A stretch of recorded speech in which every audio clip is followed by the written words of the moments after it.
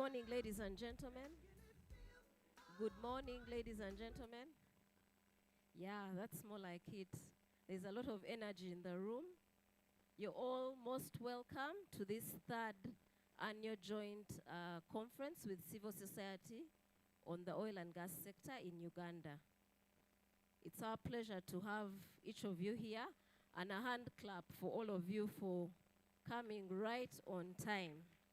And we promise we are going to respect your time so that we can have a fruitful engagement and allow you to go and start your weekend. Well, my name is Gloria Sebikari. I work with the Petroleum Authority of Uganda. I'll be your host, moderator, program director, everything for today. So we are getting ready to start. We are waiting for one or two of our speakers in the opening session. Some are already here. And so in the next 15 or so minutes, we should be starting with our program. So call your friends, neighbors, colleagues, and tell them that we are getting ready to start. Use this opportunity to network, meet someone new. We have a lot of people from the industry. I've seen a few people from the local governments, civil society, the media. So meet someone new today. Besides discussing issues of human rights, we are here also to network and learn more and meet new people. So meet someone new, say hello to someone, and we hope that we will all have a fruitful conference today. Thank you, and you're all welcome. We've each gotten a tag. People are asking for the conference program. So please scan the QR code on the tag. Just point your camera to it, or use, you have to have an app or a QR code scanner. So you'll be able to have a copy of the program using this scanner. But suffice to say, we have 3 or 4 main sessions today.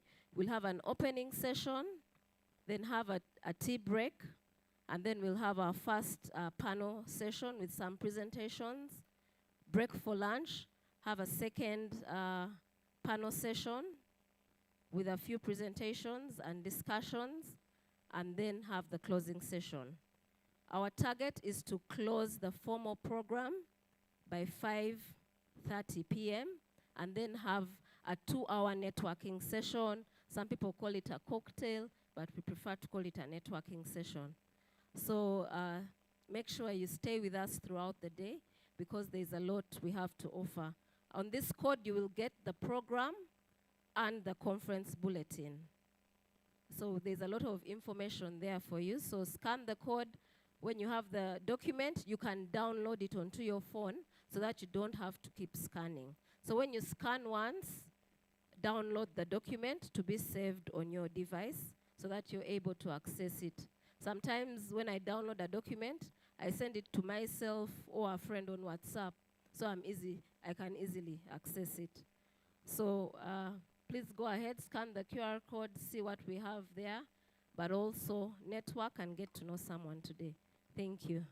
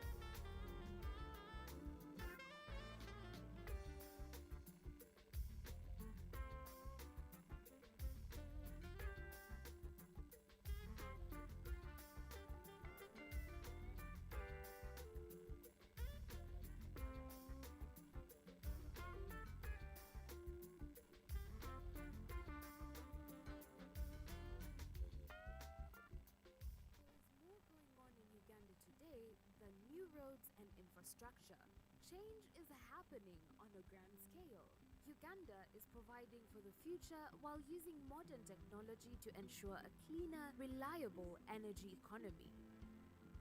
Welcome to Uganda's brave oil and gas frontier that comprises of the Kingfisher Project, the Tilenga Project, the East African Crude Oil Pipeline, which is the world's most technologically smart oil pipeline that will transport Uganda's crude oil from the Lake Albert region to the East African coast. The planned Uganda refinery shall ensure supply of petroleum products to the region and cooking gas to millions of homes to preserve forests for the future. Uganda is a low-carbon emitting country and is dependent on renewable energy such as hydropower and solar for most of its energy needs. It also relies on imported petroleum products for its transport sector and industry. As a responsible partner in the effort to minimize the effects of climate change, Uganda passed the Climate Change Act. The oil and gas sector is responding by taking measures to reduce its carbon footprint by decarbonizing the oil and gas projects in order to reduce the greenhouse gas emissions through the following key interventions. By law, Uganda shall not flare gas during normal oil and gas operations. Uganda's oil and gas sector utilizes the best available emission reduction technologies in the design and engineering of the projects. This includes equipment efficiency optimization and vapor recovery. Preference for low-carbon energy sources like solar and hydroelectricity for oil project utilities, and establishment of advanced leak detection and repair systems to minimize risk of emissions. Adoption of an integrated power strategy that includes recovery and monetization of gas to LPG. This is expected to provide a cleaner alternative to firewood and charcoal. Over 90% of Uganda's population depends on firewood and charcoal for cooking. This is causing massive deforestation at a rate of 86,000 hectares per year. According to the World Health Organization, kitchen smoke causes approximately 10,000 respiratory-related deaths per year in Uganda, mainly affecting women and children. Uganda's oil and gas projects will therefore reduce the reliance on firewood as a source of energy and Uganda's carbon emissions. Investment in cleaner and affordable energy is in line with global goals to encourage growth and protect the environment. Decarbonization of the oil and gas sector is essential and will contribute to a healthier planet. In Uganda, we are building partnerships to ensure a realistic energy transition. The Petroleum Authority of Uganda, creating lasting value in Uganda's oil journey.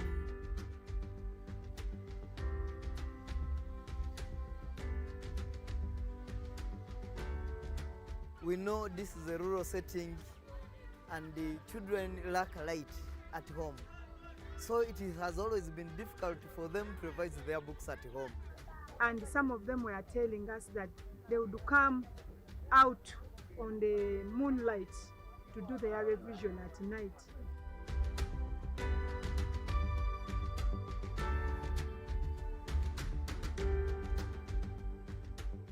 Today we are very glad to Total E&P because we have... UNOC, the Uganda National Oil Company, is here to manage the commercial aspects of the petroleum sector on behalf of the state. Uganda Refinery Holding Company will hold a 40% participating interest in the refinery project on behalf of the Uganda National Oil Company and the government of Uganda.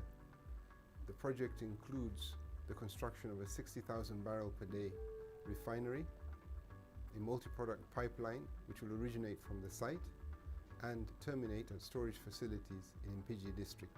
The refinery will be designed to process Uganda's crude oil. We will produce LPG, otherwise known as gas, premium and regular gasoline, Jet A1 for aircraft, which is also known as kerosene, diesel and heavy fuel oil. The studies have determined that the best configuration for Uganda is a residue fluid catalytic cracking process that will give us this range of products that we need and enable us to satisfy all our petrol needs in country, but also give us the opportunity to export to South Sudan and Eastern DRC, as well as satisfy most of our diesel requirements to the countries. We'll still be required to import diesel. The refinery project is currently at front-end engineering design, otherwise known as FEED, and the aim is to complete all the required engineering studies and estimate a lump sum turnkey price for the refinery. At the end of the FEED, we'll have a cost estimate that is accurate to plus minus 10%. The location of the refinery is within the Kabale Industrial Park, which is located in Hoima district in western Uganda. The project is organized based upon a project framework agreement, and among the activities that's taking place, aside from the highly technical activities of the front-end engineering design, we're also working on an environmental, social and impact assessment. And that activity has started. It will take probably another 15 months to complete, at which time the report will be submitted to NEMA for review and approval after the study. The refinery project benefits for Uganda include very high rates of return, so in excess of 20%. And this will also improve our balance of trade by increasing exports and reducing import requirements. It will assure our energy security for the country. There will be job creation. There will be growth of local enterprise to support the value chain, the refinery value chain in general. There will be new infrastructure put in place, which will also benefit other parts of the economy, such as agriculture. And of course, we're expecting a significant amount of jobs created during construction, somewhere between 5,000 and 10,000 jobs during construction. And then once the refinery is in operation, there'll be somewhere between 500 and 800 jobs for operations.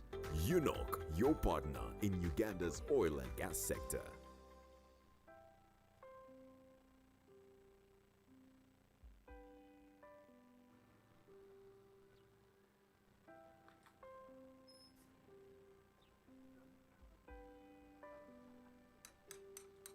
An sama jo ni gibino na ngabeda furo an penye ni bino o makupozo fa sama makupozo gisholo mage don sama gisholo mage gigam gibino san meka sama san meka bino gam gitingo gitero ai bimba sama gitero ai bimba jera manu tinkos para metana kama tingo pa motorcycle achako temo agama warumira gamun wangranya tsende mau ka gamira nya kabera bere pachutek egame bine ya biranya ti garage moko kai achako temi kaona benwang nya tsende mau ko nya swa kume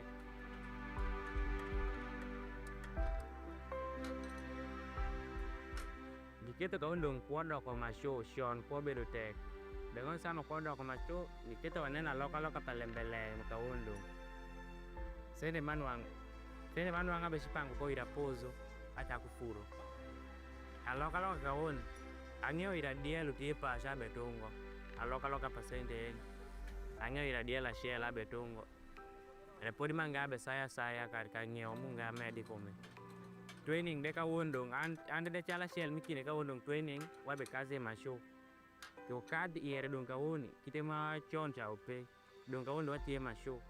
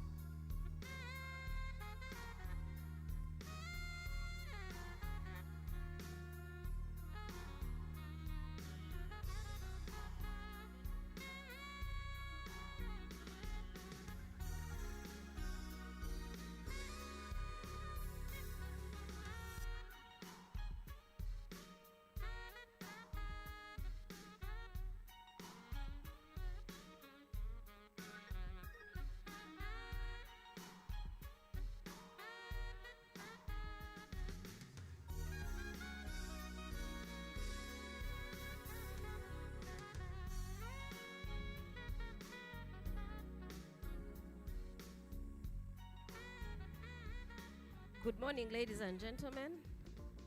Good morning once again. You're all most welcome to this third annual joint conference with civil society on the oil and gas sector in Uganda. It's a pleasure to have you all. Thank you for keeping time. We are ready to start with our program for the day. Before we start, we'll ask you to stand up for the national anthems. Thank you.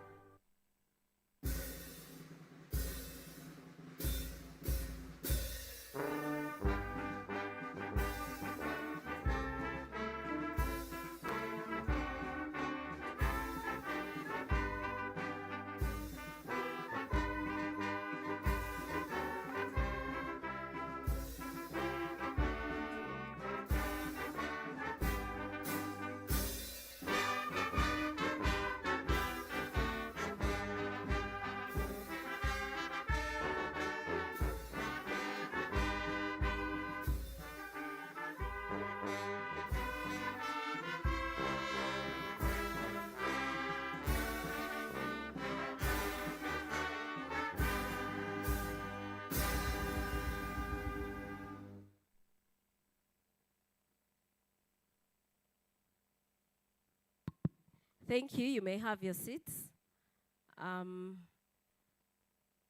now invite Miss Jane Biaruhanga to give us a prayer and a safety moment before I briefly take you through how we're going to run today's conference. Thank you.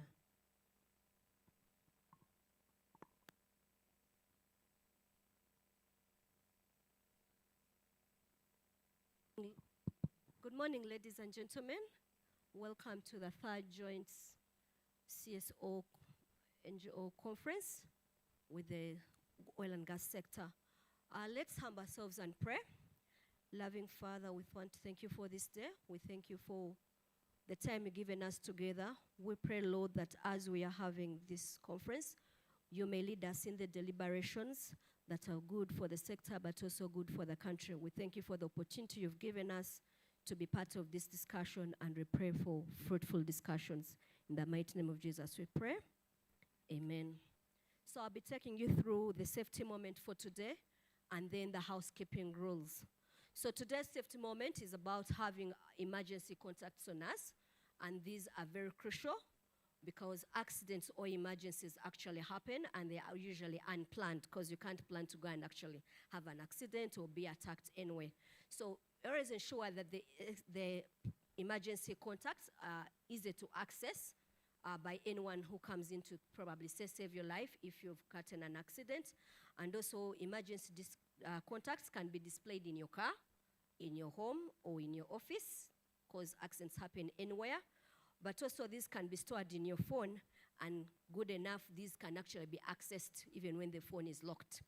So key contacts that you probably look for during emergencies is probably a contact of your next of kin, your medical or personal doctor, the local area security leader or the OC in this case, but also the ambulance is also very key. So the benefits of having this is allows the first responders to call the right contacts when you have a challenge, but also timely response to an emergency, and also limits the escalation of emergencies where time sometimes a very critical factor. So someone is able, as I said, to disarm your system, your phone. You don't need a password to actually get these emergency contacts, but also someone knows how to reach you in the event of an emergency. So, as I said, someone who has access to your office or your home should actually have, you should have this displayed in office or at your home or even in your car. I want to thank you so much, but also encourage all of us, because we have seen this happening a lot. When an accident occurs, instead of people looking for the emergency contacts to help others, they're actually taking videos to post on social media. So can we first help the victim before we actually go ahead to post on social media? Thank you so much. So for the housekeeping rules today, the hotel does not have any planned fire drill. So any fire alarm that comes on is actually real. We will be using the stairs, avoid using the lifts, and go down right on the upper gate. That is the master point for the hotel, and always follow the hotel staff through the instructions you're given. For the places of convenience, we'll go down the stairs as you came up and turn on your left. The second door on your left, it's the gents and the ladies. Thank you so much. Thank you, Gloria. A hand clap for Jen. Once again, you're all very welcome. I hope, in line with the safety moment, if you have your emergency contacts, raise your hand. If you don't, please turn to your neighbor and whisper where they can find the contact. And in the spirit of networking, please turn and say hello to the person seated behind you, because they're going to be looking at your back for the whole day. So at least they should know who they are seated behind, who is seated in front of them. Please say hello to the person behind you. Yeah, we are here to network, meet new people, as well as to share information. So if you found your neighbor looking behind, please look behind again until they know who they are seated in front of or behind. So ladies and gentlemen, my name is Gloria Sebikari. I work with the Petroleum Authority of Uganda, and I'll be your MC, your host, program director for today. So I'm glad to be here. Today's program has 4 sessions, and the theme for the day is Discerning the Business, Social, and Human Rights Issues in the Oil and Gas Sector in Uganda. We are having a 3rd conference, so we had a 1st and 2nd conference the last 2 years. So it's good that we are keeping the momentum going. The objective is to talk about the sector, but mainly dialogue on issues of business, social and human rights, and how this is being handled, the different views and perceptions, so that we can come to some form of consensus, even when our views may differ. So we have to be mindful and respectful of each other's views as we dialogue. In the room today, we have representation from across different stakeholder groups. If we had time, we would give a microphone to each of you to introduce yourselves, but allow me to introduce all of you. Am I allowed to introduce all of you? Good. We have people from government. If you're from government, please raise your hand. If you're a government ministry, agency, department, you're very welcome. If you're from industry, the oil and gas industry, oil company, contractor, service provider, please raise your hand. I hope the media team at the back is also raising their hand because they are contractor today. You're welcome. We have civil society represented in good numbers. Raise your hand if you're from civil society. If you've come from outside Kampala, please keep your hand up so that we know. Yes, we are glad to have you. And I must say the people from outside Kampala were the first in the room. They were here by 8 sharp. So thank you very much, and we commend you for keeping time. We have representation from the young people, the youth. If you're from a university, a student organization, please raise your hand. Are they here yet? Yes, our young people, you're very welcome. It's good to have you. We have the media. Our journalists are friends from the media. Thank you. The Fourth Estate. Fred, I see you. You can raise your hand. Thank you. You're all welcome. We have our partners in development. If you're here, any of the development partners, not yet here, hopefully they'll join us. So I think I've covered every group. Yes? Yes. Thank you. You're all all welcome. So we have an opening session this morning before we take a break. It's a very loaded session, but very important because it sets the foundation for today's discussion. So we'll have welcome remarks to hear from the organizers of this conference. It's a conference that's being jointly organized between government, industry, and civil society. So we'll hear from representatives from each of those groups. So ladies and gentlemen, if you have gotten a tag, everyone who has registered has gotten a tag. We have a QR code on the tag, and it has our program for the day. So if you want to know more about the program throughout the day, please scan the QR code. It has our program and our conference bulletin. It's on each and every tag of yours. Just point your camera or QR code scanner, and a link will come in yellow or blue, and follow that link, and you can download it onto your device so that you don't have to keep scanning. So it's important to download the code so that you have the documents on your device. So ladies and gentlemen, with those brief introductory remarks, allow me to invite our first distinguished delegate, Dr. Arthur Bainomugisha, who is the Executive Director of ACCORD. He's been in the space of civil society for a long time, done a lot of research, championed a lot of research on oil and gas and governance issues, and ACCORD also hosts the Civil Society Coalition on Oil and Gas. So Dr. Bainomugisha, you're welcome. You can come straight to the podium and make your remarks. Thank you.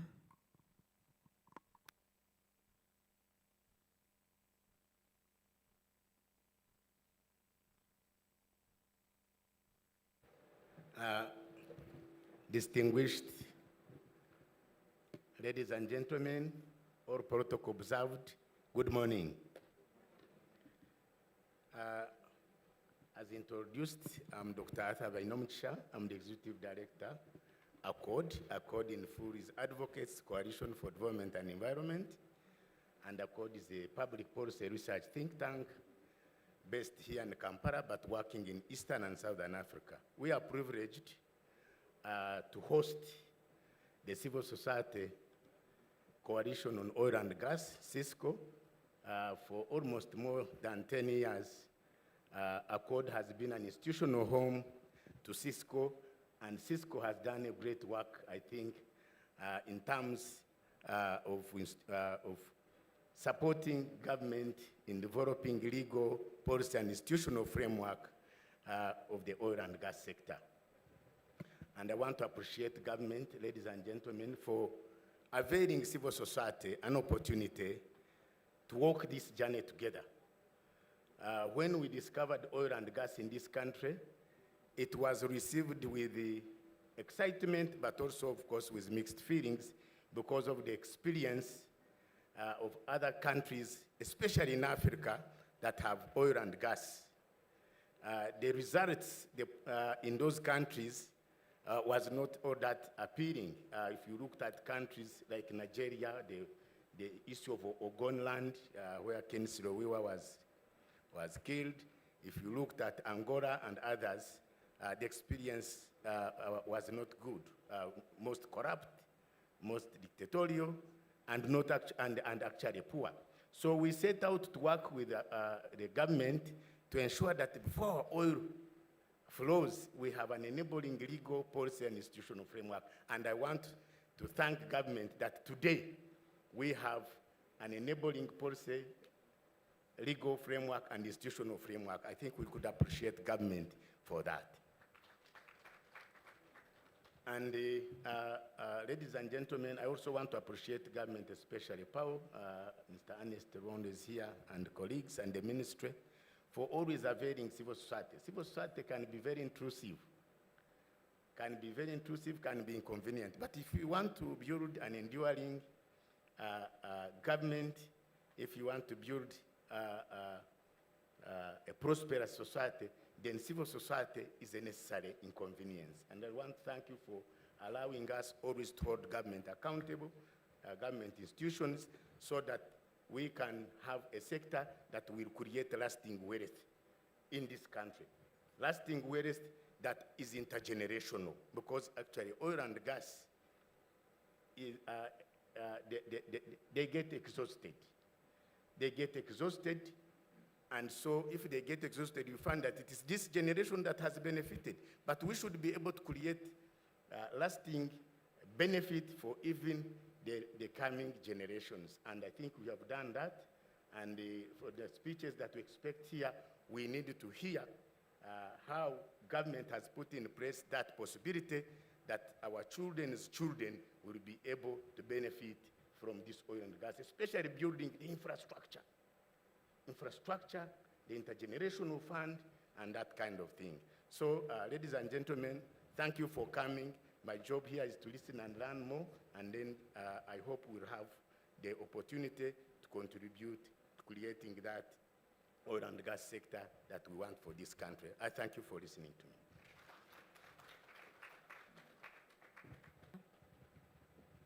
Thank you very much, Dr. Baino Migisha.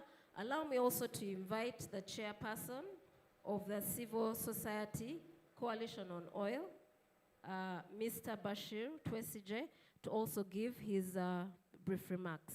Thank you.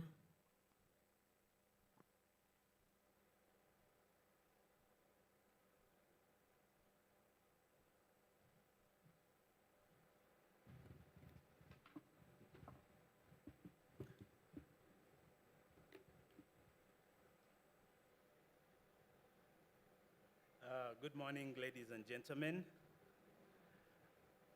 The Executive Director of the Petroleum Authority, the industry players and leaders, colleagues from civil society, colleagues from the media, invited guests, ladies and gentlemen. Good morning, once again. I want to thank each and everyone in your personal and institutional capacities that have contributed to ensure that we are gathered here today. I will introduce myself once again, Bashir Twesije. I'm the current chairperson of the Civil Society Coalition on Oil and Gas, CISCO. CISCO is a network, a platform for local, national, and international organizations to relate, to work together, and in some cases to put together a message to the leaders. And I'm glad that here today we have a very good representation from CISCO, colleagues from the communities, but also colleagues that are working here in Kampala. And I want to take this opportunity to thank our civil society organizations that are based in Bunyoro for making the time to this conference. This conference offers an opportunity for us to collaborate, not just as civil society organizations, but as stakeholders in the oil and gas sector. In our different organizational capacities, we have encountered or have heard about human rights concerns. There are also new and emerging issues that have arisen as a result of progression from exploration to the development phase of the oil and gas sector. And it is essential for us to recognize and understand these new appearances as we strive to tackle these challenges. So I want to take this opportunity to thank the organizers for the theme of the conference today. There is absolutely no doubt that some progress has been made. Several human rights concerns have been addressed, or at least attended to. And we thank, as civil society, we want to take this opportunity to thank the oil companies, particularly Total Energies, CNOOC, ECOP, UNOC, and your various subcontractors for all the efforts that you've made in terms of addressing the issues that often come from civil society. I also want to take this opportunity to thank the leadership, the regulation of the Ministry of Energy and Mineral Development and the Petroleum Authority of Uganda. I think our relationship has continued to grow stronger. As Cisco, our members have been candid in engaging the different authorities. We've had meaningful bilateral discussions with stakeholders, and various commitments have been made by the industry players. And we want to thank you for that.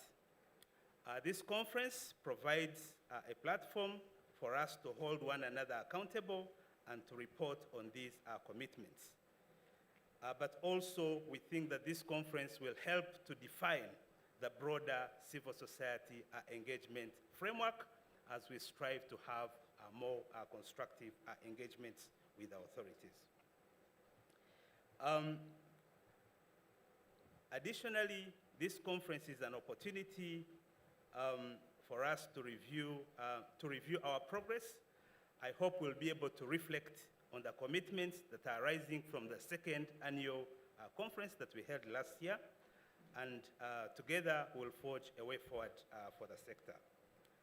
As civil society, we are very optimistic that this engagement, like others that have happened before it, enrich our engagement strategy, but more importantly, that it provides a platform for us to highlight new and emerging issues in the communities. And we are very grateful that we have on the program opportunities for civil society organizations to raise the specific issues that we have encountered in the communities.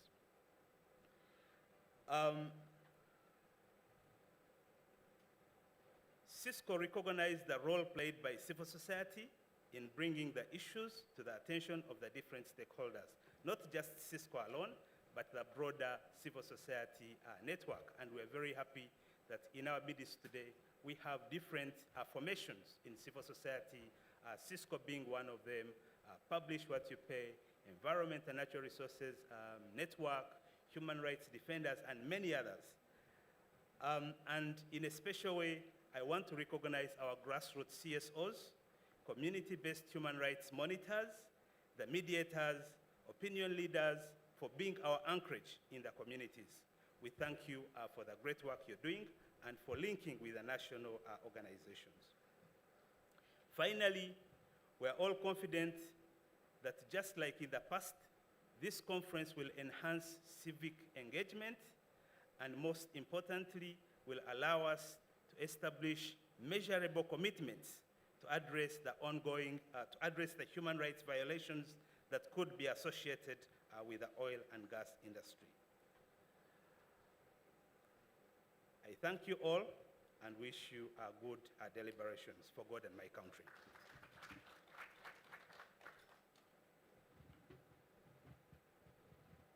Thank you, Mr. Bashir Twesige, for those remarks and emphasizing the need to hold one another accountable. So accountability flows always, not just both ways, but always. Ladies and gentlemen, we are proceeding with our welcome remarks. And on behalf of industry, I'll invite Mr. John Bosco Habomgisha, who is the Deputy Managing Director of the East African Crude Oil Pipeline Limited, to make his remarks. A hand clap for him as he comes to the stage. Thank you.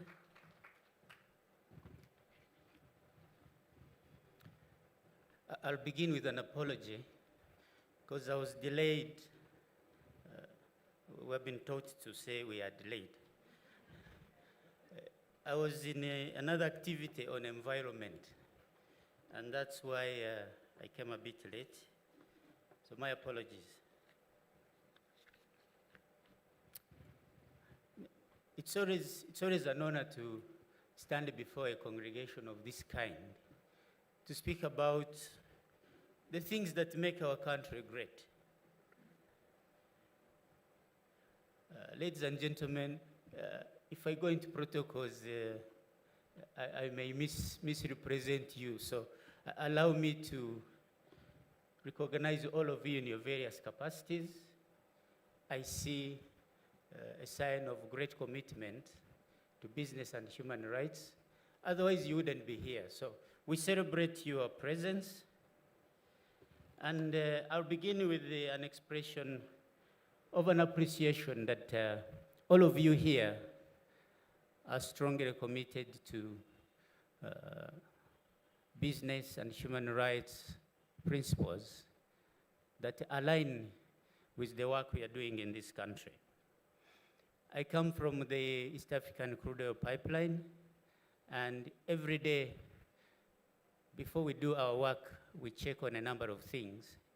We have toolbox talks on safety, we talk about environment, we talk about the rights of communities, of the people we work with, and then when we have agreed, that's when we do the work. So we appreciate you, and as ECOP, we are strongly committed to sound and responsible principles of business and human rights, and we'll be giving you some snippets of the detail of the things we do at ECOP.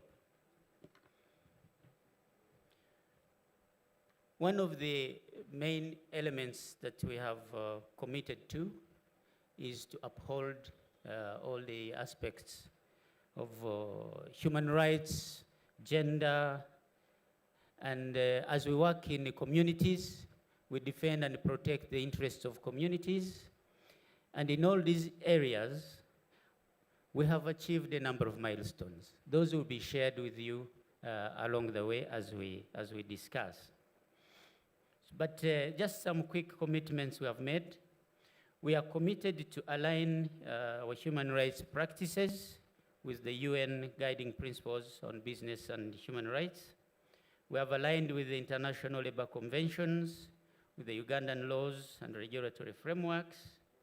We have our internal human rights policy and a code of conduct on human rights. We ensure and implement human rights governance actions. We work with very many institutions in this country, including the Human Rights Commission. We work with the Ministry of Gender, Labor and Social Development, and all other entities that are interested in these aspects. And for Cisco, we cannot thank you enough. We started when the boat was a bit rocky. We understood each other. We found a meeting of the minds. And Bashir, we thank you that we have all been committed to a learning process and to appreciate that there is a sustainable way of developing the oil and gas resources in this country. It is not true that the only way is to say, stop ECOP. There is always a better way for sustainable development. We have developed human rights action plans, and we have integrated them into our commitments in our operations. Like I've told you, our community engagements are so deep.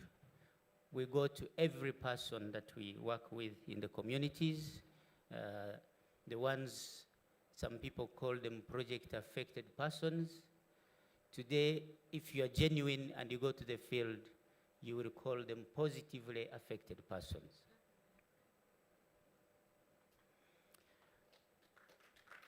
Thank you.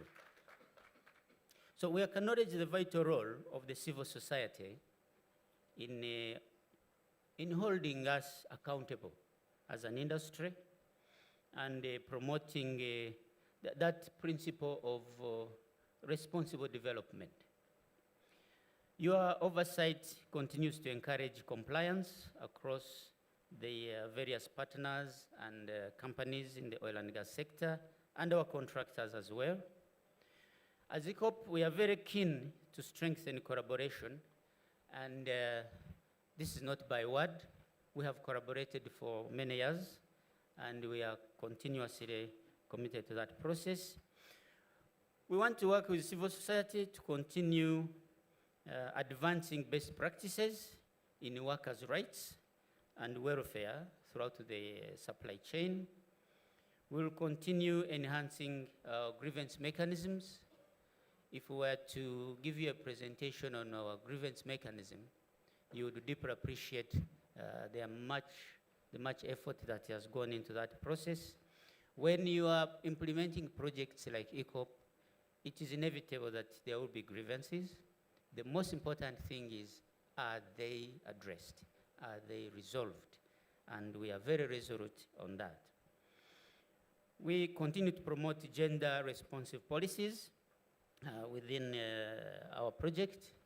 Gender-responsive, today, I think over half of our team is female. When we go to the field, you'll find that all the compensation agreements we signed, there had to be spousal consent. You'll find that in some of the communities, we did observe that girls were dropping out of school. And one of the issues was that they didn't have sanitary pads. Today, if you go to our districts where we pass, you'll find that we have engaged the communities.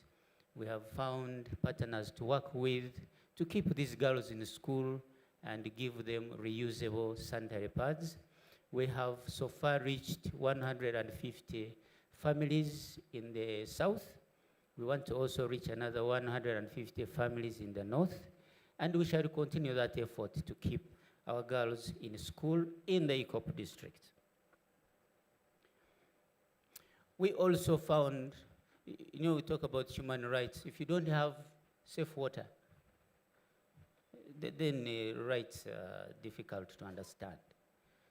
As we speak, in all the ECOP districts, we have drilled at least 15 boreholes. Our kids can pick water, put it at home, and go to school, and it is safe water, it is healthy water. The impacts along the ECOP districts, these are just words. You need to go and see for yourselves. We continue to support joint awareness initiatives on business and human rights. Yesterday, I just came back from the field. We were with the security committee assessing security activities along the ECO pipeline. I think they are now in the south. And the key issue is to ensure that whatever we are doing does not violate security of the communities, and also to find synergies with the security sector, the police, the military, the intelligence system, to ensure that whatever we do, we work well with the communities, and we have committed to take them through voluntary principles and of business and human rights. We have trained most of them, and we continue to work with security system to ensure that whatever we do is right. We are already in a full construction phase, over 56% completion, and this includes very many installations. We are now working on the right-of-way to clear the corridor, and we have started the trenching process so that we can get the pipeline delivered. We have welding activities going on. In all these things, the issue of human rights, the issue of safety is highly safeguarded. We recognize our responsibility to environmental protection, and thank you for forgiving me. I was late because of environmental matters. And the key elements around land and communities to ensure that we work well and we have a social license to operate within the district. What we want to achieve at the end of this process is to ensure that the communities can have a sense of ownership of this project, which I think the Cisco taught me that it is called a social license. And we can guarantee that we are very committed to that process. We are committed to complying not only with the legal requirements in the country, but also to the international practices. We are working towards International Financing Corporation performance standards. As you know, ECOP is also externally funded. So we are scrutinized not only locally, but also at international level. In the last 2 weeks, we had a consultant evaluating this project to ensure that lenders are happy, they are comfortable, and all the reports I can tell you, they are all positive. So we have a project to deliver that meets all aspects, including business principles, principles of business and human rights. As I close, I also want to reaffirm our commitment to civil society, how we work with you. If there is anything we have done that you are not happy with, please raise it today and we discuss it, like in any other good society. If you have any grievance, please raise it. Even in the church, they say, you either raise your grievance or you hold your peace. So we want to thank all of you. The commitments are unwavering. Any errors we make, bring them up. We still have a real challenge in our country of the right to employment. We have very many young people who are not employed. And I wanted to raise this as I close. The challenge with that is that our young people are being compromised, if I can use that word, to get on the streets and demonstrate against oil and gas. We don't believe that is our young people. We believe there are elements that are misguiding our children. I don't think that any young person in this country has not understood the importance of sustainable development of oil and gas. If there is a different understanding, please educate us and help us to engage with our young people. Also help us to define employment for the youth. One of the key sectors that is employing the youth in this country is oil and gas. Should we stop oil and gas? I am not asking for an answer. For me, I don't believe that if you stop oil and gas, you will do anything good for this country. Let's find solutions, including ensuring that voluntary principles of business and human rights are respected, that we develop our oil and gas resources in a sustainable manner, and we develop this nation for the better of the youth who are demonstrating on the street. I thank you.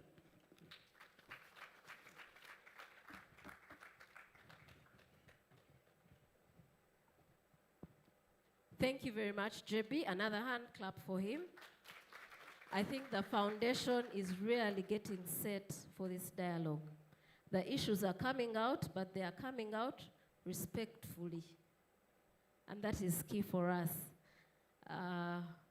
We've learned a new term, positively affected persons. So next time we hear PAPs, those are positively affected persons. Sorry.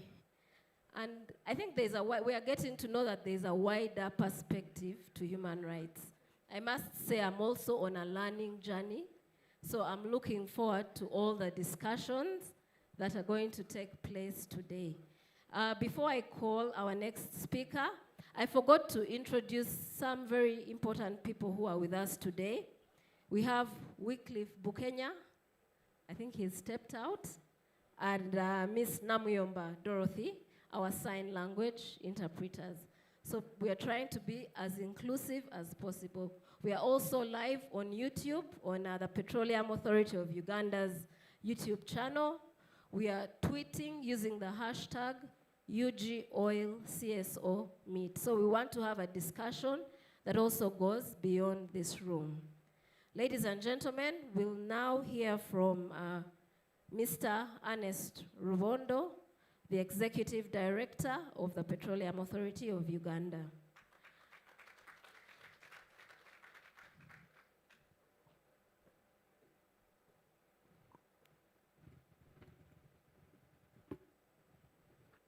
Thank you, MC. You asked us to look behind, and it was very nice to look behind. But I can tell you that standing here makes this conference look extremely admirable. There's a very good sight here, and I hope the camera people can capture it so that everybody else in the room can see it. It's very nice. for me especially, to see a lot of old friends here, but also more importantly, to see very many new faces. As the head of Accord indicated, this journey has been on, and because it's been on, there have been players that have been in this journey. So it's very exciting to see some of them, and it will be very nice to have a discussion at a time when we're in the middle of the things that we used to talk about those days when we were having sessions like this.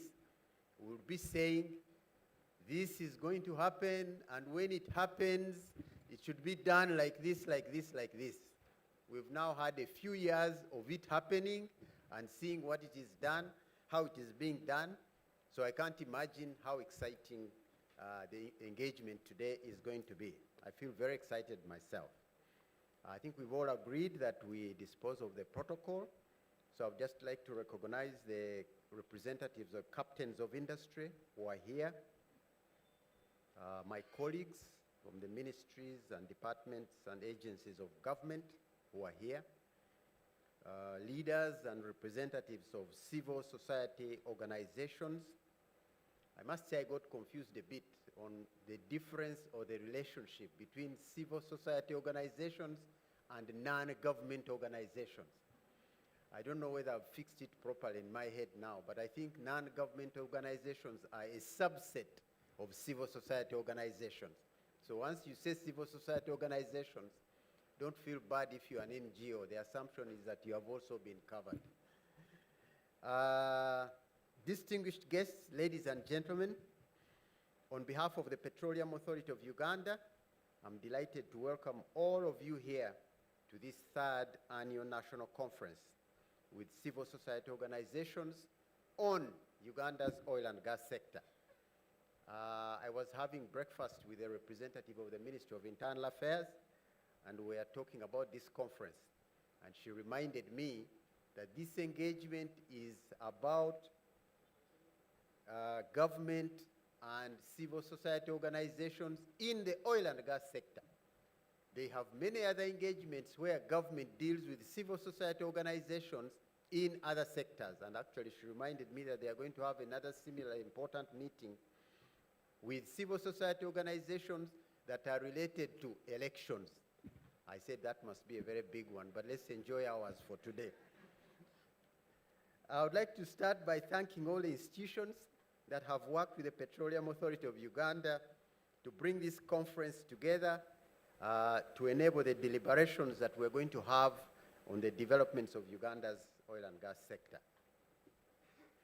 I'm delighted to say that the country has kept a structured engagement between government and civil society on the developments in the Uganda's oil and gas sector. This structured engagement really starts from the recognition of the role of civil society in the National Oil and Gas Policy for Uganda, which was approved in 2008. So that policy recognized the role of civil society in the development of Uganda's oil and gas sector. Following the approval of that policy, the initial engagement with the civil society was held in 2011. This initial engagement was followed by regular quarterly operational workshops that continue to be held up to date.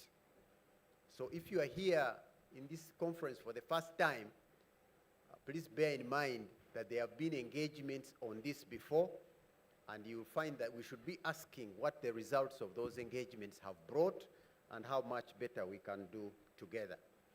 However, following the announcement of the final investment decision, and I trust that everybody in this room appreciates what final investment decision means, because that is when the intense activity in the oil and gas sector began.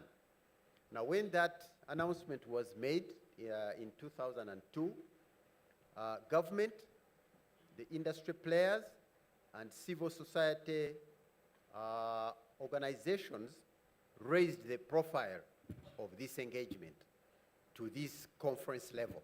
I have indicated that we used to have quarterly workshops, but it was then agreed that we need to have annual conferences where we all come together and brainstorm. So the first conference was held in May 2023. The second conference was held in June 2024. And it's very exciting that the third conference is being held in May 2025.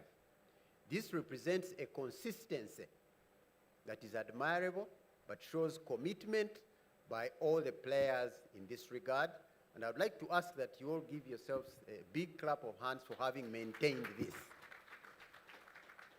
I can tell you, because I am part of organizations where those objectives are set, but there is not enough determination to ensure that they are achieved.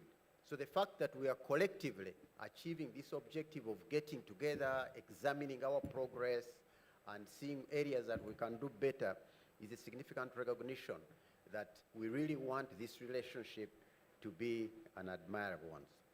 The previous conferences were also held in Kampala like this one, and I hope our colleagues who have come from up country will not feel too bad about this, because there are no other quarterly ones were also held up country sometimes. I dare say, although I was part of the organizers, that the previous conferences were held successfully and they enabled the improved dialogue and more collaboration between the sector and civil society. This third annual conference is held under the theme Discerning the Business, Social and Human Rights Issues in Uganda's Oil and Gas Sector, as the MC has told us. I don't have a dictionary with me, but I would like to know what this word discerning really means. But I suspect that it's going to be a dissection and putting in the air all aspects to do with social, human rights, and business. And we shouldn't forget business, because the business also drives this achievement to a very large extent. This conference should enable all of us to have the opportunity to deliberate on these aspects, social, human, and business, with information. This is very important, because one of the challenges my colleague from the South African Crude Oil Pipeline was saying was the discussion of issues without information.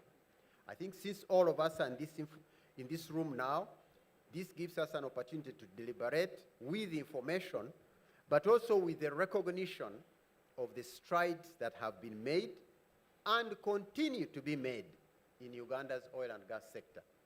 We have a lot of people around the world who are actually admiring how Uganda is progressing in its oil and gas sector. And so it's important that in this session, we recognize the strides that have been made, but also bear in mind that if you see a stride that has been made now, there are more strides to be made coming ahead, because we are only in the middle of these things. The industry is going to continue participating in the sector, in the conference, and I have no doubt that they will share with you the progress of that is happening. But it's important that to set the stage properly, we remind everybody in this conference about the progress that is happening in the oil and gas sector in the country. I will only do it briefly, and I will expect that our colleagues from industry who are going to come and speak remind the audience of what is happening. This is important because, truth be told, the progress of the oil and gas sector and its magnitude in the country at the moment can only be described as phenomenal. And I trust that many of you have been to the field, you have seen what is happening, you have heard the amounts of money being talked about. If you think it's not phenomenal, I am seated there. I will be very happy for you to tell me a more appropriate word to describe the progress of the oil and gas sector in this country. But in summary, the sector has largely three kind of aspects that are going forward. The first one, of course, is exploration. And the good thing, all of you in this country know what exploration is. Exploration is when you are looking for oil, but you haven't found it. So there is an aspect of exploration. The ministry has licensed about 5 companies that are on the ground looking for oil. That's one aspect. The second aspect is the preparation for production. The oil that has already been discovered. And this is being taken forward in 2 projects, the Tilenga project and the Kingfisher project. These are projects that are preparing to produce oil that has been discovered. very big projects. The Tilenga project is a $4.5 billion project. And at the end of 2025, the overall progress of this project was 52% out of the planned 61%. So don't worry that 52% is very far when we expect first oil next year. The plan was 61%. And the reason for that is that a lot of the work is done in the procurements, and these have actually been done. The second project preparing production is the Kingfisher project. This one is slightly smaller. It's a $2 billion project. And this one is even ahead of schedule. It's over 60% out of a planned, it was expected to be around 55% now. You can hear the amounts of money that are involved, and this is what makes it phenomenal. Now, in addition to those aspects of preparing to produce oil, the other aspects are preparing to commercialize the oil. The commercialization of the oil in Uganda is now planned on two fronts. One is the South African crude oil pipeline, and we are privileged to have heard from the Deputy Managing Director. The oil will be commercialized through taking it to Tanga for export. And that's one avenue of commercialization. That's also a very big project. It's close to $5 billion United States dollars. And as he informed us, this project is 56%.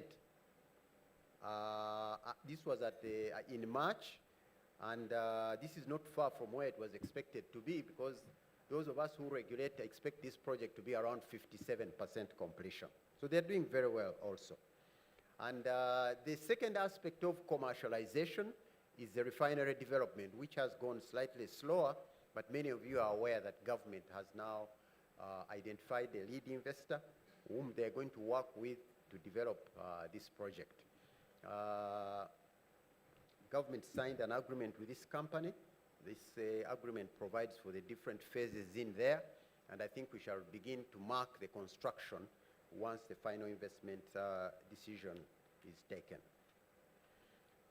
It's important that as the country journeys towards through commercial production, you see, the kind of challenge we have now is that the focus of most people and what they measure as achievement is when production starts. This is important because when production starts, we start earning money. But I would like to remind the audience here that in addition to the benefits you get when production starts, which is largely revenue you get from selling the crude oil, please take due consideration of the very immense benefits that you get as you journey towards first oil. As you are aware, there is no first oil in Uganda yet, but close to 200,000 people are employed directly, indirectly, and induced in the oil and gas sector. The employment of 200,000 people is very significant. Close to $7 billion United States dollars has been invested in the country. That's all before oil production happens. And you can trust that this money goes down to the different segments of the community. And out of this, close to half is being earned by Ugandan entities. Those are very significant achievements, even before the oil comes out of the ground. There is a lot of capacity building that is happening. Actually, tens of thousands of Ugandans are being skilled to the levels where they become internationally employable. These are significant achievements, and I think the head of Accord here was talking about the sustainability of the oil and gas sector. There is a lot of thinking that you start working on sustainability when you start producing oil. There is nothing further from the truth than that, because this capacity building, this provision of goods and services by the oil and gas industry, the training that is happening is very significant sustainable development by the oil and gas sector. There is a lot of infrastructure that is being developed as a result of the oil and gas sector, and this certainly is also a big contribution. The theme for today's conference is an important element in assessing the realities of Uganda's progressing oil and gas sector. Government and its partners, and I emphasize partners here, have laid a strong foundation for the sustainable production of oil and gas in Uganda, and with a view to achieve a positive impact on the country and its people. Again, the head of Accord here reminded you that when this business was starting, there was a lot of worry. That time what we used to face was expectation and concern. I can tell you that there are meetings we used to attend, and there used to be very senior people in there, and they used to conclude their speeches by saying, we really wish Uganda does not find oil because of the challenges they used to hear of other countries. If you say that now, a lot of people here might eat you up. Those days, those people had credence. People would listen to them, and they say, yes, given what we had in Nigeria, I think that man has a point, and you better listen to him, because we really don't know where we're going. So we had anxiety, and we had expectations. It's very exciting now, and correct me if I'm wrong, I never hear any anxiety. Actually, these days I just hear expectation, expectation, expectation. A lot of work was done to remove this anxiety. At least a lot of people. A lot of people are now anxious on what is coming, and they are not just anxious without seeing. They are already seeing the benefits. Those Ugandan companies that have earned half of the $7 billion are not just waiting to see the benefits. They are already seeing them. I was at a conference the other time, and I went into an exhibition. I found a booth for DSTV. I asked them, I said, DSTV, what are you doing having a booth in an oil and gas conference? They said, ED, you don't know what has happened to us. I said, what has happened to you? They said, you know, we are the ones putting televisions in all the rooms in the camps, in the oil fields. I said, so what does that mean? They now started telling me the number of camps in the field. They started telling me the number of people in those camps. And I was wondering who knows more about the oil and gas sector, either the regulator or the DSTV person. These camps have tens of thousands of people in them. And each of these people is going to have a television set in the room. So DSTV has tens of thousands of installations in all the camps. So I said, okay, that sounds very good. So what have you been having in the past? He said, you know, our biggest clients have been Serena Hotel, Sheraton, and the rooms there are about 200. So the maximum we had was 200 sets in a hotel. After that, we go into the Ugandan hotels, which are 10 rooms, 50 rooms, and things like that. So we have jumped from hundreds of provisions to thousands of provisions for 5 years and beyond. So you could see the phenomenal change for this company, that DSTV, that I had not thought about. And so I don't think DSTV is waiting for when oil will be produced to start documenting the benefits of the oil and gas sector. And I can tell you that there are many along these lines that have benefited from skills development, training, and so on and so on. So government and its partners have laid a strong foundation for the sustainable production of oil and gas in Uganda, with a view to achieve a positive impact on the country and its people. This foundation has and continues to contribute to uplifting the civic, economic, and social rights of Ugandans, as exemplified by some of the few examples I'm going to give here. The first one is the land acquisition process, which is now at its tail end, because for the Kingfisher project it was finished, and I think the representative from Kingfisher will give us the details. For Tilenga, I think it's around 99.7% finished. I think there are 10 people who are yet to be concluded. No, 10 people on the ECOP side. And on ECOP, it's around 99.2% completed. So this process is at its tail end. But it has been implemented in a way that it has complied with the highest national and international standards, and it has set the bar for land acquisition of large projects in Uganda and in the region. The other day we had a meeting with the Minister of Works, and the Permanent Secretary was saying, I need to meet you, the people in the oil and gas sector, because the way you have undertaken land acquisition is a very good example of how we should acquire land for roads. So whereas the most, I will be polite and call it information. I was tempted to call it noise. Whereas the most information you hear out there are the challenges to do with the land acquisition in the Albert and Graben and how unfair it has. On the contrary, the truth of the matter is that you are having a best practice process in this country and in this region, and I think it is something that we really need to be proud of. The right of Ugandans to work has been uplifted through the employment and skilling opportunities provided by the sector. Many of these skills that Ugandans have acquired are transferable. I mean, these skills, not all people have become petroleum engineers or petroleum geologists. No. They are civil engineers, they are welders, they are what? And these skills are transferable. And they make the young people who have achieved them more competitive, much, much more beyond the oil and gas sector. The access to improved infrastructure. You know, there is a new international airport in the area, and as a result, Bunyoro even earned a stadium because of that airport.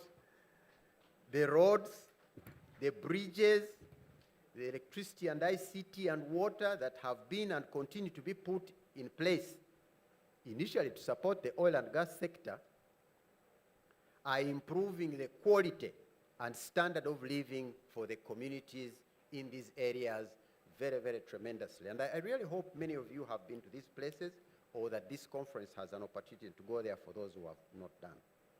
We must appreciate the oil industry, the oil companies, because they, together with their contractors, have invested in corporate social responsibility projects in very important areas like healthcare, education, and literacy. The oil and gas activities in the country are contributing to the growth in other sectors of the economy, such as agriculture, tourism, health, manufacturing, education, and others. The linkage between the oil and gas sector and these other sectors of the economy is extremely admirable. And there is a conference held every year on these linkages, and it's not smaller than this particular conference. I encourage you to actually attend that conference when it is held, because you can hear how the different sectors are relating to the oil and gas sector in a mutually beneficial way. The oil and gas sector benefits from their progress.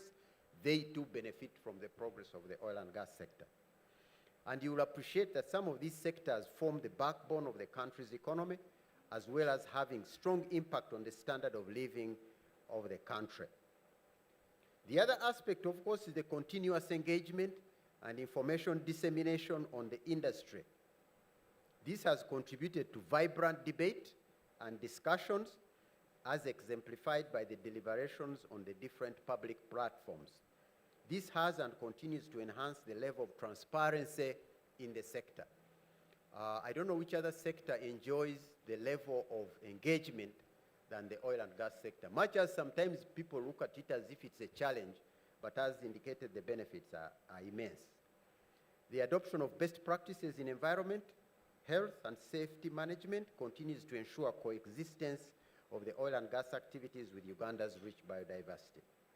The Petroleum Authority of Uganda recognizes the work undertaken by civil society actors that specially contributes to information sharing, empowerment of communities, policy and institutional enhancements, and that work supports the application of international best practices, especially in the areas related to social inclusion and human rights. We have been lucky, since most of the activities undertaken in the oil and gas sector have achieved alignment between the sector and civil society. Alignment of interest, that it is. But we are also aware that there are instances where the business, social, and human rights perspectives of the industry and civil society have actually differed. Although this differing has sometimes been due to limited opportunities for dialogue and shared understanding, we must admit that there are also cases where we have thought that deliberate misinformation, especially on aspects related to human rights, has come through in publications and other fora. I would like to urge you that it is important that even in situations where we have differing perspectives, we need to make our best effort to maintain constructive dialogue with a view to enable the learning of lessons so that we improve, but not curtail the opportunity for the country's socio-economic development. I think you will agree with me, ladies and gentlemen in this room, that the opportunity for a country to achieve socio-economic development cannot be taken for granted. When you have opportunities like this to develop, even when they present aspects that you think can be done better and differently, we ask that we approach them in a manner that recognizes the challenge, but at least does not curtail the opportunity for development. If these billions of dollars of investment were to be cut off, I wonder what investment would be in the country. And I'm telling you this because over the current 5 years, the investment in the oil and gas sector is like 5 times the total investment in the country by all the other sectors in the country put together. So if you curtail this investment, you are condemning the country to only progressing with a fifth of the investment that it would have had if this sector was to go on. So aspects of Stop ECOP, I think even if you want to do it, you need to have a wording that maybe recognizes the importance of the project going forward, but also brings out the issue that you would like to bring out. The divergence has been prevalent mainly on aspects of land acquisition. That's where it has come from, mainly. Human rights have also been introduced in there. But we are in a privileged position now. Land acquisition has proceeded beautifully. I've given you the percentages of where it is. I have no doubt that next time we come into this conference, we shall be celebrating how land acquisition was completed with those thousands of people and things like that. I can tell you that when I visit the field, actually the people who are not affected by the project are asking for how they can become affected by the project, because they can see how those who are affected are actually have raised their life. So this has been done very well and indeed very beautifully. The land acquisition process is long. It includes several segments. I don't know whether somebody is going to talk about it subsequently, but these segments include assessment, disclosure of entitlement, financial literacy, training, compensation, and or resettlement, and livelihood restoration activities. All these activities have to be undertaken in order to land it well. And one of the challenges some people have had is as you go through those processes, the time it takes has been frustrating for some of the affected persons. But good enough, these processes have been undertaken in line with the country's legislation and in line with international best practices. More specifically, in line with the International Finance Corporation Principle 5, which aims to minimize adverse social and economic impacts from land acquisition or restrictions on land use by ensuring that the process endeavors to either improve or keep at a minimum the livelihoods of these people. There are a lot of things about land acquisition, but I think I've already taken a lot of time. But I trust that some of the presenters who are coming, especially the industry which has been implementing this land acquisition, will give you more detail about the quality of houses they have built, the number of houses that have been built, and so on and so on. I can tell you, for instance, that close to 500 project-affected persons, specifically 475, have got new houses. These are 63 in the Kingfisher and 177 on the Tafcan crude oil pipeline and 235 in the Tilenga project. 475 houses, beautiful houses. I actually forgot I'd wanted them to put a picture of this house, but I'll request that along the way they put a picture of these houses and you get to know that close to 500 of those are now distributed in the Albertan Graben, which for all intents and purposes was a hard-to-reach area before the oil and gas activities got there. Households were also significantly affected, which were affected by the project. Land acquisitions have been supported to restore and improve their livelihoods. I think I've already taken a lot of time, so I'll not go into the details of how this has been done. It's also important to recognize that the sector has developed and is implementing a grievance redress mechanism for affected persons and host communities. Having a grievance redress mechanism is an extremely important thing because it means that anybody who is not satisfied has somewhere to go. And the mechanism addresses both community and worker grievances and embraces the active participation of other stakeholders. This mechanism has contributed to you not hearing people lining up in courts of law. We all know the process of your courts of law.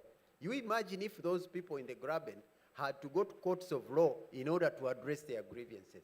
But you don't hear them there because of these mechanisms that have been put in place and are being used by these people satisfactorily, I must say. The sector has so far registered over 2,875 grievances. And out of these 2,800 grievances, 2,818 have been resolved. So you can see the magnitude and extent of success of addressing the grievances. And this translates into a 98% resolution rate of grievances. So harmony, sustainability, the community there is at ease because even when the challenges come up, there are places where you can go and get the challenges heard. And the success of these hearings is that 98% of the challenges have been addressed. It's a very beautiful system that has been put into place and is achieving good results.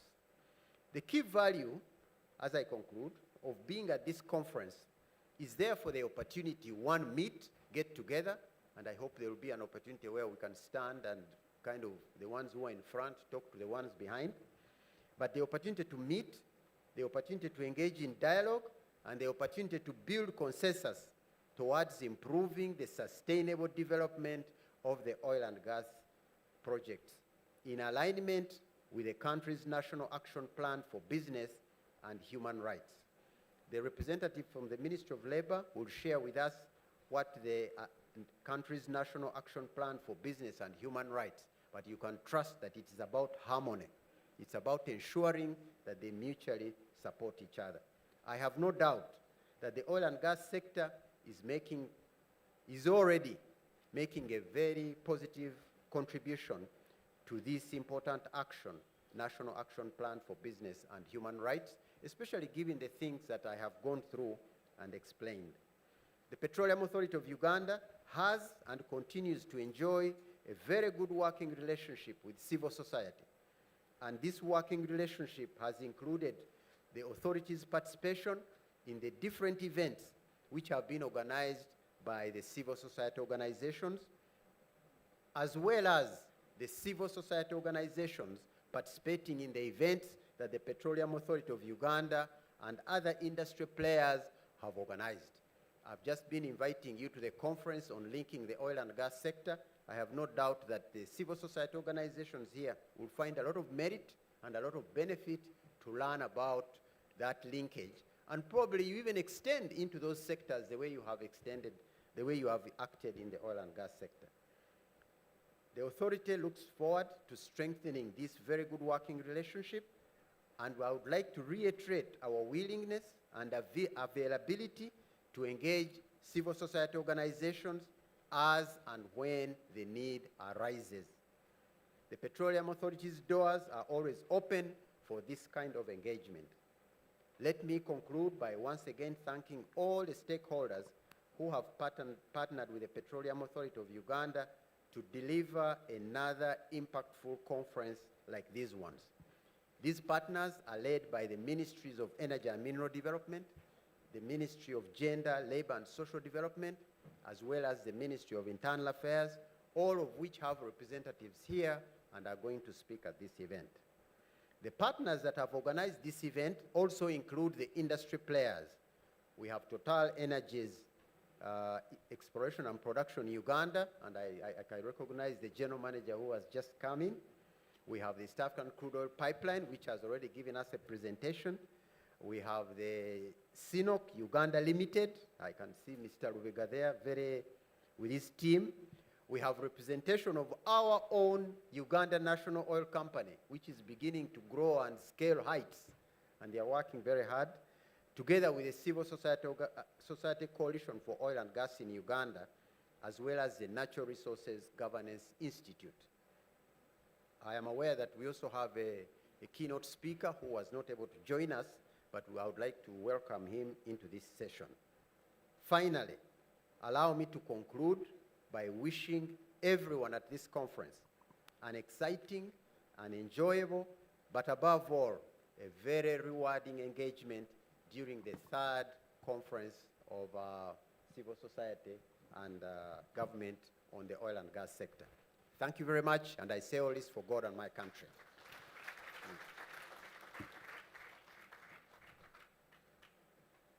Thank you very much, Mr. Ernest Ruwondo, for those very insightful remarks. As a regulator, I must say I'm also privileged to work for the regulator, and it's important for us to be on top of everything that's happening in the sector.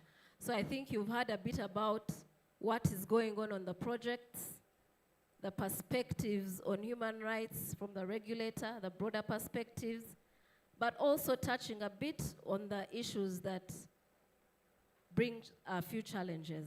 And so this is the basis of our discussions today. Ladies and gentlemen, as we said, this is the third conference. If you're here for the first time, if you didn't attend the first and second, please raise your hand. That's good. At least close to half are here for the first time. So it's very good that we are reaching out more. Remember, we are online, both on YouTube, and we have our hashtag. So ladies and gentlemen, before we hear from the GM of Total, who has just joined us, we'll break the remarks to have a more technical presentation in terms of what we are discussing today.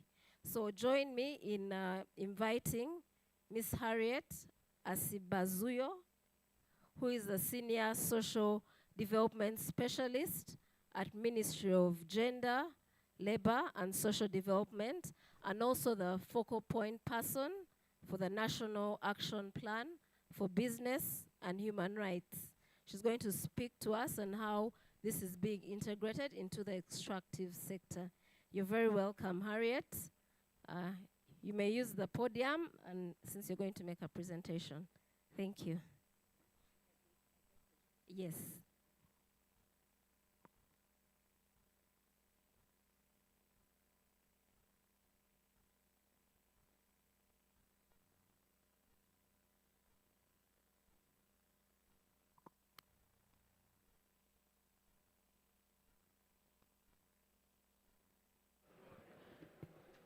Protocol highly observed. My name is Asibazio Harriet. I work with Ministry of Gender, Labor and Social Development as a Senior Social Development Officer for Human Rights. I also coordinate the National Action Plan on Business and Human Rights, as well as a project that we have, which is funded by European Union, called Advancing Respect for Human Rights by Businesses. So I'll be briefly presenting to you the overview of the National Action Plan on Business and Human Rights, what it is, and what we are doing about it in relation to oil and gas sector, and also some of the undertakings that we have had as part of implementation of this action plan, specifically in relation to still oil and gas. Okay. So as we all appreciate, the oil and gas sector is a very welcome sector, and I could say added to our agriculture sector It is one of the leading industries where we are hopeful to project the development of this nation. However, this, if not well handled, like the previous speakers highlighted, in relation to human rights perspective, it could also be a risk factor in terms of human rights aspects. So the National Action Plan on Business and Human Rights generically presents what the country expects to do in terms of human rights respect within the context of businesses. Of course, this includes oil and gas sector, but it is not specifically, thank you. It is not specifically document on oil and gas sector only. It is for the entire business sector in Uganda.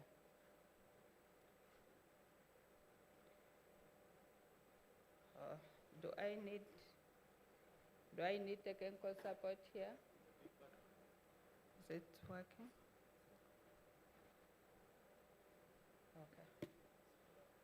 Okay. Okay, thank you so much. So in terms of the background to the action plan, it originated from the UN guiding principles that we all know, which talks about states' duty to respect, to promote human rights, business duty to respect human rights, as well as granting access to remedy to those persons whose rights are being affected within the context of business undertakings.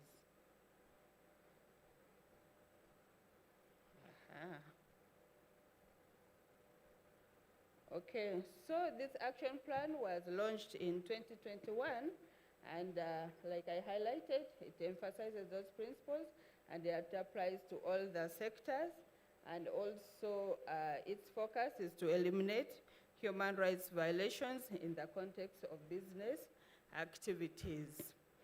In much as it originates from the UN recommendations during the Universal Periodic Review, within the context of Uganda, we also had to undertake further analysis in terms of what the situation of human rights is like in Uganda in relation to business operations. Basing on the Uganda Human Rights Commission report, it was revealed that there were indeed violations of human rights in context of business activities. And these were also compounded by a number of factors, including a weak regulatory framework, inadequate supervision by the various stakeholders, including central government level entities, as well as local governments and other organizations, including the communities who are charged with, who are ideal are supposed to monitor and also report on how the activities are being undertaken. And as a result of these violations in human rights, there were also other effects registered, such as loss of lives in terms of the activities undertaken, like in factories, which have also somehow still continued. We're not saying that as we found them then that they have now been cleared, but rather some of them are actually still happening. We have injuries, disabilities, loss of livelihoods, property, forced or misguided movement of people or displacement of persons, among others that result from this.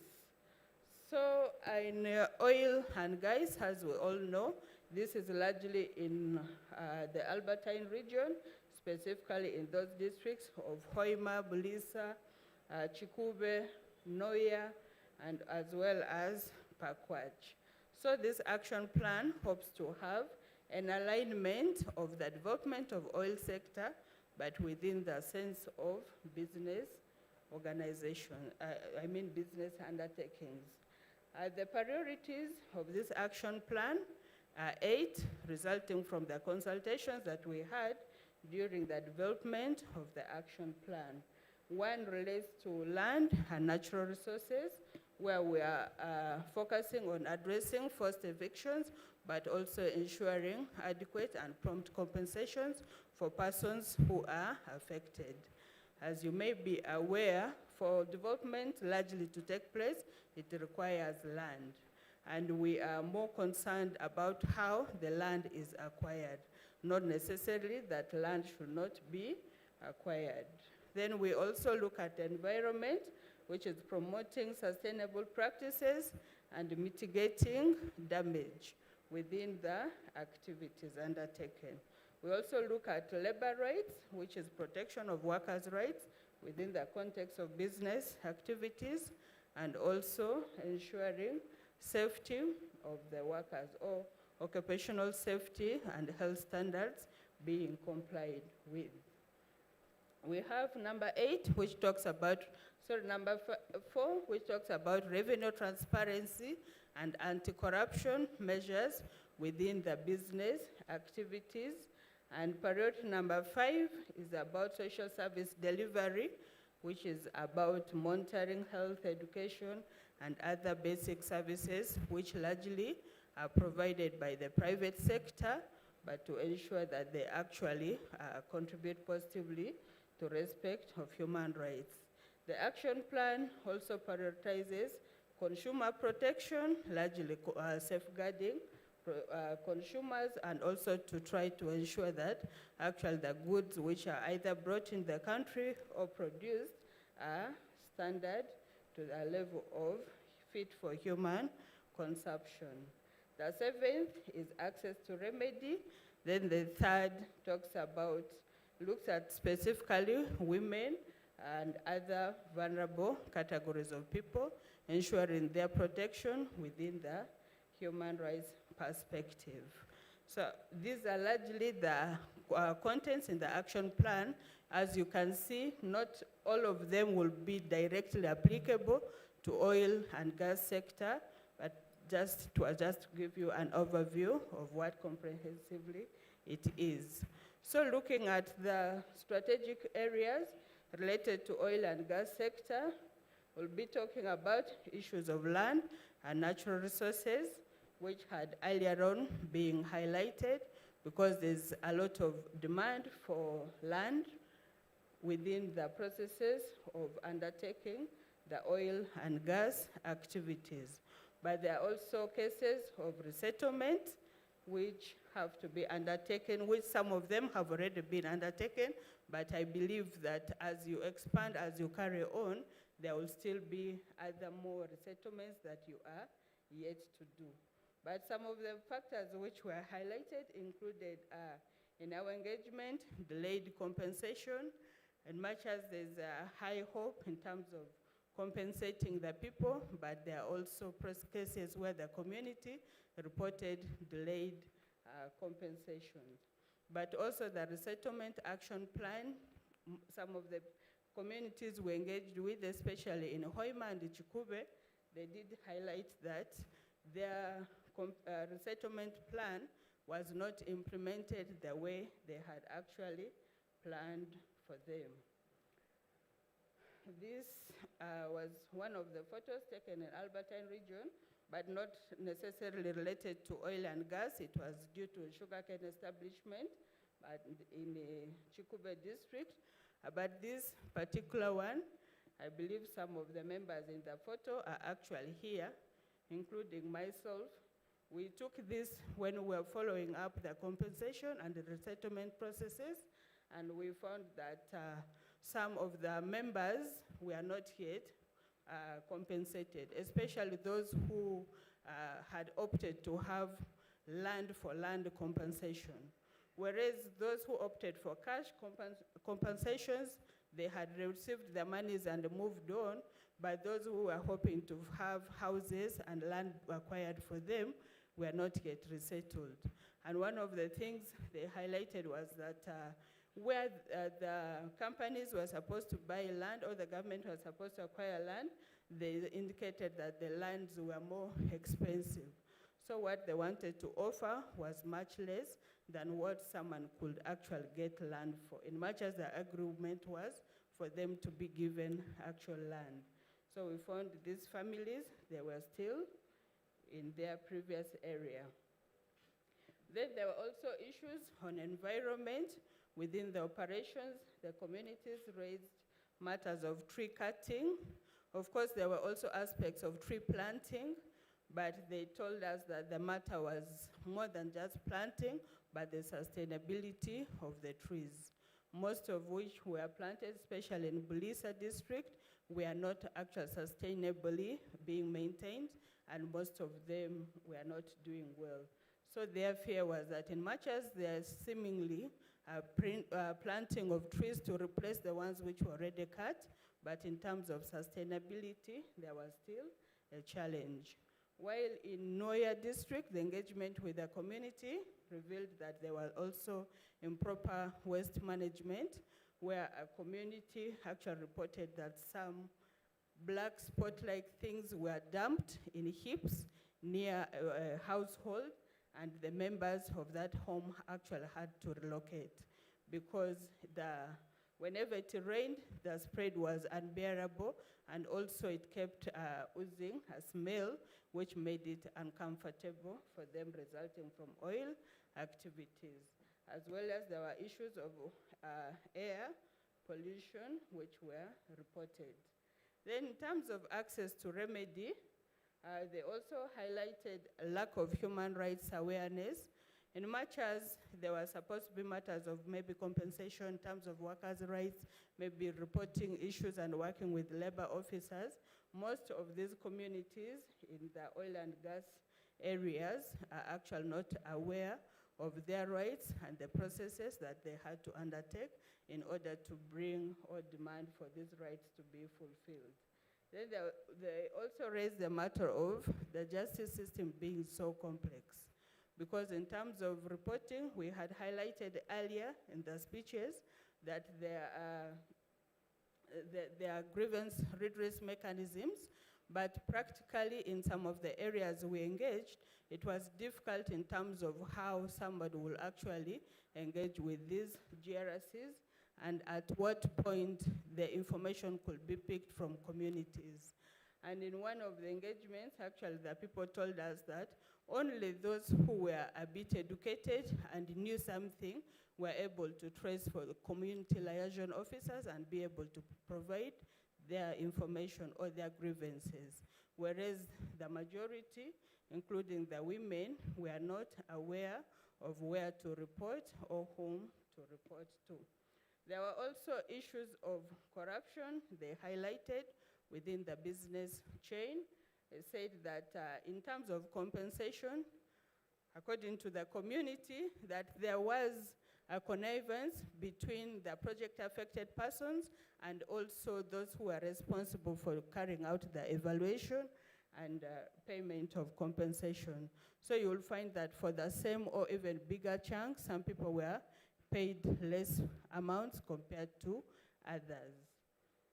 Then there were also high number of cases were reported, but they also highlighted that the number of people to handle this, including our own labor officers, were overwhelmed.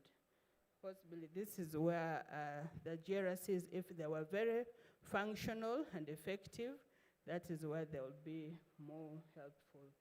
The last, we talked about women, have already highlighted some of the challenges they're facing in terms of reporting, access to justice, concerns in the communities. But also there's discrimination in terms of getting jobs. In much as there's an effort to have jobs rationalized, but the community reported that many of them were not given these jobs. Of course, when we engaged with the companies, they said it was a matter of skills, but to the community, it was like there's a limited understanding of why they were not given jobs compared to other people.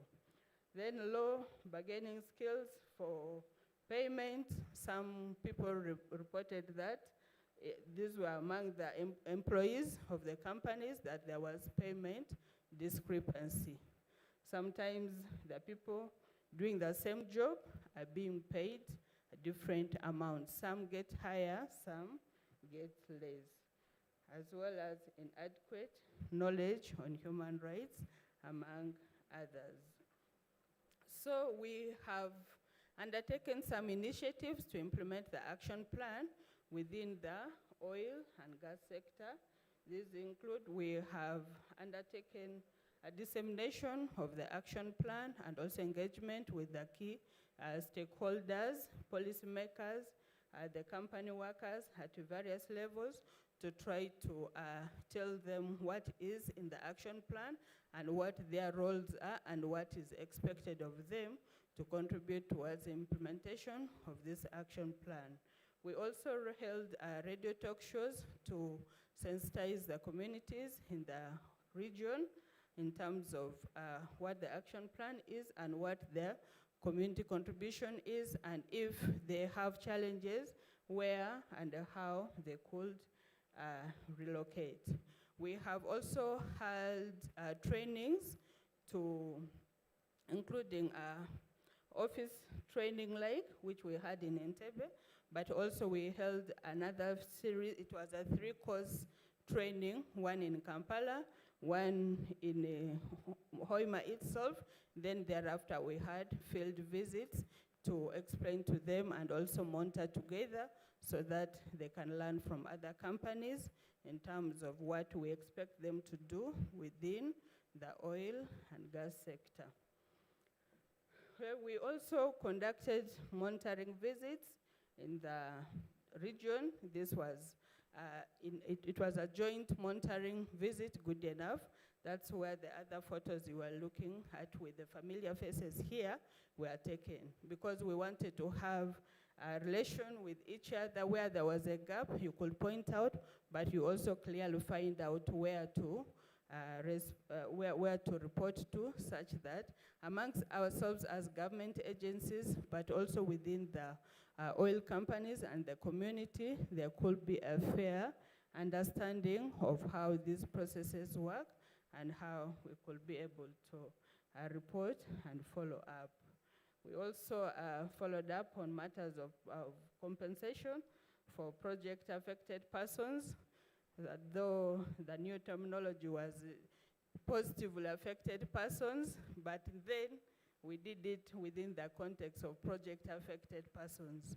Probably if we went back to check again, we would now all agree that it could be positively affected persons.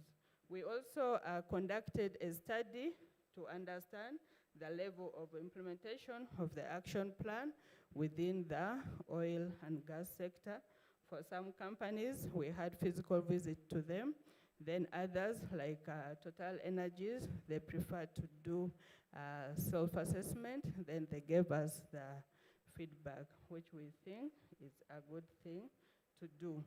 Then another aspect which we found has a service gap was within the relocation area.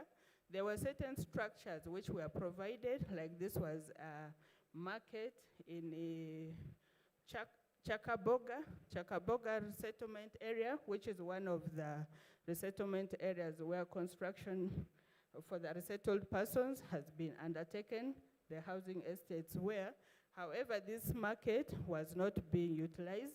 It was not handed over to the community, and literally nobody was in charge. We tried to find out from the local government if they were the ones in charge, but they told us that they were not. They were not the ones in charge. Thank you.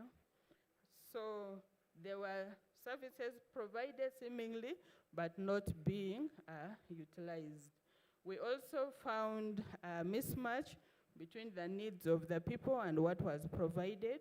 This was a police structure, police station, which was constructed just next to the resettlement area in Chakaboga.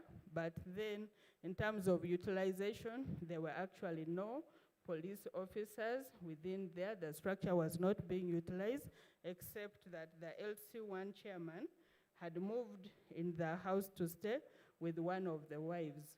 But these units are over 5. But you can find that actually it is not being utilized. However, to the community, they emphasized to us that for them, their wish was to have a health center, not a police station. So that could be one of the resettlement action planning gaps. So in terms of recommendations for us to work collectively to implement this action plan, we recommend that there should be institutionalizing human rights due diligence within the processes of oil and gas. Then the land acquisition and compensation or resettlement should be done in a transparent manner together with the community. And there should be also regular audits of grievance mechanisms and also actual their effectiveness, as it was earlier highlighted. Then also we need to promote inclusive employment practices, among others. So in terms of the areas of collaboration between the ministry or the agencies and the oil and gas sector players, it is our wish to have sector-specific policy statements. It may not be a comprehensive policy the way the National Action Plan on Business and Human Rights is, but we encourage that all the players in oil and gas sector should have their human rights policy statements developed and also shared. Then we need routine dialogue meetings with the communities or the affected persons. There should also be sensitization of the communities on your processes, in much as a lot had earlier been reported through the speeches, but that cascading to the grassroots needs to be undertaken so that we are all at the same level of understanding with the communities. Then there should also be effective referral pathways to access to justice and also to how to manage the complaints that may come along the way.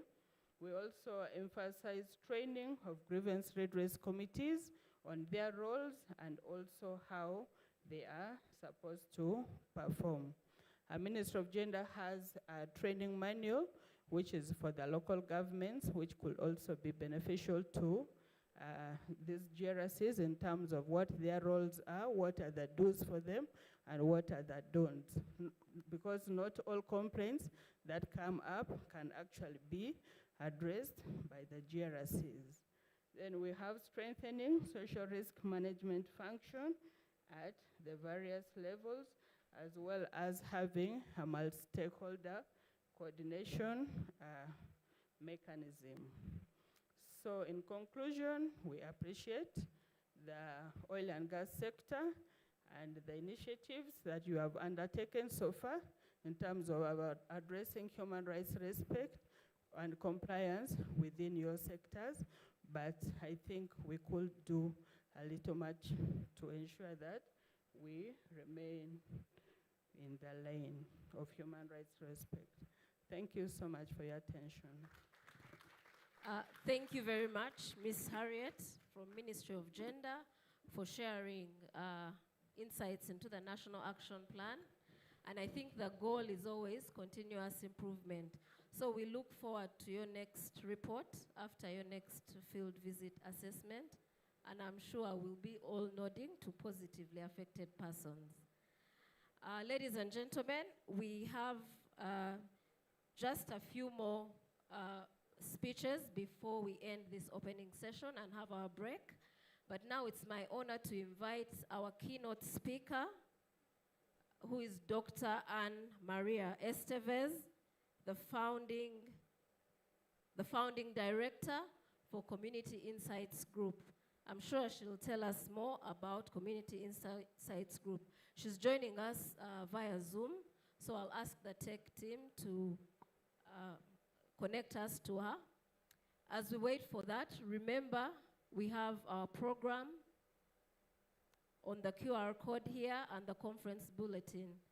In the conference bulletin, you'll find the profiles for all our speakers if you want more insight into what they do. We also have contacts on that bulletin for the different entities, so feel free to get in touch. We are using the hashtag UGOil, UGOil CSOs Meet. Before I hand you over to our keynote speaker, I would just like to know who has been to the field in terms of visiting the oil and gas project sites, the social projects. More hands, more hands. Idi, I would encourage you to look behind, and GM, our front table, look behind. Quite a number of people have visited the field. So it's good, and we always provide an opportunity to take different stakeholder groups. I know Cisco, we had a joint visit with Cisco a couple of weeks ago, and so this will continue to be done frequently. Dr. Estevez, you're welcome to speak to us and share your insights on business, social inclusion, and human rights. Thank you very much. Good morning, everyone. I'm just making sure the technology is working. Yes?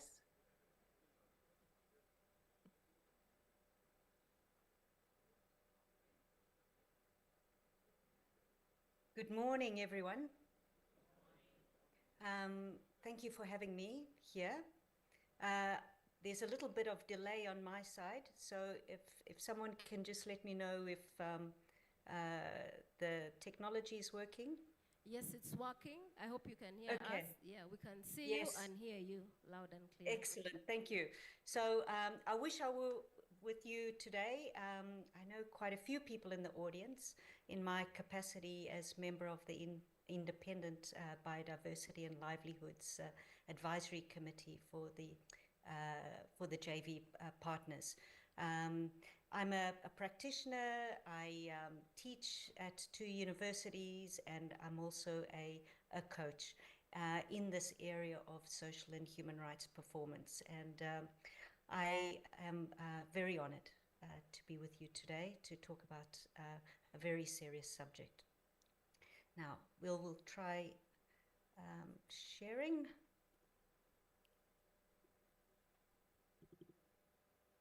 Okay.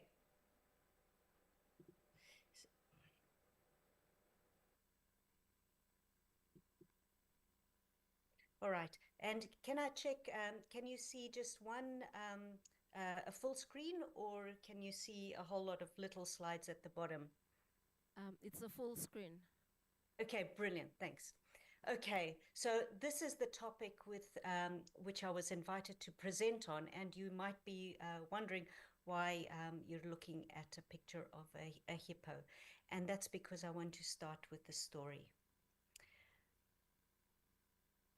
So ONG and UNGP, PAP, and IFC, NAP, VPP, EPC, and CSDDD. You might think that these are what I'm here to share, but there's a different story that I'd like to lay bare. In all of our talks of rights and corporate rules, there's a group that's overlooked, our vital tools, the people on the ground who bridge the way, whose story I'll unfold for you today. And this is the limit of my poetic talent, but I want to set the context for the story and why the hippo. So since 2011, there has been an evolution in how business and human rights has been approached. And we've seen that the UNGP's transformed financial flows. It's also transformed how laws and policies are being drafted. The UNGP is progressively entering into hard law in a number of jurisdictions. And it's also made a massive change in how industry approaches human rights. And this is the space in which I've been working in. And I've seen companies change governance procedures and structures to deal with human rights due diligence. I've seen the maturity of assessments increasing, seeing management systems being put in place.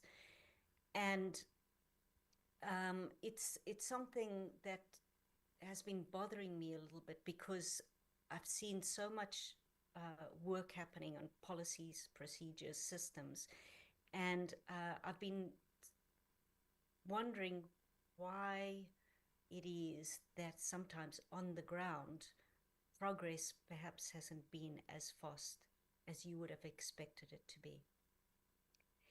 And in that, I've been wondering if our theory of change is maybe what it should have been. I had a look at the National Action Plan, and there's something hinted at that it's not explicit on around this human bridge between policy and practice. And what I'd like to shed light on today, what I mean by human bridge, there's a specific role that sits between communities and projects. Now, this role, they can work for a company, they can work for civil society organization, they can work for government, and they're called community liaison officers. They can be called social affairs officers, social performance, stakeholder engagement. We heard about community-based monitors. I'm going to refer to them as CLOs. And working alongside them, coaching them over the years, I've seen this to be a really tough role to be in. And it's a role that often gets caught between competing expectations about what that role is about. And I wanted to bring this to light in a way that was safe, in a way that tried to dispel the dominant perspective around business and human rights, which is compliance. Because frankly, I think sometimes the compliance, the red card mindset, it makes people defensive, it makes people feel judged, and maybe that's why we haven't seen as much progress on the ground. So I had work with an artist called Laura Stagno to look below the surface of what is happening with the CLO role, below the ears of the hippopotamus, and to use art to reveal what the dynamics that are playing out. So here's a story. And we're going to put ourselves in the shoes of the CLO. So in doing community consultation, we see ourselves as bridge builders connecting stakeholders. But internal teams and our superiors, they might view us as information conduits, filtering feedback so that it doesn't derail project timelines. But communities experience us as gatekeepers, controlling access to decision makers. During impact assessments, we want to be interpreters, making complex information accessible. But management sees us as simplifiers, just providing what is the bottom line. Communities see us as filters, potentially omitting important details. In Indigenous land use agreements, we want to be advocates for responsible best practice. And project teams experience us as mediators, pushing for costly accommodations. And Indigenous groups see us as company agents protecting corporate interests. When managing stakeholder consultation processes, we position ourselves as guides through complex landscapes, while internal teams see us as process managers, maintaining order. And stakeholders experience us as controllers, directing their participation. During community benefit agreement making, we aim to be neutral facilitators, finding common ground, while management expects us to be deal makers, securing workable solutions. And communities view us as company negotiators, minimizing commitments just to get us over the line. And in implementing the social and human rights performance standards, we see ourselves as advisors providing expertise, but operations views us as compliance monitors, checking boxes. and communities experience us as enforcers, imposing rules and restrictions on their interactions with the community.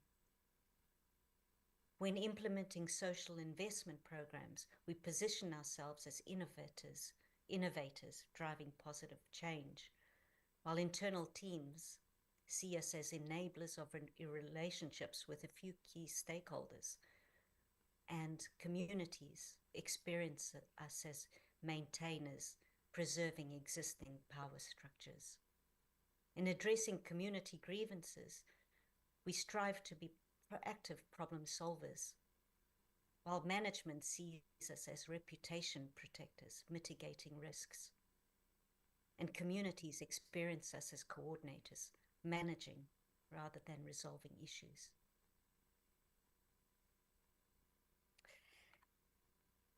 I want to share through these vignettes, these metaphors, that each of these perspectives that might be pulling at the CLO, they aren't contradictions and they're not right or wrong, but they're layers of truth. And that's what makes the work of the CLOs complex. And this is a group that requires special support. The National Action Plan calls for capacity building, but we need to go further than this, in my view. We need to make these multiple roles and perspectives explicit, instead of just keeping them under the surface and letting them simmer, and blow up. So coming back to what I was asked to talk about, value propositions, responsibilities, and best practice provisions. CLOs have strategic importance, and their value proposition of business and human rights, it's not just in the policies and standards, but it's in the people who translate them into practice. And their responsibilities, they're not corporate, but they're deeply personal. And they come from a motivation, a preferred role that is taken up. And the best practices aren't just about beautifully written procedures, but how these individuals can work at balancing multiple truths. The National Action Plan talks a lot about coordination, I noticed, but I want to encourage you to think about what is genuine collaboration that is based on trust, and the trust that acknowledges that these different roles and perspectives. I'd like you to see empowered CLOs as catalysts for collaboration between companies, communities, and civil society organizations and government.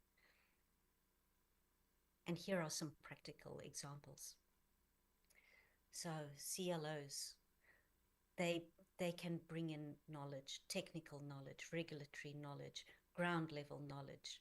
They can bridge the knowledge gaps. They can help with early warning and prevention before conflicts escalate. They can help with building trust. And they can make sure that company programs are aligned with government development programs, CSO initiatives are matched with company resources. And they have a way of making sure that, that the outcomes are maximized. They can build the coordination. And I want to end on this. When the strategic value of community liaison officers, or whatever you would like to call them, when it's recognized, when this group is empowered and it's capable and resourced, this is what happens. Companies are much better able to manage their non-technical risks. Communities have more and better channels of voice and remedy. CSOs are more effective in their advocacy and monitoring, and government is more effective in fulfilling its duty to protect rights. So I want to end it there, and thank you very much, and I wish you a good rest of your conference. Now, with that QR code, you can actually access the little ebook on the day and the life of a social hippo. And there's my contact details. And if you use them in your work, let me know. I'd love to hear from you. So thank you very much. A hand clap, a bigger hand clap for Dr. Estevez. Thank you so much for sharing your insights with us. I think we're learning that different perspectives are not necessarily contradictions, but different layers of truth. And so we must build consensus and discuss and dialogue on ensuring that we develop sustainably and benefit the country and the citizens. You mentioned something interesting about CLOs, stakeholder engagement people, and by show of hands in the room, if you undertake a role that's similar to what Dr. Estevez was referring, can we see, so that we acknowledge and give you a hand clap at whatever level? You see? Thank you so much for doing that. And in the break, give them a hug too. I think that it's a tough role. If your neighbor raised their hands, you have a huge responsibility to give them a hug. Because these are the people that are meant to bring us together with our different perspectives. And I think we are beginning to understand why we need to discern, to understand each other and move forward together. Thank you so much. I hope you can stay with us. We'll be online for the rest of the conference. And please stay with us. We have interesting panels coming up after the break. Ladies and gentlemen, we are a bit behind, but not too behind. We are going to catch up on time. So just we're going to conclude our opening session with two speeches, one from Total Energies, and then we'll hear from the ministry. So join me in welcoming Mr. Philip Gruek, the General Manager of Total Energies, EP, Uganda, and also the country chair. You're welcome.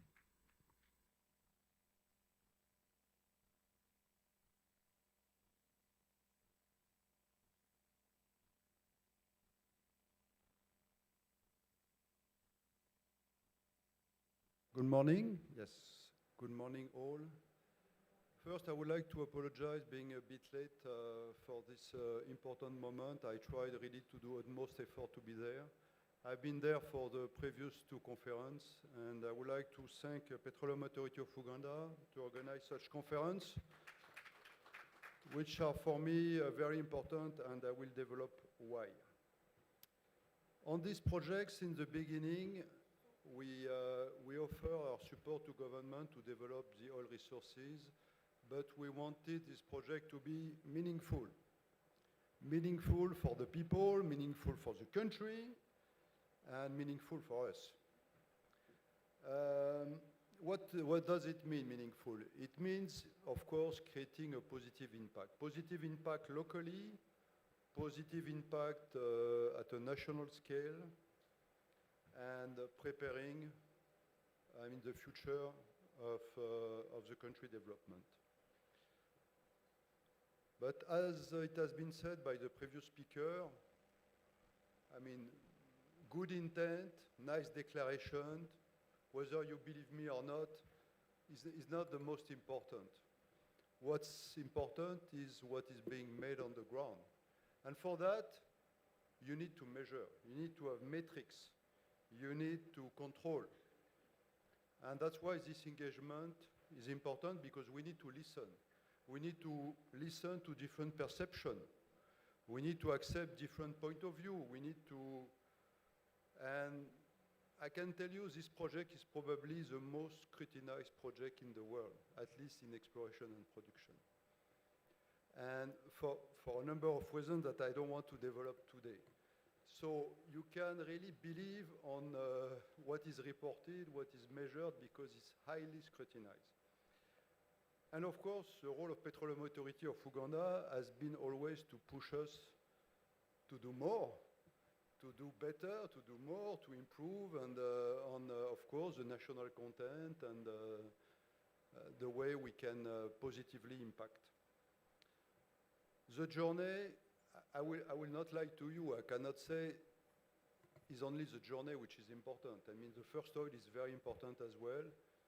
I mean, this project is meant to bring additional resources to government of Uganda to invest in infrastructure and continue to develop the country. So, I mean, the end point and the big milestone of the first oil is very important, but the journey to go there is equally very important. And it has been, we had a long, many hours of discussion with ED being present, pushing us to make sure during this journey we maximize the impact on the local economy, we maximize the impact on training, on preparing people to take all positions and to contribute to further industrialization of the country. But we need also, I mean, to interact, and we have been keeping interaction with civil society and NGOs and people themselves, communities, local leaders, because, as I said, it's not enough to think that what we are doing is okay. We need to hear from the people themselves. And I was struggling since the beginning, since I joined 4 years ago, about this terminology of project affected person, because it gives the impression that this project is a curse for the people and there's no hope that it will be positive. And I'm very happy to hear that some people have thought about a new terminology, which is a positively affected person. I embrace this terminology very, very much, so thank you. I think we need to think about it for future projects. But I would like to hear from the people themselves to express that they have been positively impacted. It's not us to decide that they have been positively impacted. I mean, it's up to them to share with us that they have been positively impacted, that their life today is better than what was their life before, and what would have been their life without this project. So, I don't want to spend too much time about all this acronym of United Nations Guiding Principle for Business and Human Rights that we adhere to, International Finance Corporation, because it's about, once again, declaration, documents, etc. They are important. I don't say they are not important. They are important, but we need to control that they are applied. So, a few words on where we are first, globally speaking. So together with the Petroleum Authority of Uganda and Ministry of Energy, we are really making utmost effort to deliver first oil by end July 26. And this is a very important milestone that we need to deliver. I mean, we have been drifting, that's a reality, versus our initial objective, but now, I mean, we try really to solidify this objective and deliver it. And I'm quite confident that we will deliver it with a currently very good collaboration that existing, I mean, with all the key stakeholders. The second aspect I would like to develop, of course, is where are we in the social activities. And so the land acquisition is completed. What we call, which is another terminology I don't like too much, is a livelihood restoration program, almost completed, because I mean our idea is not to restore the initial livelihood, is to do better than before. So I would say to just restore, for me, is not a challenging and motivating objective. We aim to do better than that.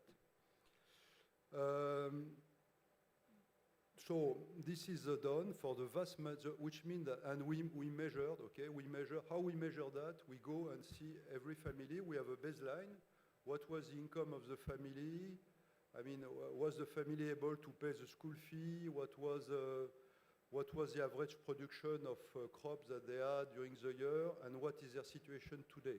And we measure that, and we assess whether the family is doing better than before, or equal, or worse than before. And the vast majority are doing better than before. I cannot lie to you, for some reason, some are still struggling, and for them, of course, the support is not going to stop. We'll continue until we try to reach this objective or be as close as possible to 100%. Maybe at the end we will not achieve 100%, but this is the idea, and we will still be there. We are there, with them around for the next 30 years. So this collaboration is fundamental, and you cannot imagine that you operate in a region for 30 years if people don't see a benefit. Of course, and the benefit is not for all, cannot be to be involved in the oil and gas industry, because there's no enough job, and maybe they don't have the education, the skill for that. But at least they need to see that their life is getting better. They can have access to better seed, better agriculture practice. They can sell their product at a better price. They have access to market.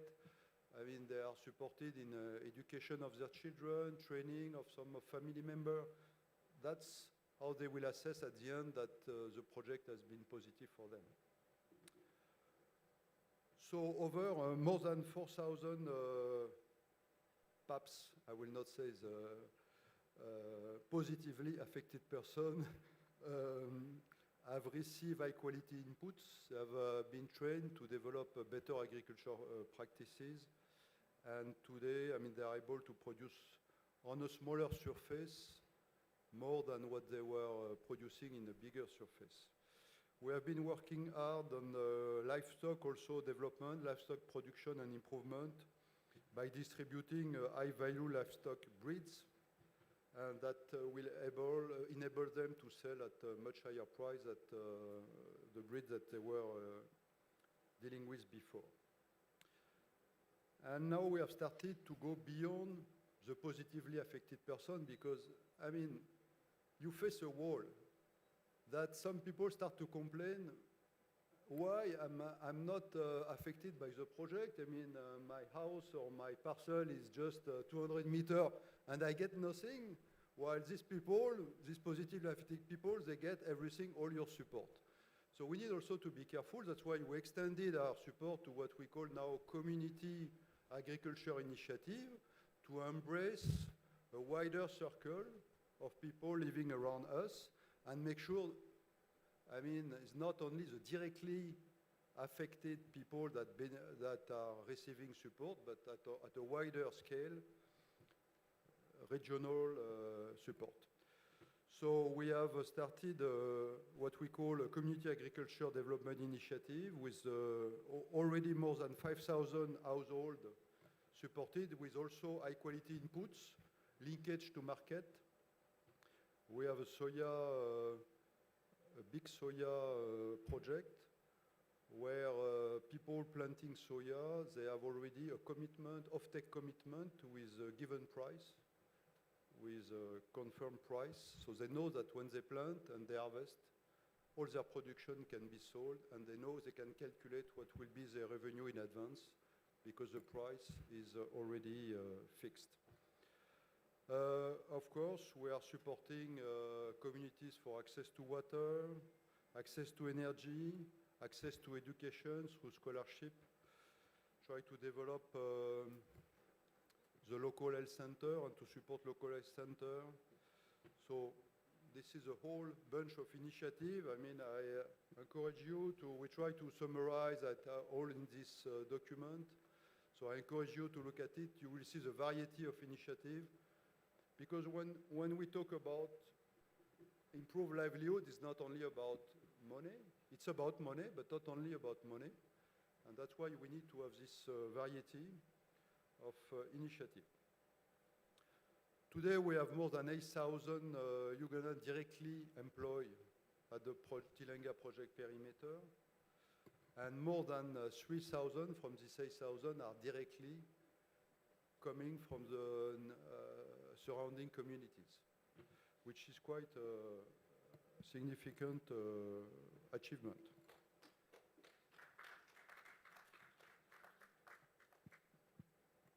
How we gonna, after first all, how we are going to operate this project? Of course, we have recruited and selected a number of bright young Ugandans that are currently in Malaysia to be trained in the best, probably the best oil and gas training center in Petronas, in Kuala Lumpur in Malaysia.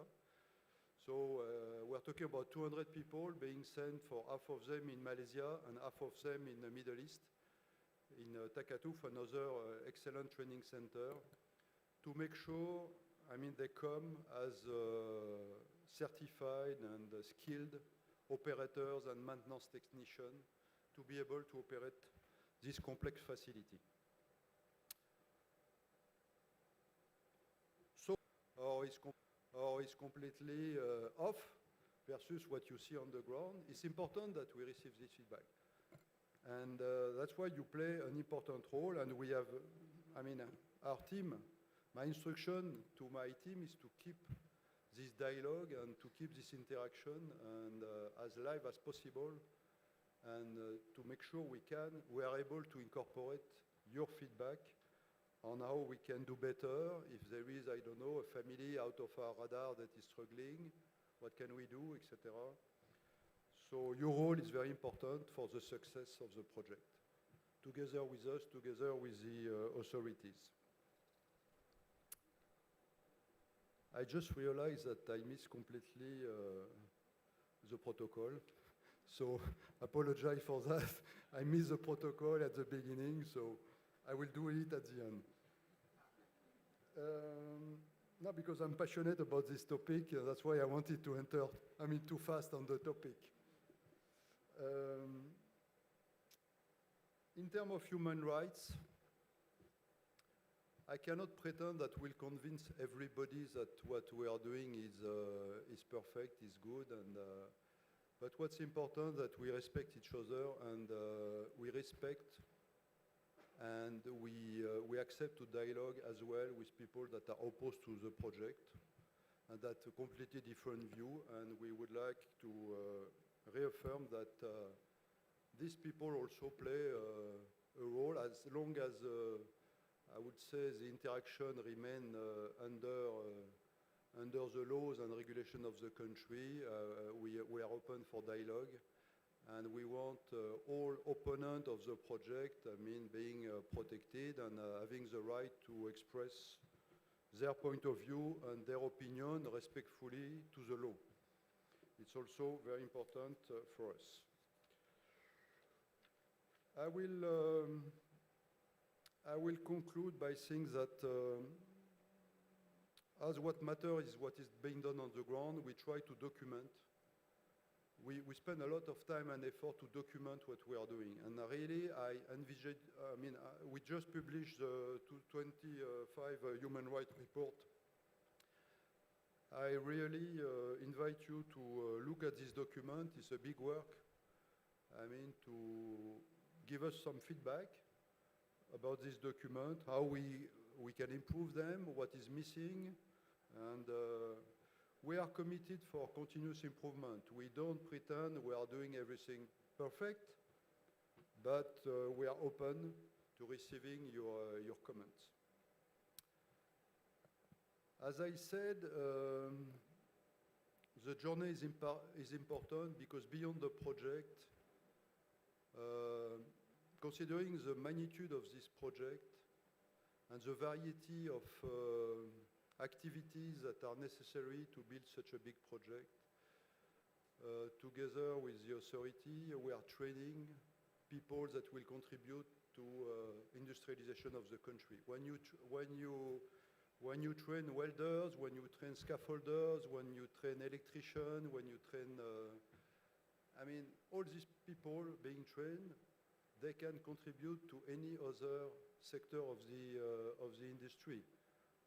where you need, whether you build, I would say, a plant to build cars, you need welders, you need electricians, etc.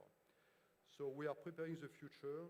There's been a massive training and development of Ugandan on this project, and we are confident that these people will contribute for the country on many other projects.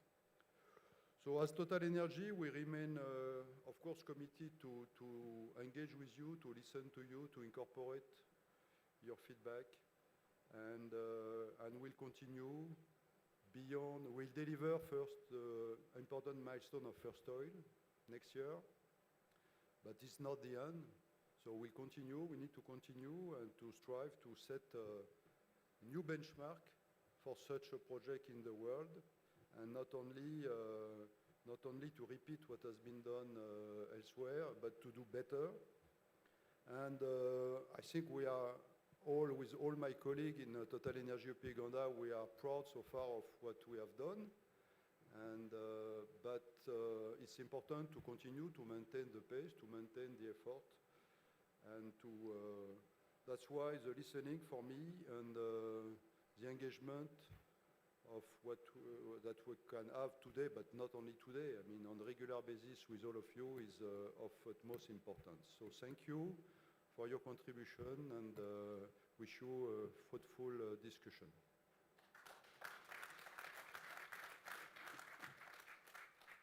Thank you very much for the remarks, Mr. Gruex. And in case you're really interested to have a more in-depth look at the work Total Energies has done in human rights, there are a number of reports and studies that they have published online, and some of them are available at the back or the information desk in the lower hall. Ladies and gentlemen, we have just 10 minutes, and then we'll go for our break. So allow me to invite our head of policy for the oil and gas sector, representing the Ministry of Energy and Mineral Development, Mr. Frank Mugisha, who is the Commissioner for Upstream, to tell us if we're on the right track and whether we can go ahead with the rest of the sessions. Mr. Frank Mugisha, you're very welcome to give us your remarks. Thank you.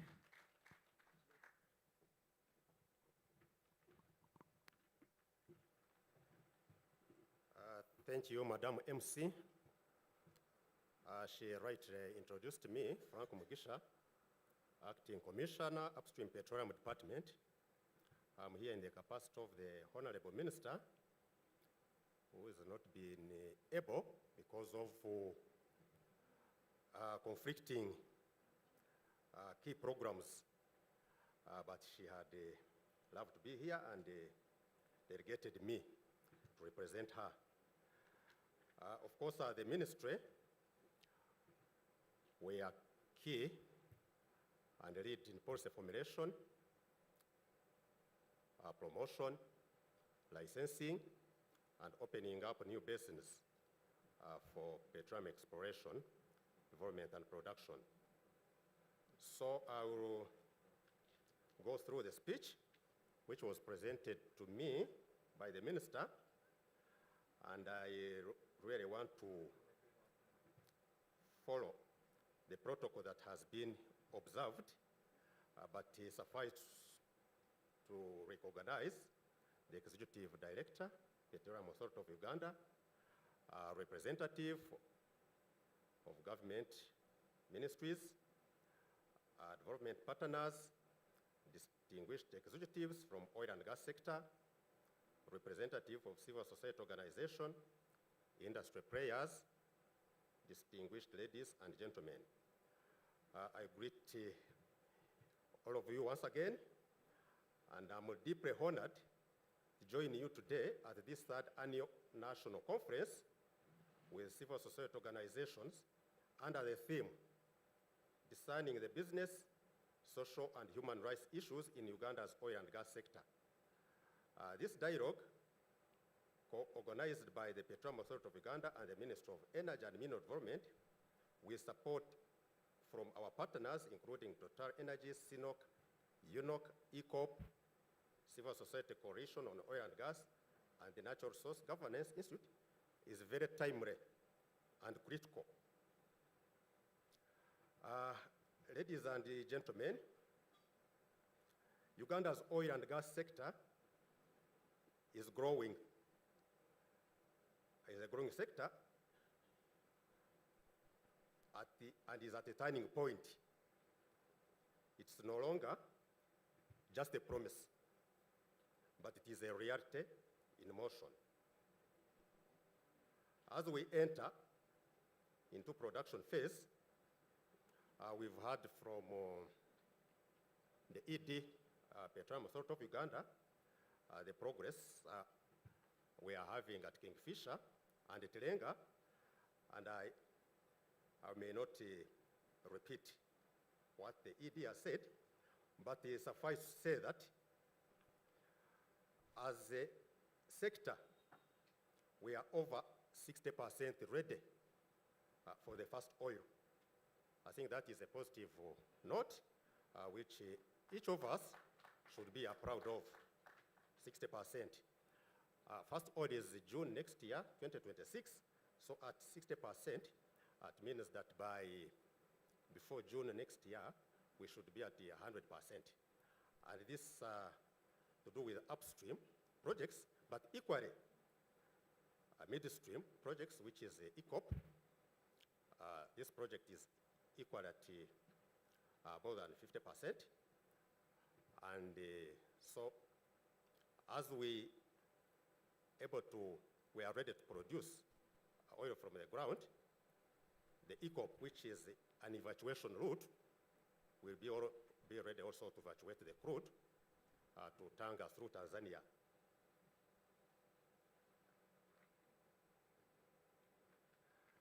Uganda's petroleum resource base, of course, currently stands at 6.5 billion barrels of oil in place and 1.4 billion barrels of recoverable oil. So when we talk about projects, Kingfisher projects, Telenga projects, these projects couldn't have been possible without this farm base we are having. And maybe to say that this base we are talking about is in only 20% of the Albert and Graben that has been investigated. So we have 80% of Albert and Graben, which we need to establish more sources. But at the end of the day, as we start producing, we need to sustain this production for so many years. And as we do so, we do it sustainably. Issues of environment, human rights, at the center of our agenda. So we also want to ensure that the infrastructures we are putting in place, ECOP and refinery, are economically viable for a long time. Definitely, with the current resource, they'll be viable, economically viable. But we want this to be economically viable for so many years, for more than 25 years, beyond the life cycle of production licenses that have been issued to Total and CNOOC. In terms of business and human rights nexus, as we move forward, we must equally confront the responsibilities that come with resource extraction. Aspects such as human rights, environmental sustainability, and equitable benefit sharing are non-negotiable in this journey. I think that is a key point. The government of Uganda recognizes that the extractive sector intersects the rights and the livelihoods of communities, especially those located in the project areas. It is therefore imperative that our development strategy integrates social safeguards, upholds dignity, and advance justice. What are the key interventions in our policy commitments as the policy leader? I will mention a key of the interventions. One is the robust legal framework, legal and judiciary framework. We have established a foundation, a strong foundation, through the Petroleum Exploration, Development and Production Act 2013, Petroleum Refining, Conversion, Transmission and Midstream Storage Act 2013, as well as Public Finance Management Act. And all these integrate environmental and social considerations. These laws were developed through stakeholder consultations, and we massively engaged with civil society organizations as we came up with this legal and regulatory framework. So as we move forward and we upgrade this legislation, we shall continue working together with civil society organizations. And just to tell you that currently we are formulating a new national petroleum policy because there are new emerging issues, those to do with energy transition. So we want to equitably address these issues because at the end of the day, each of us want to have a good environment, to have a good climate. So we want, as we develop and commercialize our resources, we want to have the new policy incorporate these issues which are top on the global agenda. In terms of national content and inclusion, local communities are at the heart of our local content strategy. Through the National Oil and Gas Talent Register, a national supply database, we are promoting inclusion, employment, and enterprise development. We are also putting in place a local content development fund to help our local entrepreneurs access low interest funds to boost their competitive advantage within the sector. I think that is a positive thing, but currently we are at B level. The bill is soon will be tabled before Parliament, and we hope by early next financial year, first quarter of next financial year, we should be having a law operational so that our local entrepreneurs and training institutions can access low interest funds. Because this has been a challenge, this challenge we are very committed to address it once and for all through this local content development fund. Our resettlement action plans and livelihood restoration, we are working with licensees. We have ensured fair compensation and supported livelihood restoration programs in areas affected by project developments. Monitoring and grievance redress mechanisms are in place and continue to evolve based on community feedback. In terms of environmental and social impact assessments, all licensed oil companies and gas projects underwent rigorous ESIA processes in accordance with Section 47 of the Petroleum Act and the National Environmental Act 2019. Public hearings were held and independent oversight from the National Environment Management Authority, NEMA, and PU. These entities continue to provide compliance guidance.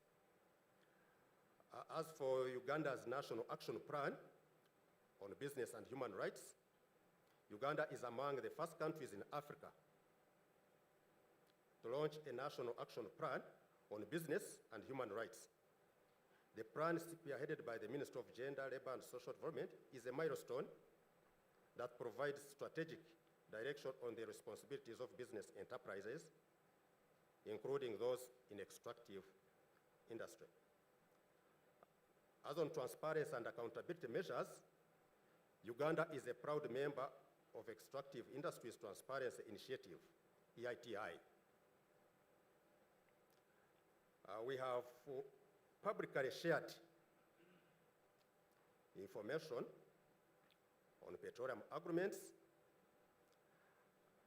undisclosed payments and revenues through EIT reporting processes. This has fostered public trust and accountability. As for ongoing dialogue with civil society, I wish to commend the Petroleum Authority of Uganda and all stakeholders for keeping this conference tradition alive. I particularly recognize the consistent engagement of the civil society, coalition on oil and gas, and their role in policy dialogue, public education, and monitoring. This platform, therefore, reflects our shared belief that civil society, government, and the private sector must collaboratively work together. We may not always agree on every issue, but we must always meet, talk to each other, listen to each other, and act in good faith in objective manner. In my capacity as the Minister of Energy and Mineral Development, I commit to strengthening this dialogue further, particularly in the following ways: institutionalizing a multi-stakeholder human rights and extractive forum, co-convened with the Ministry of Gender, Labor and Social Development and the NGO Bureau. I also commit to support capacity building for local governments and communities to meaningfully engage in oil and gas governance. I also encourage licensees to operationalize human rights, due diligence frameworks, including those aligned with UN guiding principles on business and human rights, and OECD guidelines for multinational enterprises. As for our common responsibility, allow me to conclude by reminding us, all of us, that Uganda's oil and gas wealth must not be a curse. It must be a blessing. I hope from the presentation, from engagements, you all testify that we are all heading for a blessing, not a curse. This therefore requires that we pursue a development pathway that leaves no one behind. That ensures that our projects do not just extract value, but create it. That our energy transformation is also a human transformation. Let us walk this path together in transparency, in partnership, and in full respect of the rights of dignity of our people. I thank you all for listening.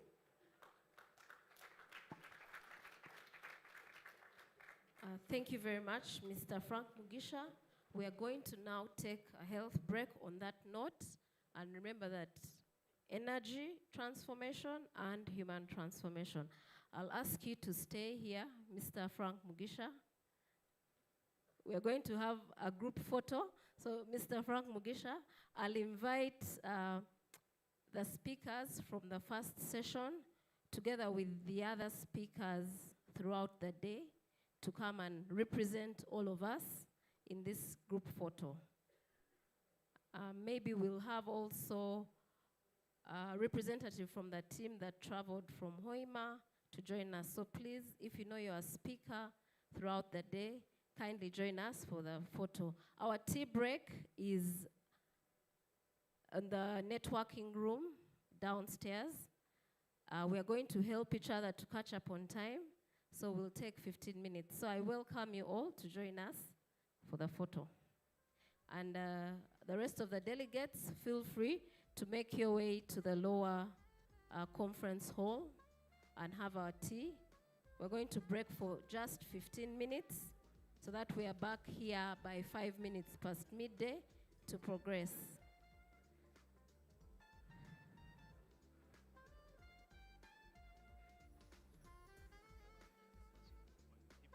Yes, the person from Hoima and Bulisa, please do join us. I know there is Brian. Maybe you can advise which two other people can join us. Mr. Barugahara.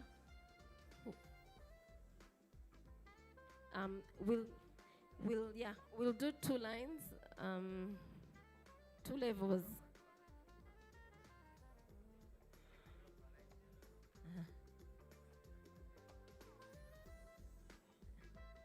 Yes. Didas, you might be out of the photo. If you're tall, yes, you go next to Zach. Brian, please come here. We might not see you. Yes.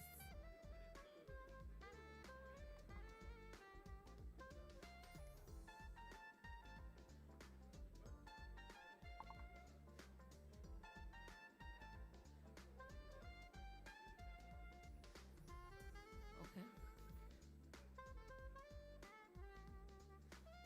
Are we good to go? Yeah.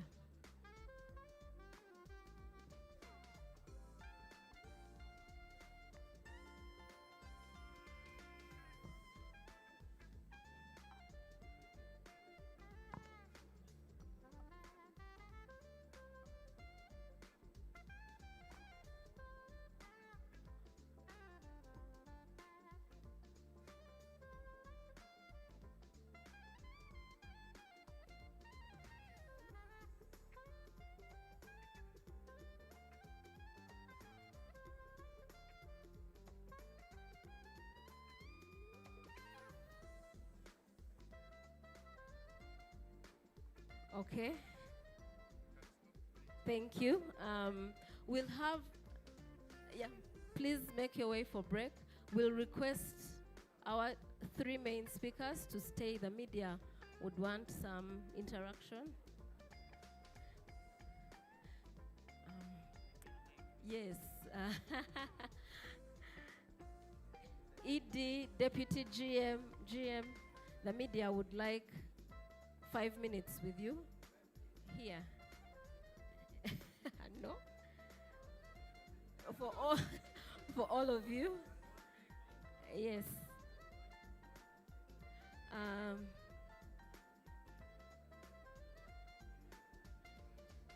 Yusuf.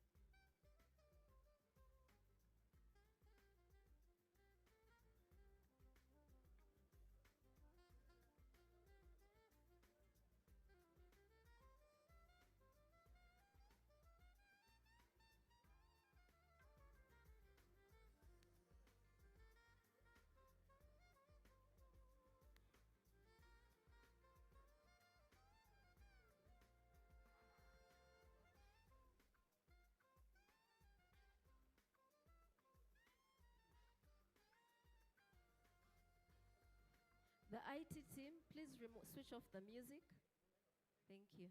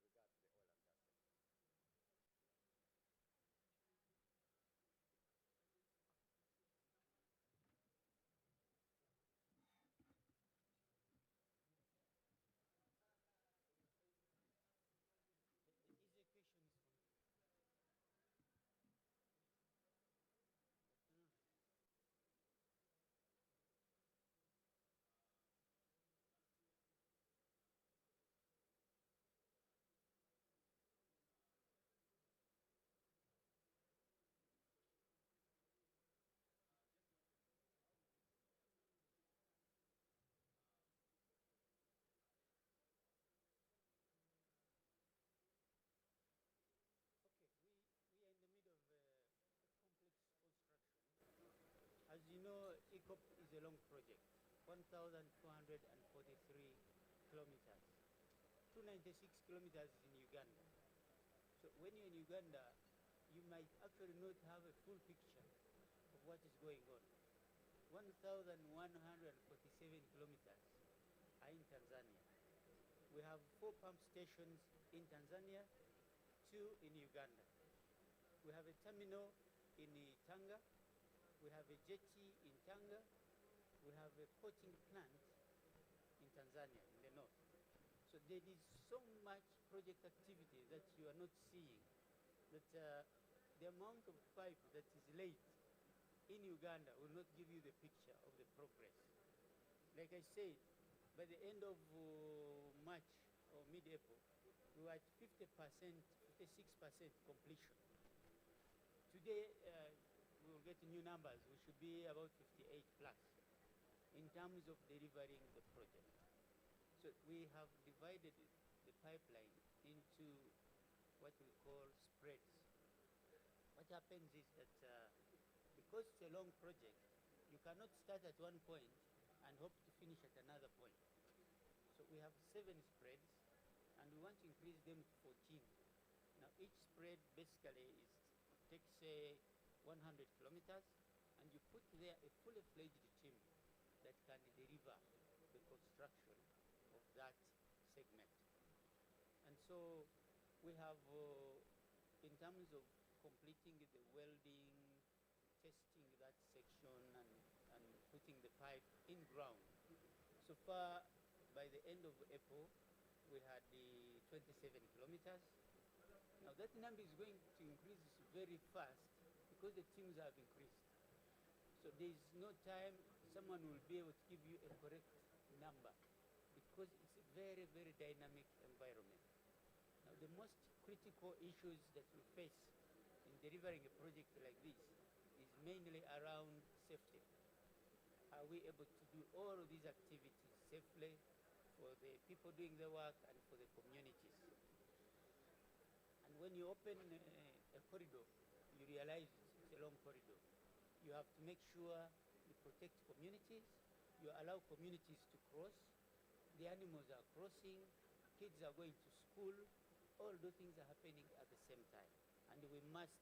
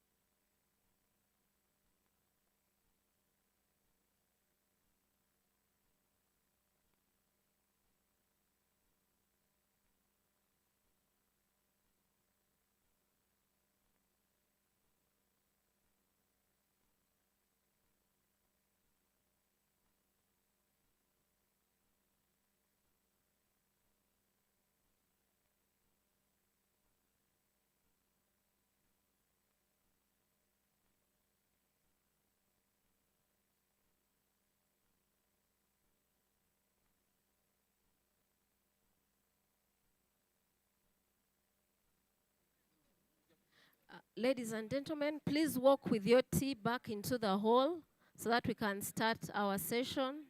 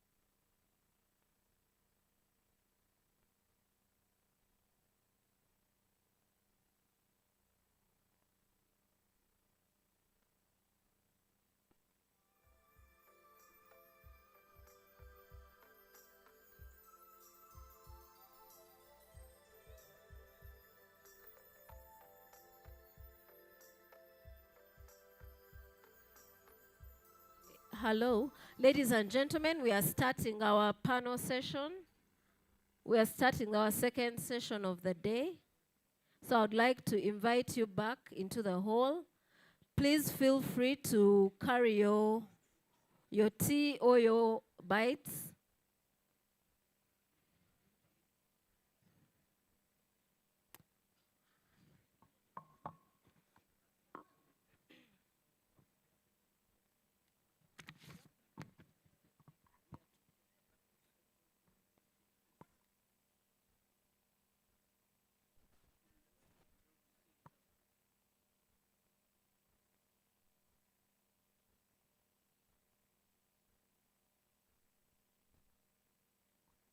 Ladies and gentlemen, welcome back from the tea and networking break. We are moving straight into the second session of today. And this session is going to have two presentations, a panel discussion, and a plenary where we'll get to hear from you. So in order to have a two-way discussion during this session, I will request our panelists, our session chair, to leave room for not to finish all the information at once. So leave room for a few questions so that we can have deeper engagement with participants during the conference.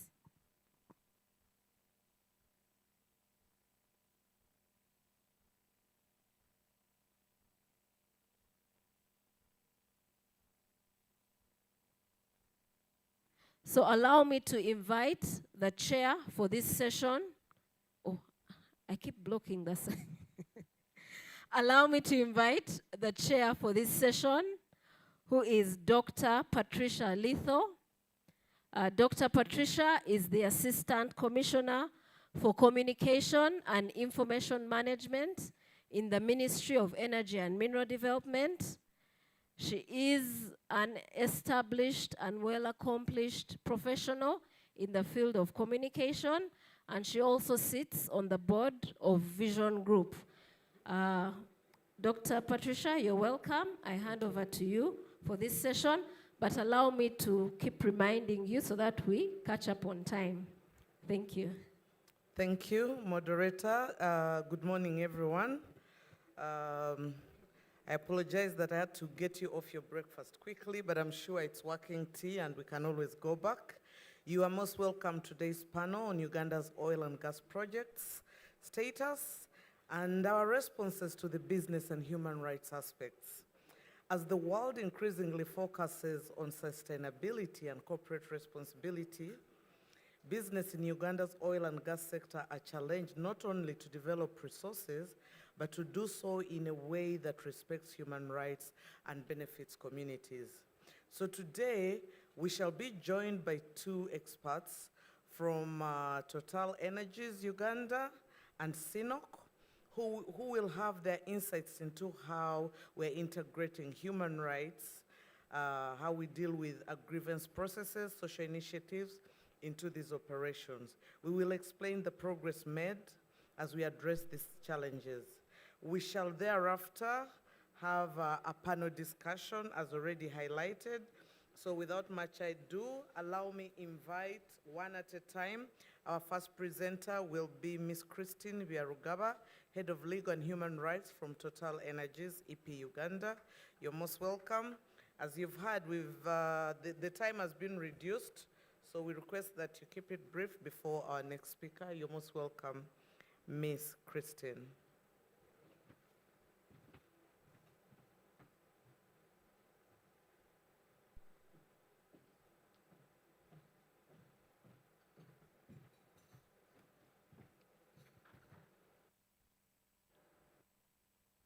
Good afternoon, everyone, and I hope I'm audible, especially to the people at the back. We are supposed to have a presentation.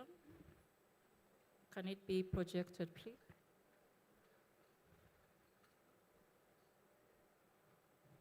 Media team.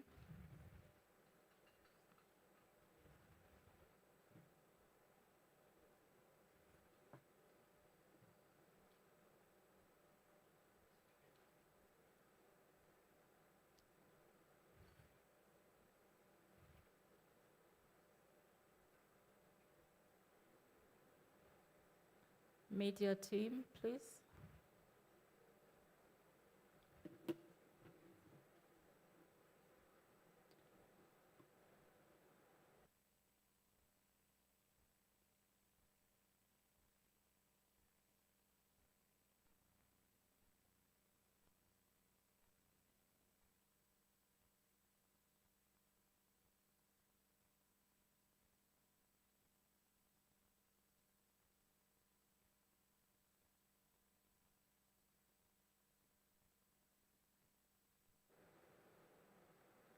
Thank you. So I'll take you through the initiatives that Total Energies has undertaken as far as human rights is concerned. And then my colleague from CNOC will also speak to Kingfisher specifically. So before I go into the initiatives, I would like to speak to the basis for those initiatives, and that is our governance. Starting with international standards, then the national side, and then the company policy perspective. So on the international side, we have some key standards that we have projected there. The Universal Declaration of Human Rights, and this contains 30 rights and freedoms of expression. Then we have the United Nations Guiding Principles on Business and Human Rights, which you have seen being projected on by most of the speakers. The Key Convention on the International Labour Organization, the United Nations Global Compact, the OECD Guidelines for Multinational Enterprises, and then the Voluntary Principles on Security and Human Rights. Each of these is fundamental and unique, and has a different aspect it brings to our internal processes and practices. And then from a national perspective, we have, of course, the Constitution being the primary law that we comply with, and the National Action Plan that our colleagues from Ministry of Gender spoke to, and key company policies that we have the Human Rights Policy, which is available on our website, and then we have also published our statement on human rights defenders, which is available again on the website.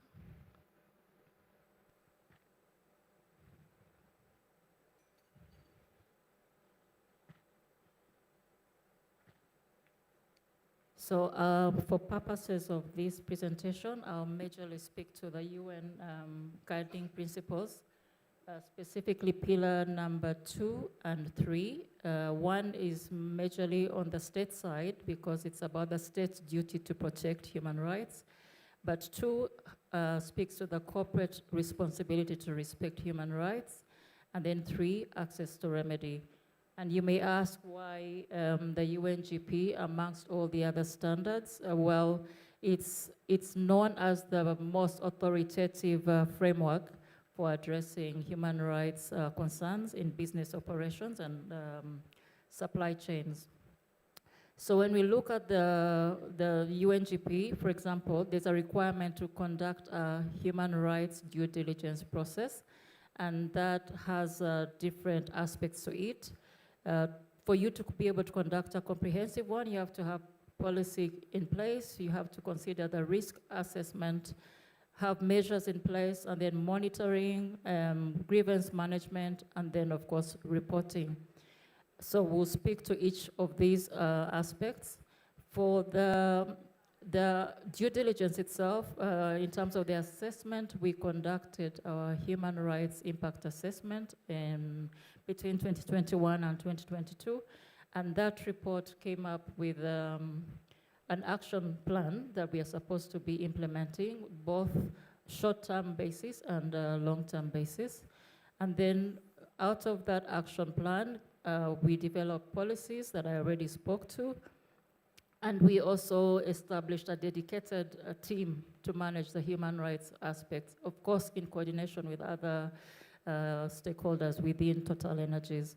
And following that, there's the reporting aspect, and like it's been communicated by our general manager, we publish on an annual basis human rights report on the project, and so far we have done 3 publications, with the most recent one of 2024 having been published this month. And not forgetting, of course, the grievance mechanism. Now, I think the main thing to note on the human rights impact assessment is that it highlighted salient features, the most important risks that we had to take into account, and they fell in 3 different themes. We have the workers' rights, we have the communities' human rights, and then the security and human rights. And then there's the cross-cutting rights that fall under human rights, communities, as well as security. So if we look at workers' rights, for example, what do we consider here? We look at contractors and the workers' rights, and then TotalEnergies itself and workers' rights. But most broadly speaking, just and fair working conditions for ourselves and our contractors. And then on the community side, we look into the right to information and consultation. And then we also look at the land compensation and resettlement, as well as livelihood restoration, project-induced migration, road safety, and cultural rights being the category here. And maybe to add that this year's, the most recent report we published on human rights had the theme human rights and communities, focusing on these items that I'm listing. And then the third one of security and human rights is basically how we interface with the security forces, both the government security forces and the private security providers that we work with.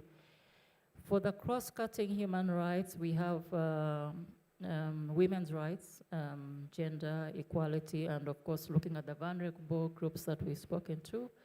We also have to consider the grievance mechanisms, make sure they are known and are trusted, and also look at the human rights defenders, which is why we came up with a specific statement on these.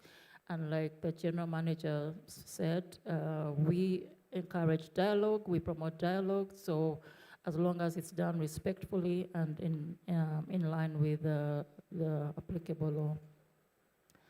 So now I'll quickly run through social performance and to speak to the social initiatives, what we do at TEPU. So the objective of this team is to address social risks and impacts identified through the project, through the issue that we did early on in the development phase, before the development phase.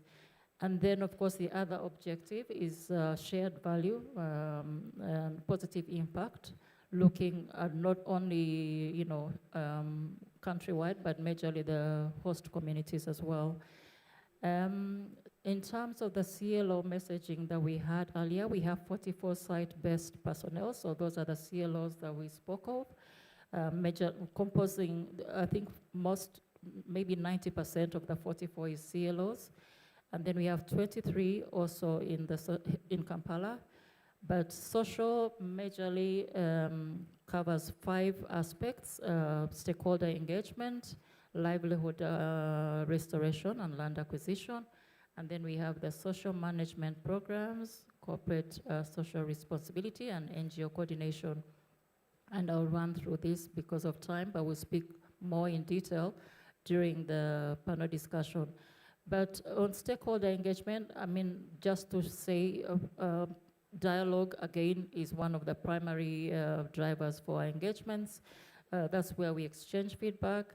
And then on the livelihood restoration and land acquisition, again, to restate, we are at 99.87, Joy? 98, okay, % in terms of compensation. And livelihood restoration is almost complete, and the general manager already spoke to the different initiatives we have in that regard. Then for the social management programs, we have various strategies that we have developed to handle potential impacts, and these are coming from the issue that we conducted. On the CSR side, it's majorly access to water, education, youth empowerment, tree planting that we conduct.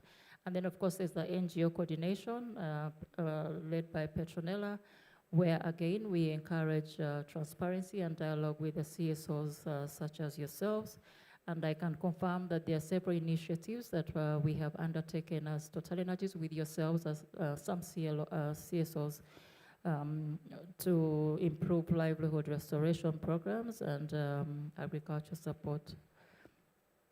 Then the last aspect I'll speak to is on the security and human rights. We'll go into detail during the panel discussion, but basically this is, it's covering respect for human rights as we, with respect to our interface with government security forces and the private security forces. So what principles are we speaking about here? I mentioned them in the international standards. That's the voluntary principles on security and human rights. These were established in 2000 through a collaborative effort of very many stakeholders. And they are as guidelines that manage security risks in a way that respects human rights.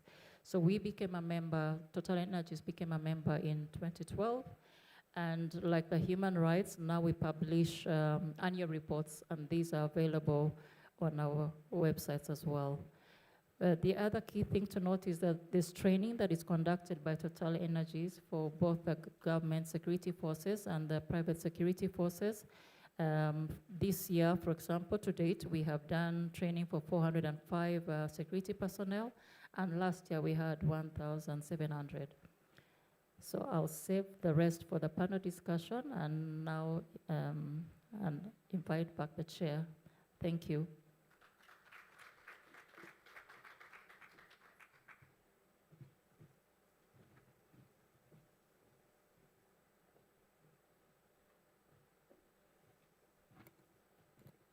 Thanks a lot, Ms. Lilian Viarugava. She is the head of legal and human rights at Total Energies. Another round of applause. I thought we just had breakfast. I hope we'll get a louder clap as we go along. All right, thank you. Allow me now to invite Mr. Zakaria Rubega, the CSR manager for CNOC Uganda, to speak to us. Thank you.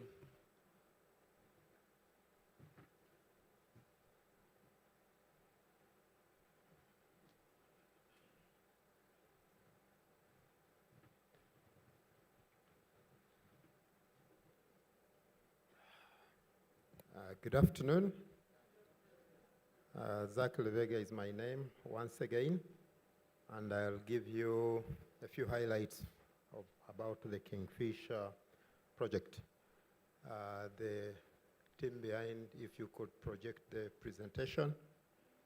And as they do so, I don't think I will take a lot of your time, simply because I'll give a story about a teacher who gave an assignment to the learners.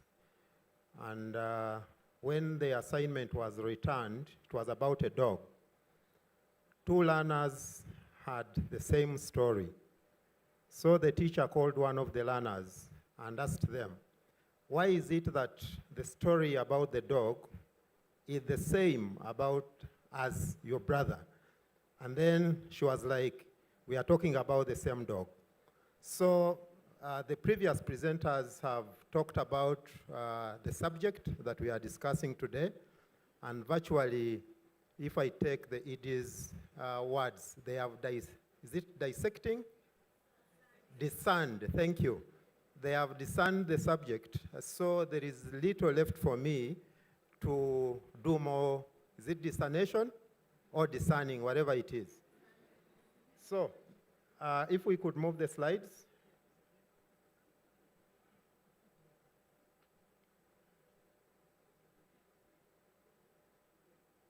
So those are the aspects that we'll talk about. We could go to, oh, I'm moving myself. Apologies. I pressed the green button? Okay, thank you. For those of you who have not been to the Kingfisher project, you take about 300 kilometers away from Kampala to get there. And the project is located in Kikube district. I can't read my slides quite well where I'm standing. I'm not sure.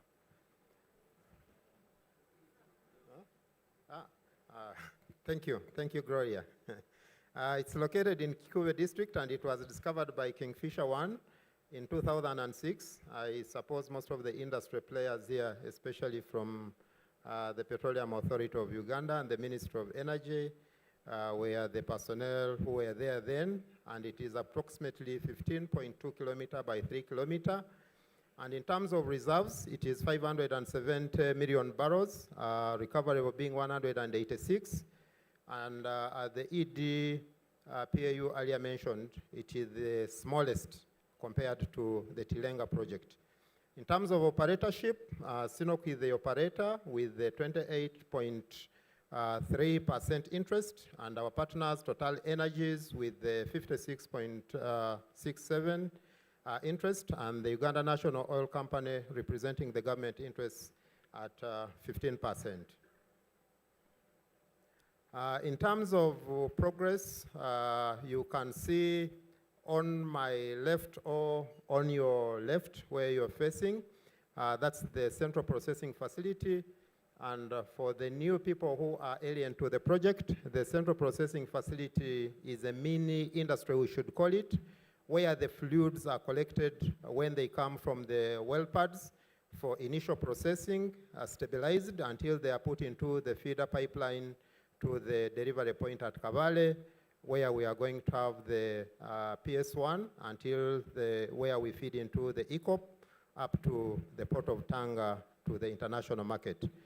And we'll have a feeder pipeline. In terms of the project facilities, we have 4 well pads, 1, 2, 3, and 4, that will have 31 wells, a CPF that we have already mentioned, the water intake station, supply base, the permanent camp, safety check station, and the temporary camps that are accommodating the construction crew at the moment. Then we'll have a feeder pipeline to the Kabale Industrial Park that I did mention earlier.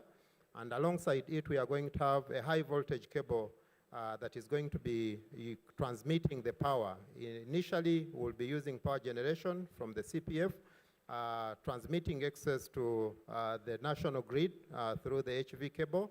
But later, when we are unable to generate at the CPF, we'll be using the same transmission line to get power from the national grid. So those pictures talk about the progress of the project currently. And those of you who were with us, I think last month, we had a visit by the civil society organizations. You were able to look at the facilities as they are being presented now. In terms of overall project progress, we've completed 3 of the 4 well pads that I did mention. 1, 2, and 3 are complete. Well pad 4 is under development.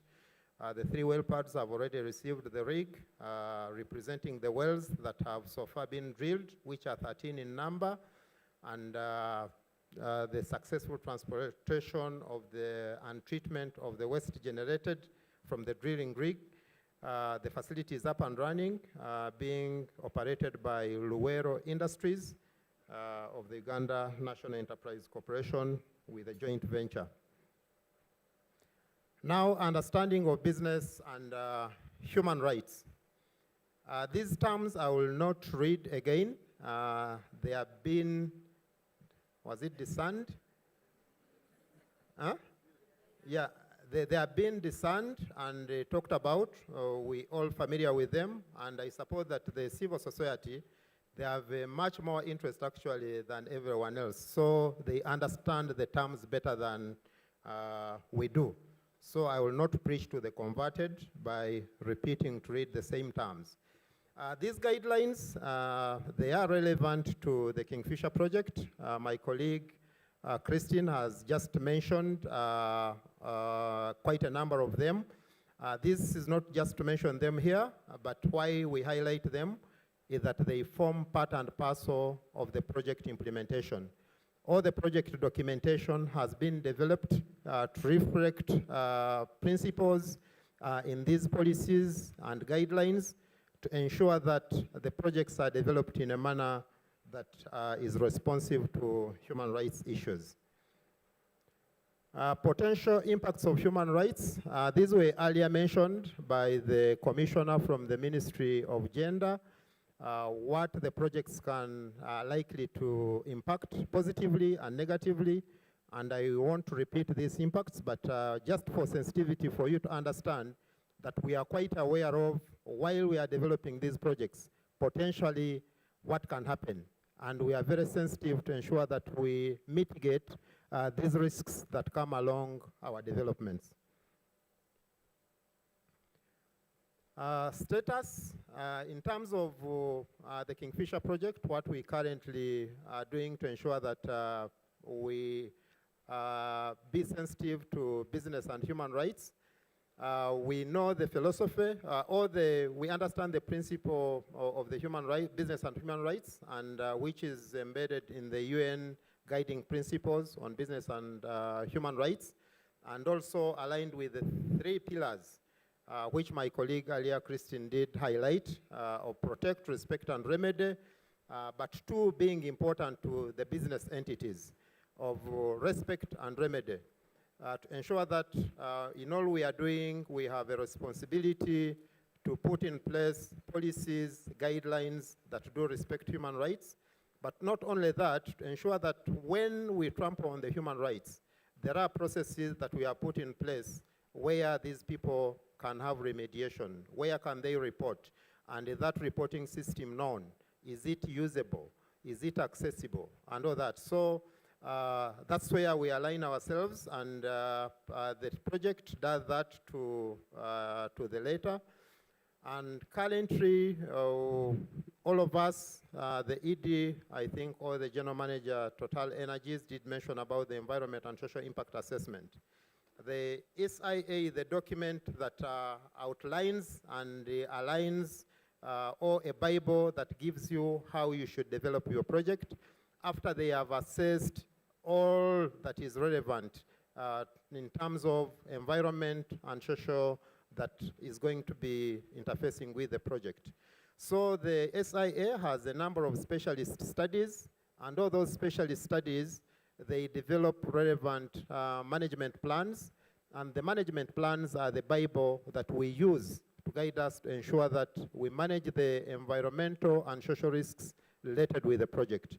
And in the due course, when we are managing the environmental and social risks, we ensure that the rights of the people, the environment, and everyone else associated with the project, they are respected, and where there is impact, then there is a process to ensure that there are due processes to mitigate the impact. As a summary, we have the stakeholder engagement plan and grievance redress mechanism. All of us agree that stakeholder engagement is very key in all these processes. The people must be aware about what you are doing. They must be aware about the risks that come along with what you are going to be doing. And they must be aware of what you are going to do in terms of managing those risks. And that engagement plan is active, and it is managed on a daily. And just like Dr. Ann did talk about the community liaison officers, they are very key and instrumental in operationalization of this stakeholder engagement plan. And on a daily, our colleagues are at site with the people where we work, with the contractors whom we work with, to ensure that they are able to get the information in a timely manner, process the information, and respond to it as required. We have waste management plans, noise, pollution, underground water, cultural heritage. As you see them, name them.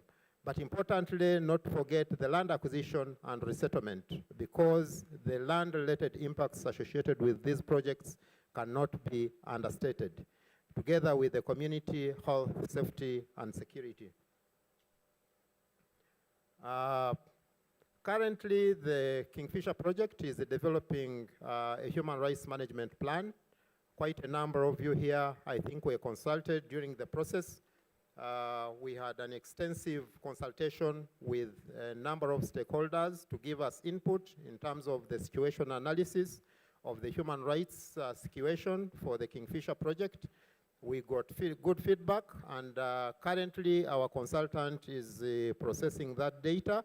They are going to be submitting a report maybe by close of business today or early next week, and we'll get back to the teams that were consulted to disclose the findings so that you are able to give us more input before we get the final report and the management plan for the Kingfisher project.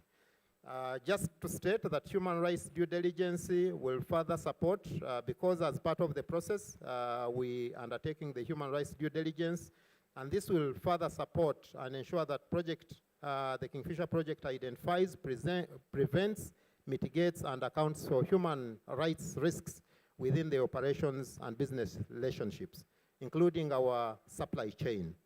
Thereafter, the consultant is going to have capacity building workshops with a number of stakeholders, but particularly the human rights defenders and the security forces about human rights, so that they are empowered to empower the societies more, and they make us accountable. Accountability and transparency, I've already mentioned about the stakeholder engagement and our grievance redress system.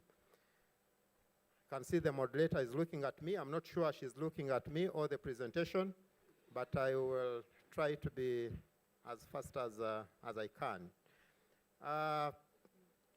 In respect to land rights, I have already mentioned we have a number of livelihood restoration programs in agriculture, that is crop and livestock, fisheries development, vocational skills training that we are undertaking, and all these are aimed at ensuring that our project impacts on land rights are mitigated in a way that the project affected persons, especially the directly affected persons, their livelihoods are not negatively impacted pre-project levels. Empowering SMEs, we're working with the Ugandan small medium enterprises, building capacity to ensure that they participate in these projects. And earlier the ED mentioned the value of how much the Ugandan entities have benefited from this industry. Implementation of the social impact measures, which include reinforcing capacity of social institutions like the schools, health facilities, to ensure that the any migration impacts of these projects are mitigated, and in that way we ensure that the rights of the people where we're operating are respected and managed in a positive manner. We have the programs in community health and safety that include road safety awareness campaigns, HIV and AIDS awareness campaigns, sanitation and hygiene campaigns, to mention but a few, including the cultural heritage management and chance finds that ensures that the culture and other cultural associated aspects of the project are well managed in accordance with the customs of the people where we are operating. This slide talks about the rights of the workers, and probably I will not go through the entire text, but briefly it talks about our concern to ensure that the workers, for our own workers, the workers for our contractors, all their rights to access to employment, right to non-discrimination, the right to a proper work environment, and all that, they are respected. And this we do through awareness with our contractors and subcontractors, continued monitoring of our contractors and subcontractors, and working with other external entities to ensure that we do build the capacity. We have awareness sessions, first of all, the workers to know their rights, and only if they know, that's when they can be able to raise concerns related to their welfare and their rights. And we have purposive effort to undertake that, and a few issues that come up are resolved in a timely manner by ensuring that the persons concerned have due respect. What are we looking at ahead? We continue to focus on engaging the stakeholders to share information, as we all know that information sharing is very key in all this in terms of business and human rights. We will seek external support whenever it is needed to support us in terms of how we deal with the human rights issues, including consultations or onboarding NGOs to support us and provide guidance in issues related to human rights. We'll continue to foster dialogue and transparency, address concerns promptly and efficiently through an effective grievance redress mechanism. Transparency and accountability will continue being transparent about human rights policies and practices and accountable for any adverse impacts.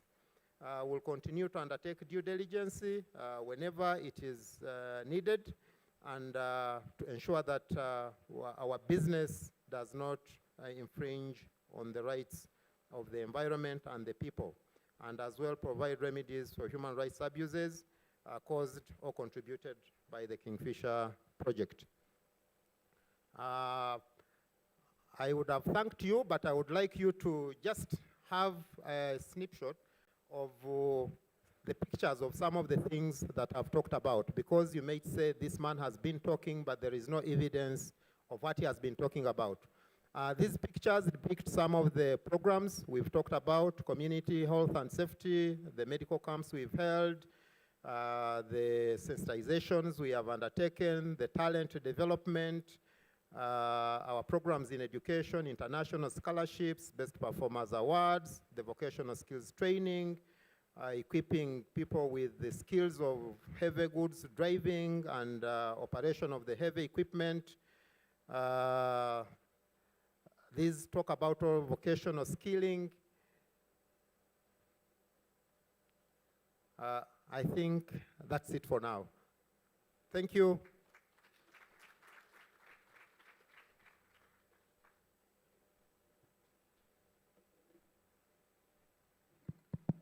Thanks a lot, Zach. He thought I was intimidating him, but that was his trick to intimidate me. But I'm glad he finished in time, and his dog is clearly different from Lillian's dog. So I'm glad he made the presentation. Just a slight tweak to the program.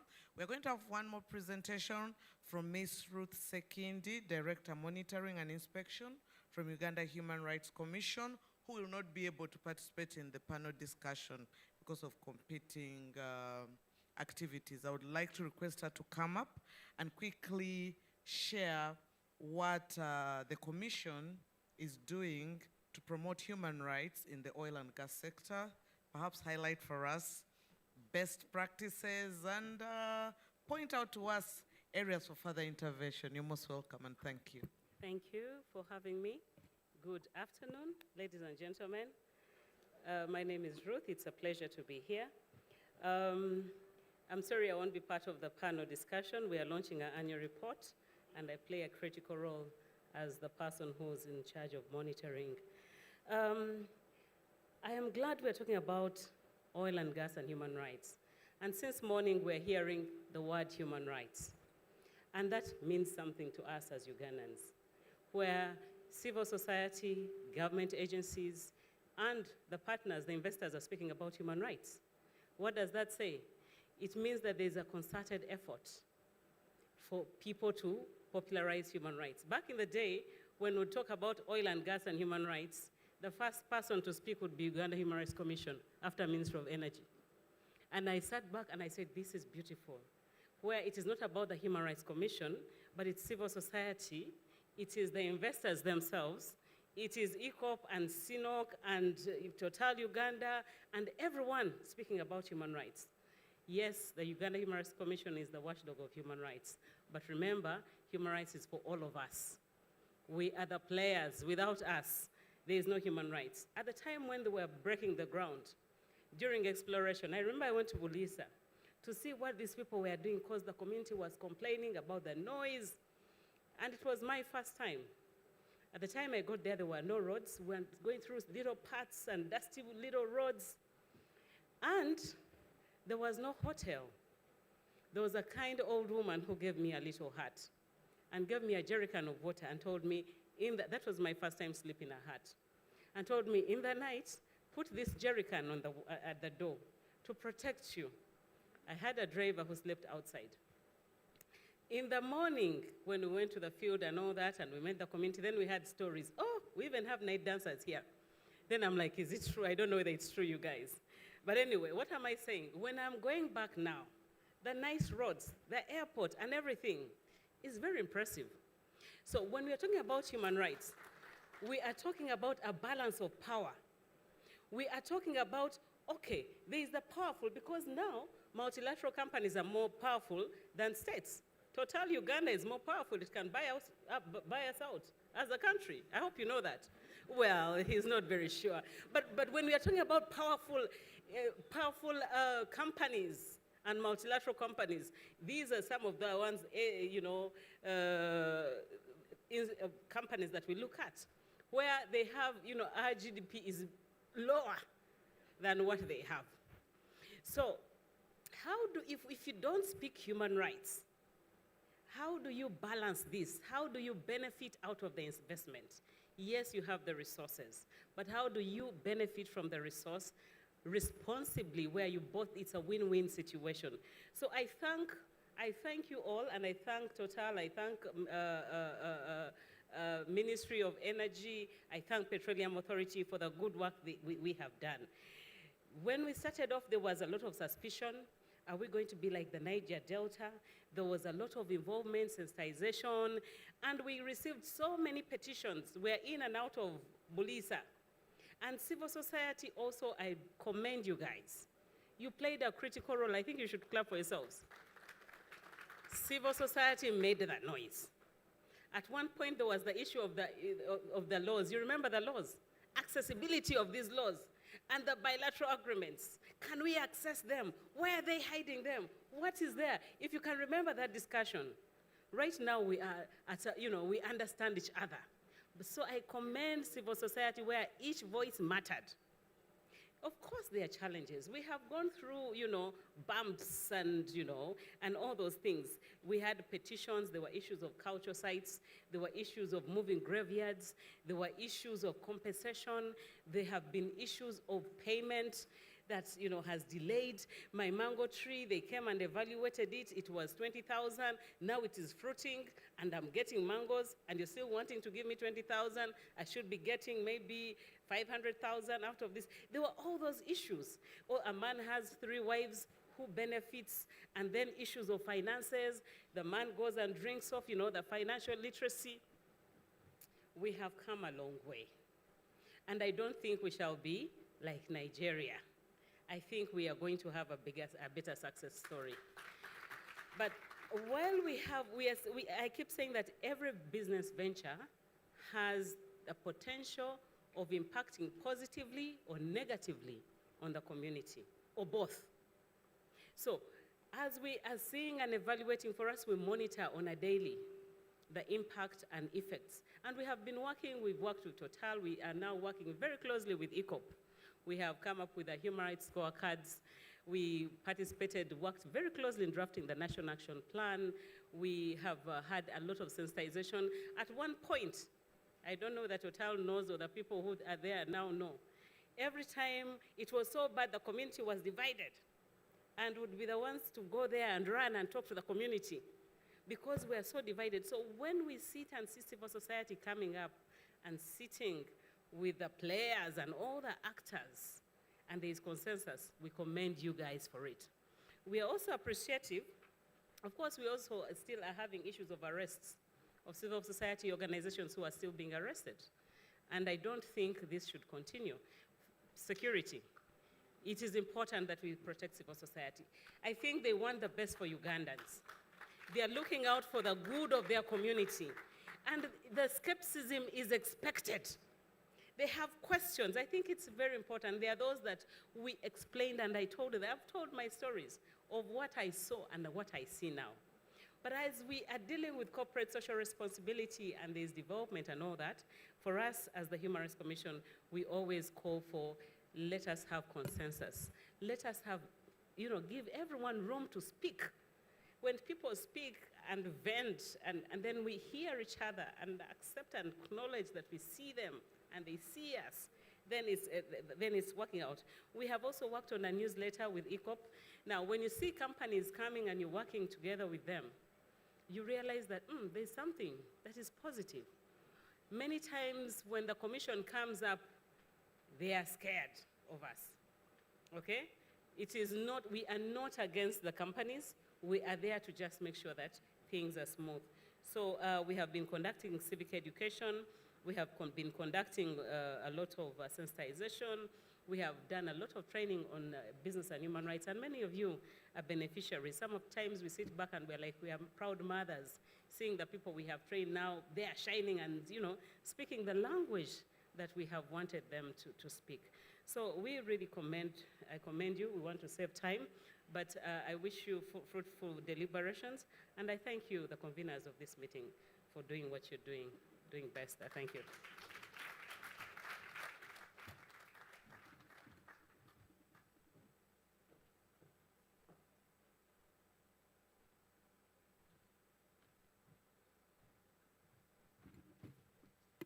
Okay, thank you. Another round of applause for Ms. Ruth Sekindi. We shall clearly miss her during the panel discussion, but I'm glad she could chip in. And now I will invite my panelists to come forward. Can I invite Ms. Christine? I think I called her Lillian a while ago. I apologize. Ms. Christine Biarugaba from Total Energies. Ms. Petrolina Lamunu. And Mr. Jean Michael.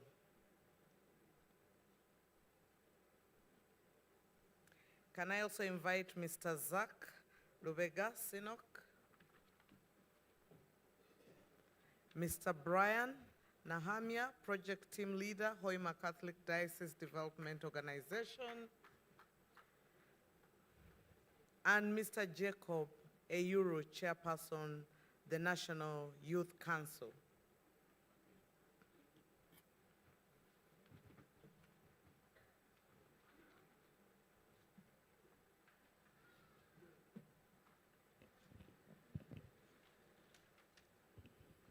Okay, without much ado, before Gloria rings her bell, we'll make this fast, so I'll deny you the opportunity to speak about yourself, but I'm sure if you all scan your tags, you should be able to see the Power newsletter that has a brief about all our speakers.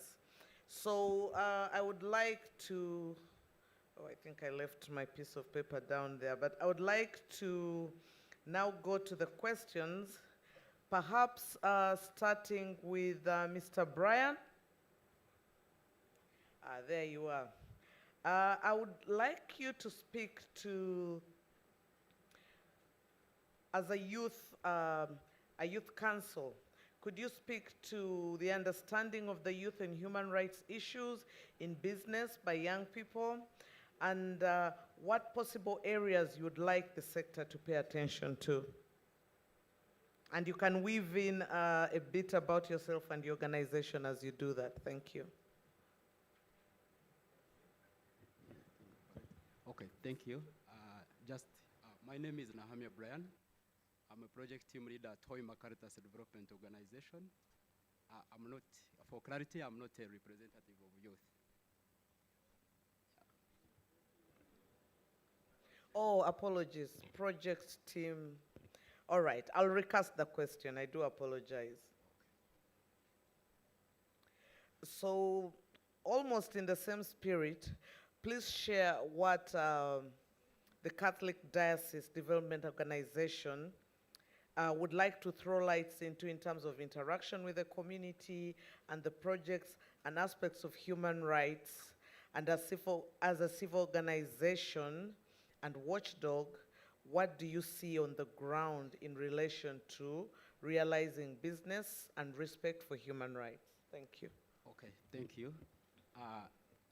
Our name is Hokadeo Hoima Caritas Development Organization. We are a social and economic development arm of Hoima Catholic Diocese. We are known as Caritas Hoima, and we work with our partners who are seated here under Bapeneko, Cisco, and Bukosa. Our perspective in our work as we work with oil and gas communities, we have existed since 1983. And we see that since 2006, there has been a journey. At first, we also faced challenges on how to engage, but currently there is good progress on how we are engaging.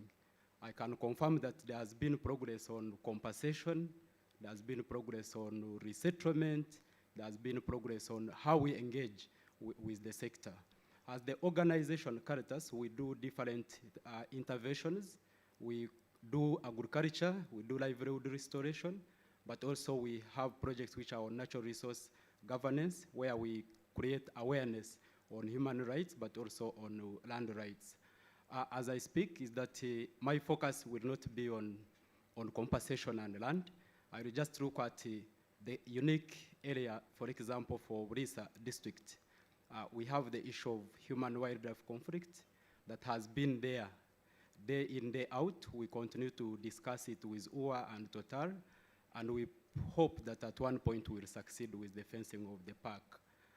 Currently, you realize that as the sector grows, the communities are not more concerned with compensation, but they are now more concerned with what do we get from these projects. They are seated, they watch the projects going on, but what do we pick from these projects? So to ensure that there is social license, is that communities must be able to take part in the projects. We realize that the livelihood component, companies are doing well together with the government, but we realize that there is a break in livelihood projects. One project starts, ends, and then there is a long process waiting to have another one.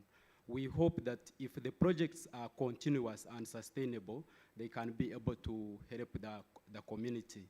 Then as construction starts, we realize there are some emerging issues from the floods from the sites, and some of the neighbors of those projects face the flash floods which affect their crops. We continue to engage, but a good thing, we have positive feedback from government, but also oil companies. So generally, the communities are happy. We only need to focus on how to better those communities, such that we have the oil sector, which is beautiful, but also homesteads which are beautiful. Thank you. Just a follow-up, Brian. You're already getting the hand claps, meaning what you're saying is impressive. But I would like you to give some specifics. Obviously, from what Ruth said and a bit of what you've said, there have been some benefits. But where do the opportunities lie? And what insights can you give about those particular concerns? If you could be a bit more specific on that. The opportunities lie in the stakeholders who are seated in the building, Uganda Wildlife Authority, civil society, the oil companies. If we continue to collaborate and listening from each other, it can be a great opportunity for us all. But also another opportunity is that we have the court system, and you realize that some of the concerns in the community, addressing them and maneuvering through the justice system in Uganda remains a huge concern.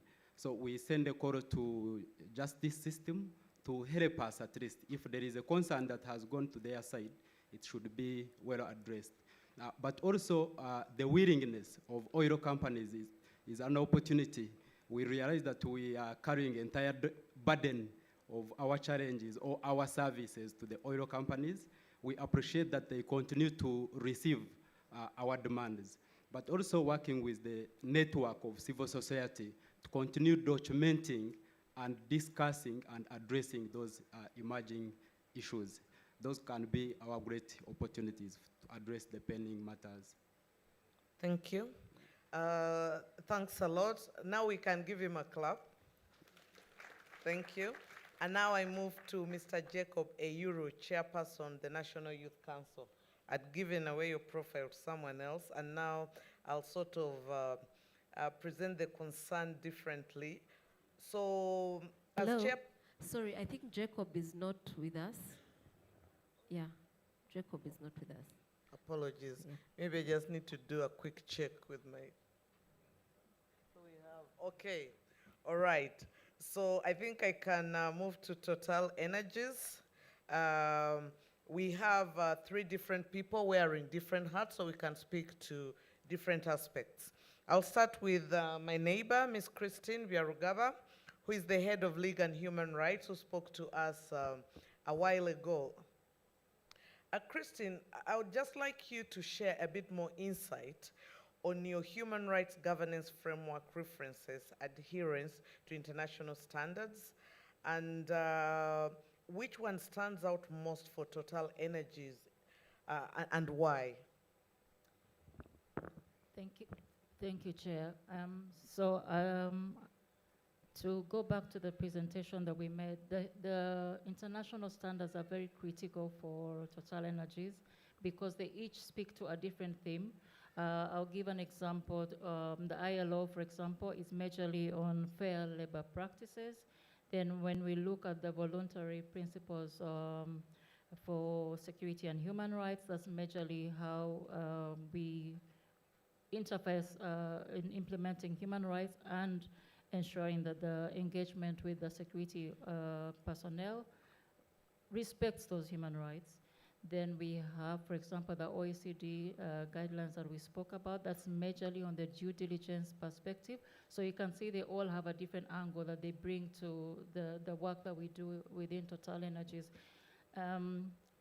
We cannot point out one and say, it's above the other. We look at them in a complementary, from a complementary angle, and they all come in to support in what it is we end up doing. Thank you. I will now quickly move to Petrolina. Okay, thank you. I'm just cross-checking. I have you around.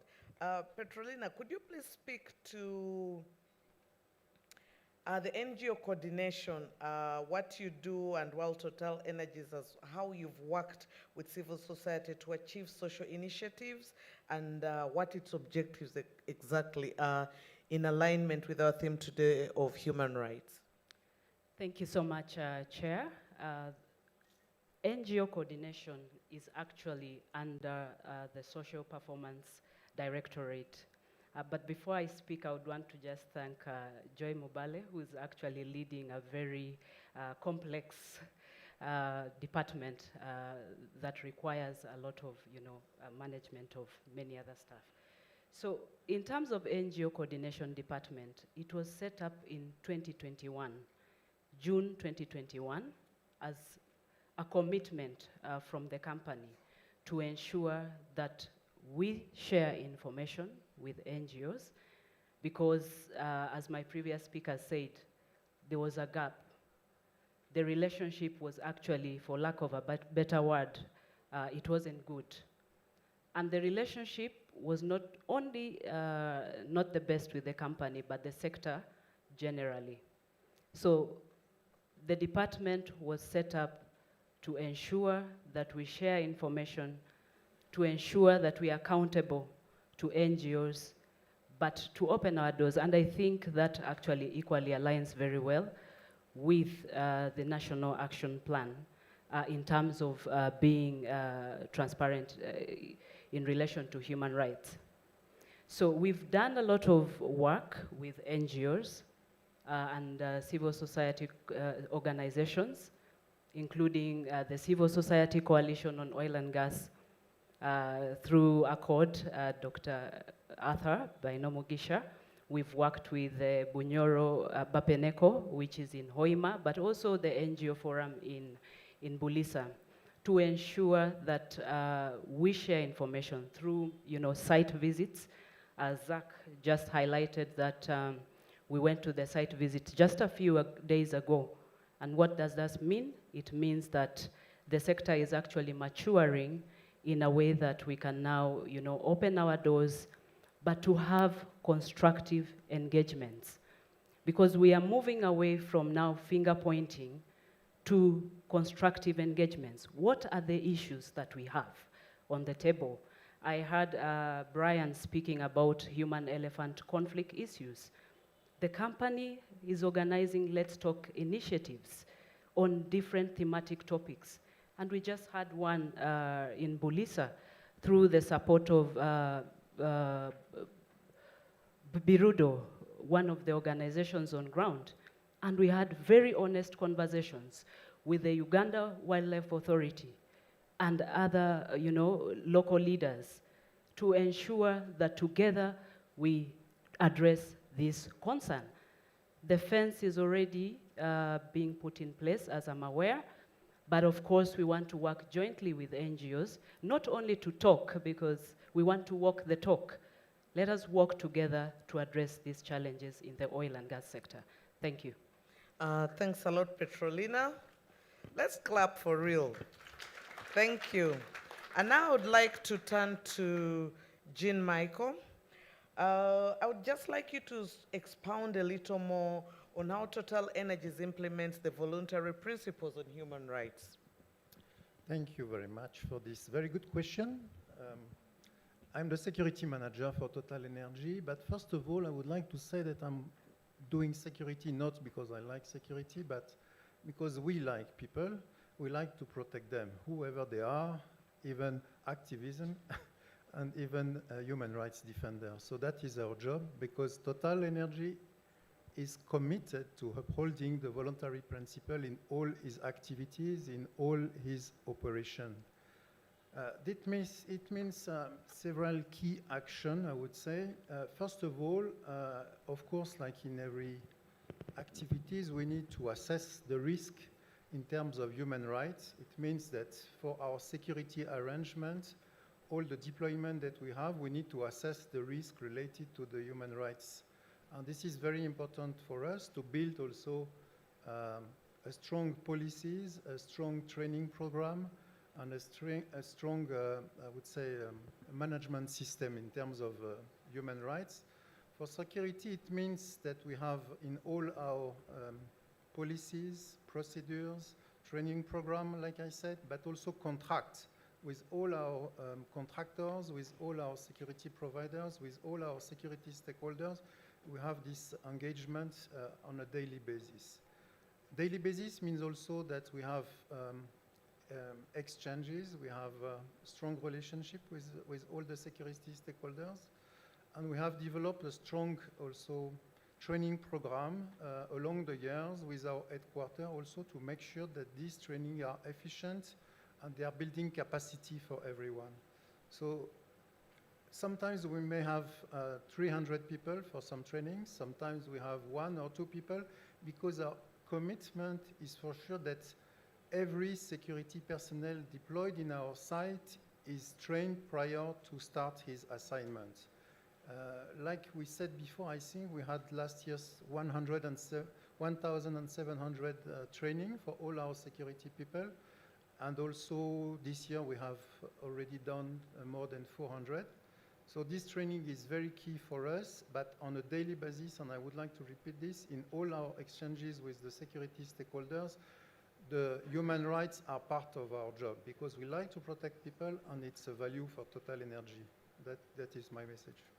Well, thank you so much, Jean Michael.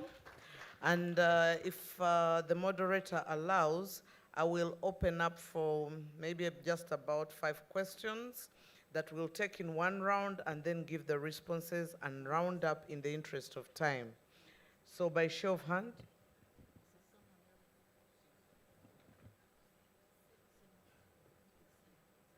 Oh, apologies, Zach. Why did I forget you? Just to reassure you, my son is actually called Zach, so this comes from a good place. Apologies, Zach. Let's hear from Sinok. Zach, from your presentation and what I've heard is that you recently conducted a human rights assessment. What has it revealed as key issues for you to act on, and what are you already doing that you need to keep up so that we keep the best practices and address where the gaps are? Over to you, Zach. Thank you, Mami. Oh, that's so nice. All right, as I did mention during the presentation, we conducting a human rights impact assessment that eventually will give us an in-depth understanding of the situation of the human rights for the kingfisher. Not that we do not know, we do know, but usually assessments or monitoring and evaluation gives you a lot more information that probably doesn't come to you in your normal business situations. So this, as I did mention, it will give us, we'll have a specific management plan for the Kingfisher project. The report is not yet delivered to us, but some of the highlights that we did receive during the consultations, especially from the NGOs, from the directly affected persons, some of the issues related with the compensation, where a smaller section of the persons that were consulted felt the compensation was not fair and adequate, and that represented a smaller percent of about 2 or under.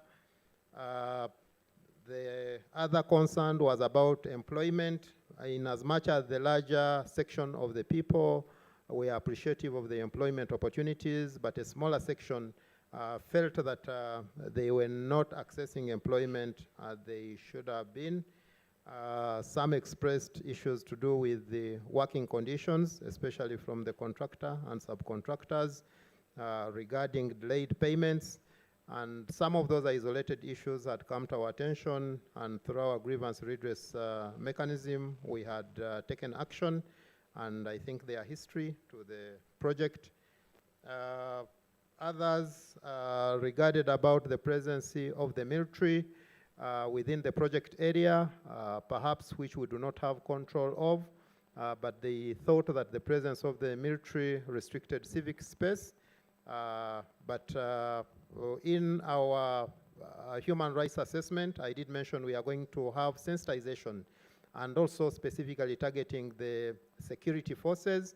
We hope in that capacity building and awareness sessions where we'll have dialogue with the security forces, we shall be able to bring out issues that have come out in the report and also work with them to see how we support each other to ensure that there is trust and confidence building within the population.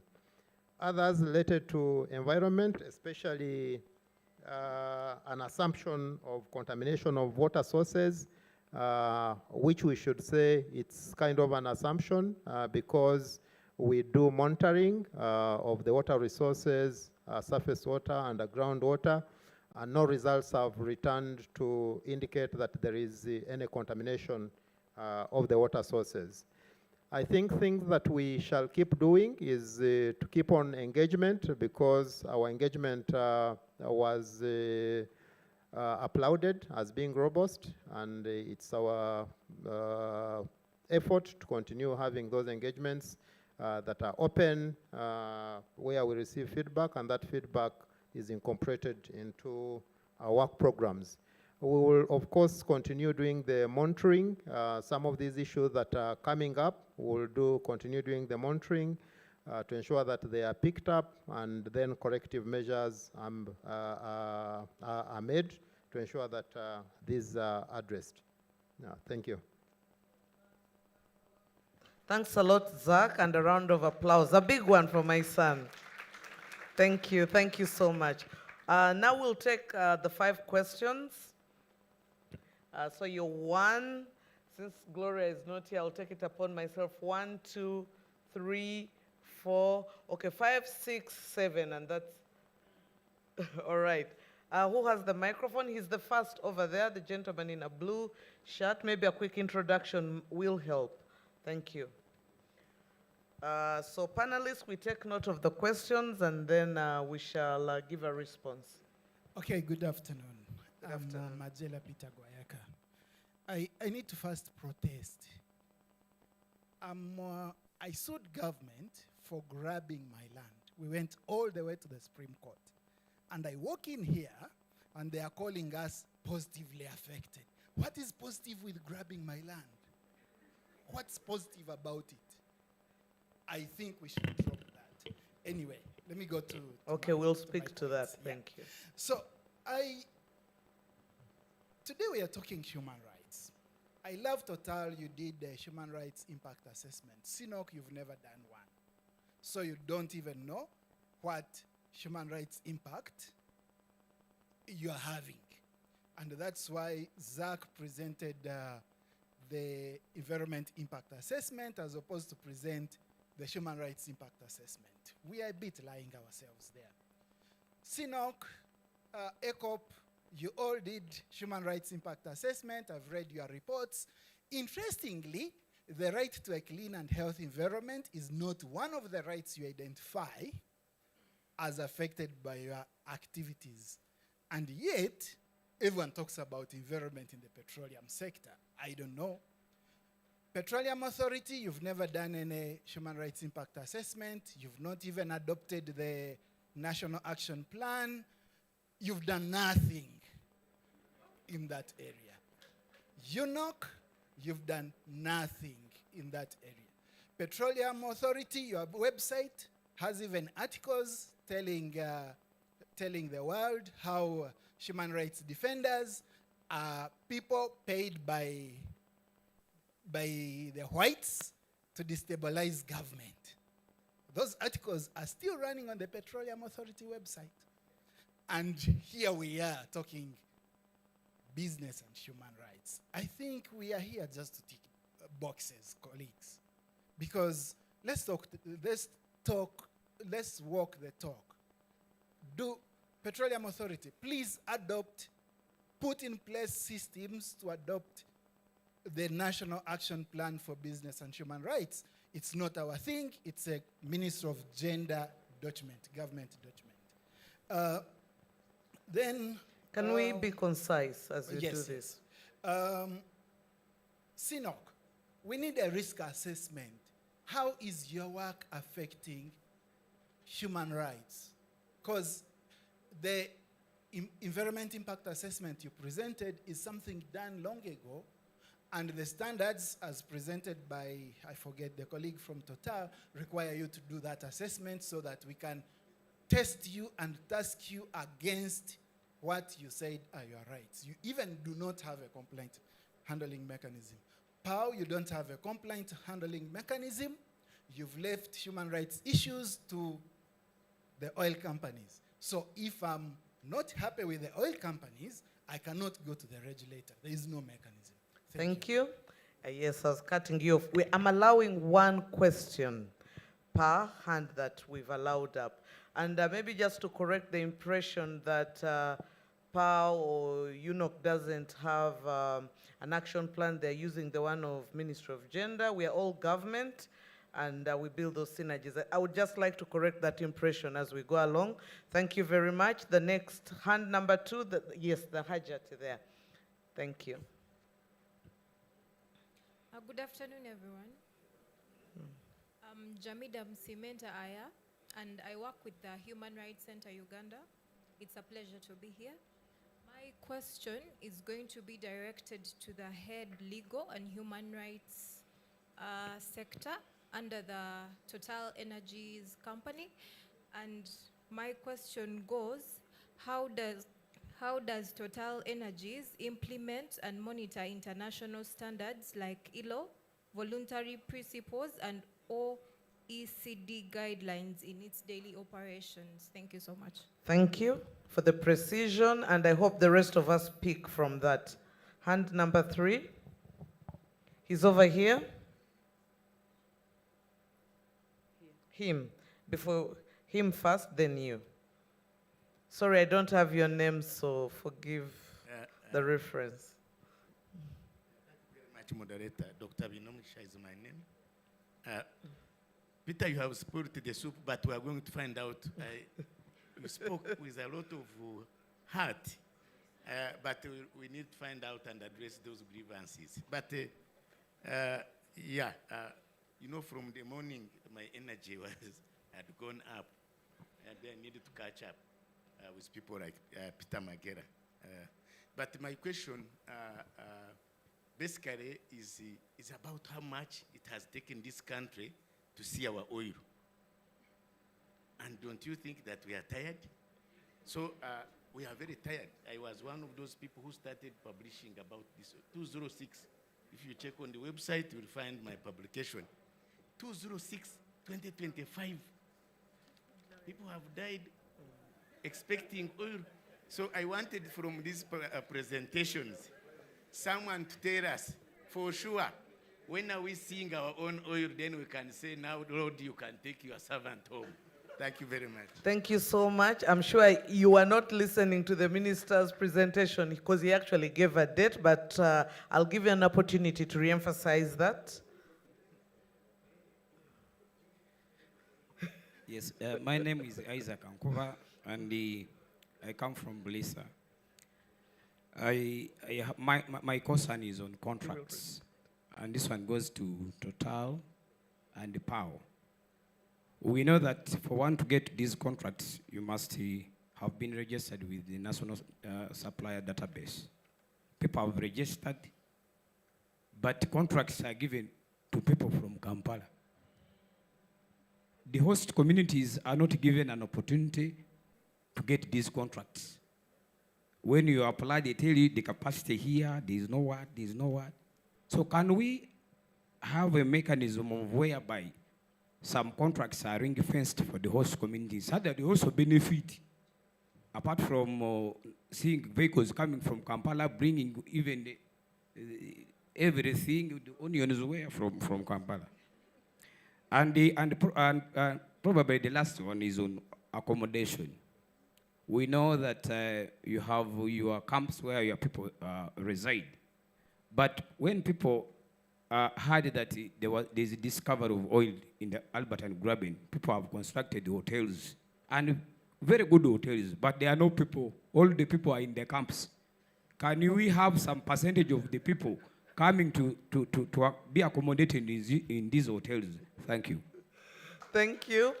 One question, please. There was someone behind.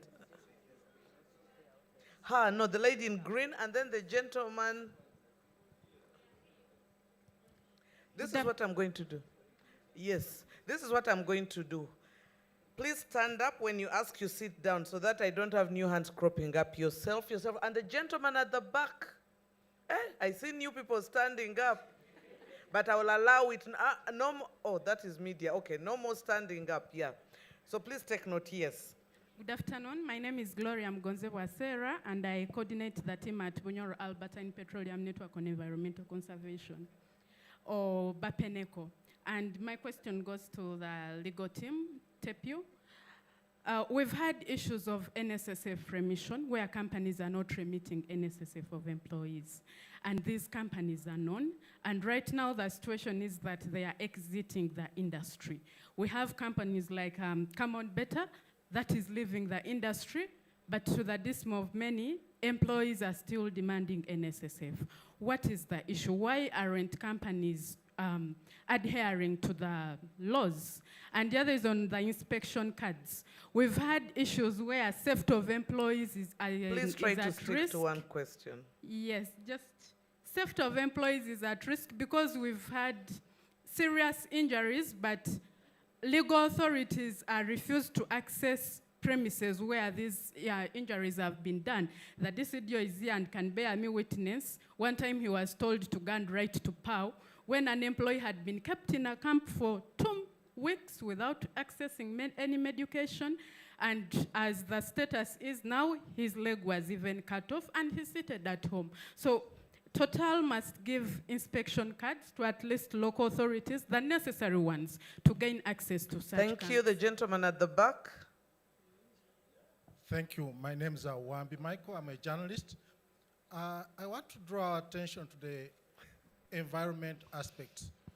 The biggest headache I face as a journalist now is not about human rights. The questions I'm getting now from abroad still relate to environment.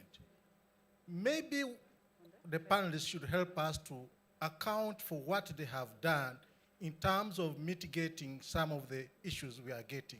Thank Few you days very ago, much. I got something, somebody was asking me that the entire Albertine is flooded. That can we fly there to go and see the floods? Precision, Why are please. we having floods in parts of especially the Tlenga, and what can we do to mitigate them? If Thank you very much. Yes, please. I'm Bargara Beneda Twoki, formerly District Community Development Officer, but team lead now, Alliance for Change Foundation. I have 3 issues. The first one is on labor issues. And that one I will not comment. I will just say that Sestra and Peneco, we need to look into this matter with a longer lens, because there are so many issues related to labor issues, which if we were given time, we would have exhausted them. And the question? The second one is it's not a question, just an act. Or a comment. The second one is on scaling. We appreciate the scaling of the youth, but the percentage of people, of those skilled who are accommodated in the industry might be 20% or 10%. And the time, 3 months, is not enough for these people to be given jobs there. So we need to revisit. And also they should be placing them for internship within the what? So the 6 months would be better, and then they place them for 1 month, then they accommodate them. The third issue, I'm confining the workers. POW took assessment. It is now 4 months, no report back. Now, the celebration, we are celebrating the positive impact is for the land acquisition. For the development phase, it is a cost to the community of Bulisa because of putting people in what? In the camps. Thank you. So we need that report from POW, because they are saying they could release half of the what? Of the workers to the community. Then we can be happy. But if they continue like that, it will still be a cost during the development phase. Thank you. I'm not allowing a fourth one. Please pass on the microphone. Let's be considerate. Okay. You pass on the piece of paper to who you want it to go, and then they will answer. I'm just being considerate of time. Your apologies. Please, one question or one comment. Okay, thank you. I've just been handed to a pack of play cards, and yes, business and human rights play cards, which is having some very nice write-ups. And this is the theme that we are discussing today. Article 29(1)D talks about freedoms of assembly and demonstrations. And all of us here, what we want to see is our extractive industry moving smoothly and in a sustainable manner. But even in a home, you can't have children of the same type, but you need to look at methods of how to handle each other. We are having a team that is coming up and saying no to ECOP. Now my question is, we have had arrests concurrently, but we have seen no change. You arrest them today, you release them, the other day they come back. Do we think arresting these people is sustainable, or we need to look at other forms of engaging these people and have it solved, such that we stop seeing such people on ground? Lastly, we have talked about all the good things, but Total, Sinok, don't we have challenges when we are implementing these projects? I've not had any telling us of what you face. Thank you. Thank you so much. And lastly, thank you, Chair. I'm Onyango Michael. I'm addressing some of the questions. It's just a matter of follow-up of these questions to Sinok. You have talked about the management plan, which is very important, and they are doing it very much. And I appreciated their work. As a monitor in the area, I appreciated them very much. But so far, what are you planning or what are you doing to the people of Javasambo, who are the people who had acquired almost 98% of their land, and they are still staying with you, and they are within the parameter, which is illegal to the management plan which you are talking about. And they are also within the military in case of any invention. Second, I'm asking you about what are you doing on the environment impact, mostly in the excavations of Maram? Because already there's a water which is affecting the community guest house. As already I'm talking to you, we have sent most of the messages, but the feedback has already been given out. And thirdly, it is just a follow-up, Madam, you'll excuse me, because it's the ground where I'm operating and it's also there today. And finally, you had worked very much as a SINOC under the company to give us the physical plan, which is already acquired by the community Bukola Land Association. And this physical plan, SINOC had already agreed to assess and to assist the people in accessing the roads in between. As per now, I'm speaking to you, Madam, all the floods which are coming are invading the people within the physical plan area, which is already set up in the area. Only good roads are going from one project to another project. And finally, on the corruption of the job opportunity. No. You write that on a piece of paper. Thank you very much. You know, now I will not even have a second round of questions because people have abused the opportunity of one question per person. So I will quickly now turn back to my panelists, but I'll also extend the opportunity to both APAO and Minister of Energy. Minister of Energy, just to re-emphasize the issue of when do they see the actual oil, which I thought was made, but we need that reassurance. But this will be at the end, and APAO will speak to some of the other issues that have been raised. So now I will turn to the panelists. I think I'll start with my immediate neighbor, Christine. If you could just sort of round up whatever's come to you, and then we'll go down the line. Thank you. Thank you, Chair. So I'll start with the question about the right to clean environment. So I think the person who asked the question said there was nothing like that in the HRIA. I want to say that what the themes that we spoke about were just the major themes: workers' rights, communities' human rights, security, human rights, and cross-cutting issues. So just because something is not expressly provided for doesn't mean it's not something we've considered. And in any case, if it's a regulatory requirement, of course we have to comply with the laws as well. So I want to assure you that it's not something that we do not handle because it's not provided for expressly. It's part of the cross-cutting issues. There was another question about how Total Energies implements the standards in our daily operations. So I'll give an example of the standards. For example, when you look at the UNGP that we majorly focused on today, it requires that you do a due diligence, and that due diligence was in the form of the HRIA that we conducted between 2021 and 2022. And it's through that HRIA that we came up, they identified salient human rights risks, and an action plan was developed, both determining the short-term and long-term actions. So that is work. Some of them you can implement immediately, but then, these are things you have to consider throughout the life of the project, if I may say so. Then if you look at, for example, the ILO, it's on workers' rights. Again, it's through fair working practices. I can say we have developed a workers' rights tool, workers' voice tool, where you have an anonymous platform for contractor workers to speak up about any issue they may have with the employment.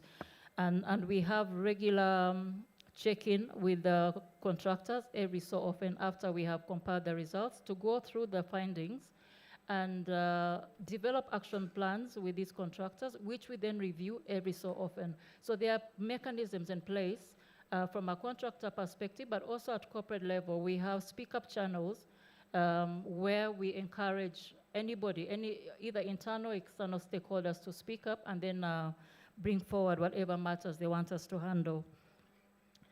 There was something about contracts being given to people in Kampala. I'll speak a little bit to that, but I'll also let maybe the regulators speak to it.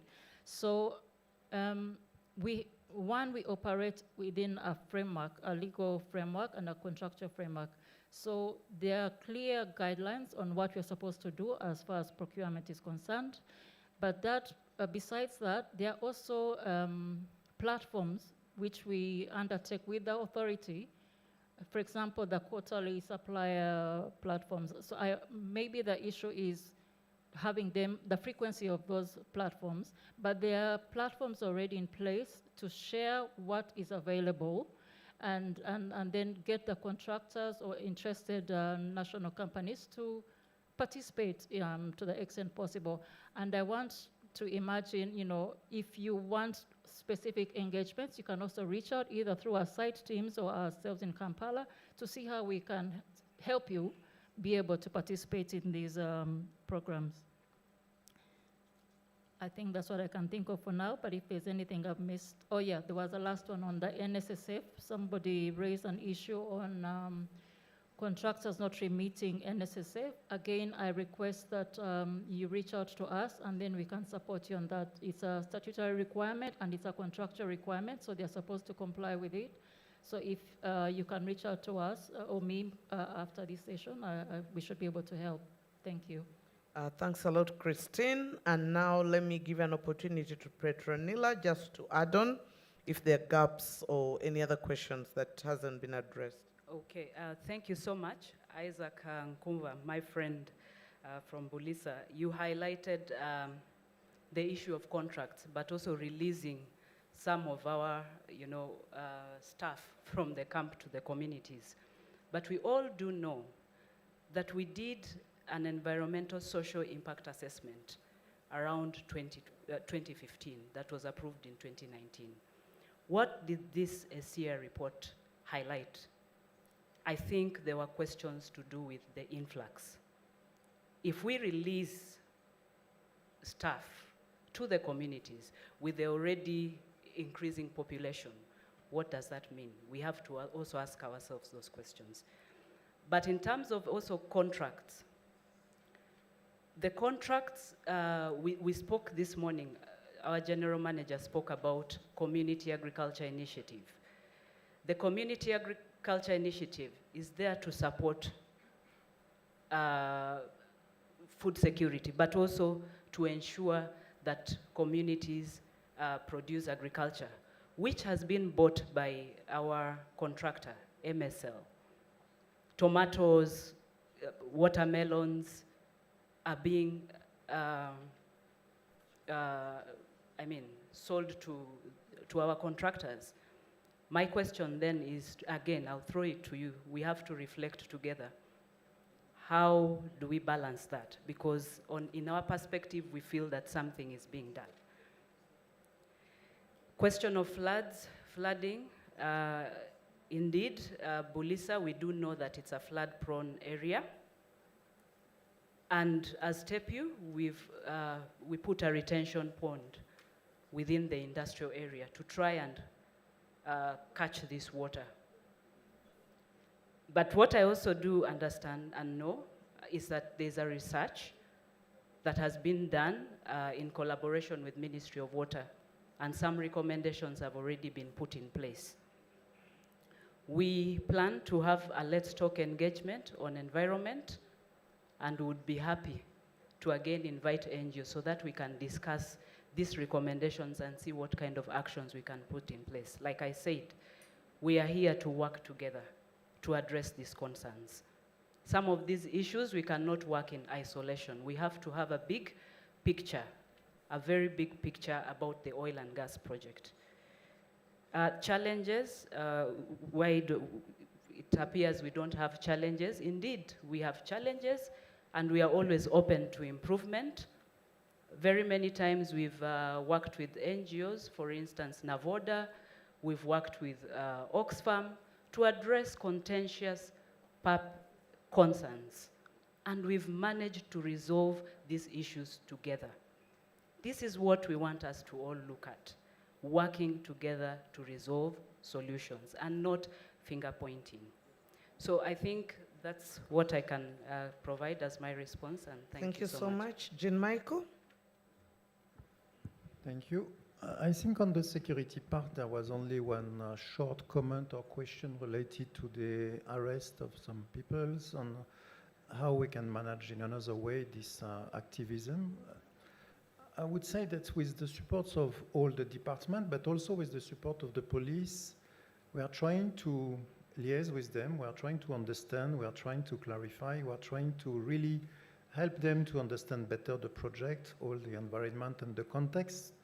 But to be honest, and maybe my colleagues will also complement, it looks like sometimes that they are more interested by social media noise than by trying to understand the project. Sorry to say that, but I have to say it. In another way, we Total Energy, as we said before, with all my colleagues, we are trying the best not to endanger their situation, to support them when possible, and to listen to them when we can. Thank you very much. Thank you. Can we hear from Zach? Thank you, colleagues. I'll start with Peter. He mentioned about the human rights impact assessment and nothing that has been done by CNOC. I would probably request Peter and everyone else in the room, maybe we interest ourselves in access to the project documentation. When I was making a presentation, I did mention about the environment and social impact assessment and the specialist studies that were undertaken as part of the Asia.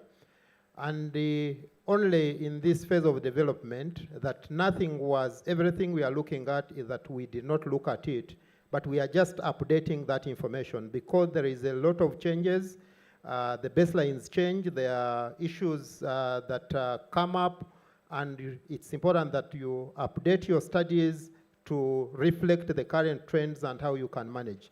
So during the environment and social impact assessment, we had a human rights impact assessment that was undertaken, which is part and parcel of the Kingfisher project environment and social impact assessment. So if you access it, you'll find that as an attendant specialist study, there is that study that has been guiding us. Only now we are updating our baseline to reflect the current trends, look at the emerging issues so that we can manage them better to ensure that the projects remain sound. We had a community safety and health assessment that also gave us a community health, safety and security management plan. All those speak to human rights issues without speaking about them in isolation of the other specialist studies that I talked about, the waste management, the stakeholder engagement, the noise, the pollution, all those touch aspects of human rights. So I don't think we should look at human rights and then we take it as a physical animal. Human rights are entrenched in different things, and when you look at the holistic project documentation, it gives you a picture that the human rights are understood, and they are reflected in the project documentation. No complaint handling mechanism. Again, if you look at our Asia, you'll find that we have a stakeholder engagement plan, and as an associated procedure, there is a grievance redress mechanism associated with the stakeholder engagement plan. So it does exist for the Kingfisher project.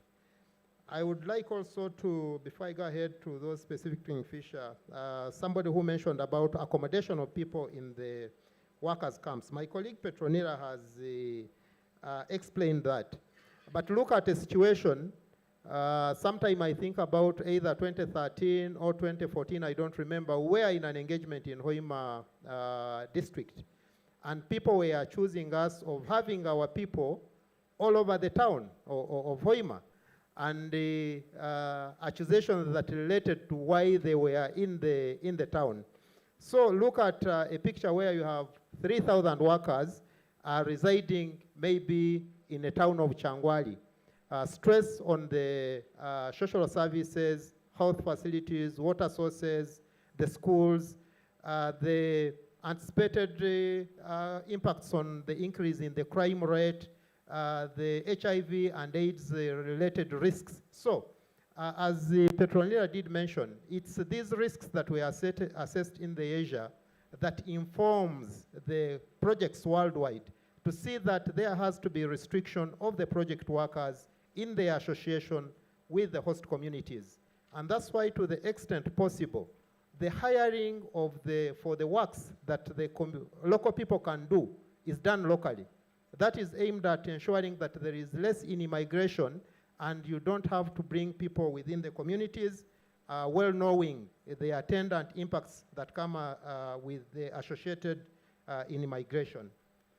Mr. Wandi Michael did mention about, we are not speaking about environment, but Petronila did mention about a few aspects about the environment, and there are quite a number of things that we are doing. We are doing audits across the projects, environmental audits. We are doing quarterly monitoring. We are having tree planting campaigns. They talked about stormwater management, wastewater management, biodiversity, noise management. All those aspects speak to environmental aspects associated with the projects. Mr. Nyango Michael, specific to the Kingfisher, thank you for appreciating the efforts we are undertaking, but also you bring up the issue of one community of Chabasambu. For those who do not know Kingfisher, we have about 7 villages, Mr. Kaija, in the valley that constitute the Kingfisher, the Buhuka Valley.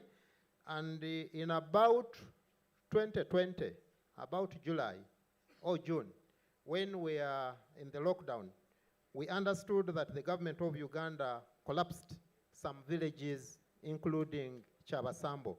So, Mr. Nyango, you are aware that the issues that led to Chabasambo, they are not related with the SINOC, the developer of the Kingfisher project, and we continue to engage you as a village where you are. But beyond what happened to Chabasambu and our responsibility as a project, I think we can't do more than we are doing. Our duty is when we have information concerning the project and whoever we find at Chabasambu will come and communicate to you about the project, what we are intending to do, and what you can support us with. Beyond that, I think it's something we can work with you to take it forward with the government institutions that collapsed Chabasambu and the other villages. Environmental impact of the borrow pits, thank you. That is to our attention, and you are very much aware of the efforts that the project is taking to mitigate the effects of the flooding around the community guest house as a result of the works that are going on at the borrow pit. Physical plan and the assistance to improve the roads, it's a request that is coming up, and we will continue to work with you and the other community members to see to what extent we can work together to see that we improve the community in our midst. Thank you.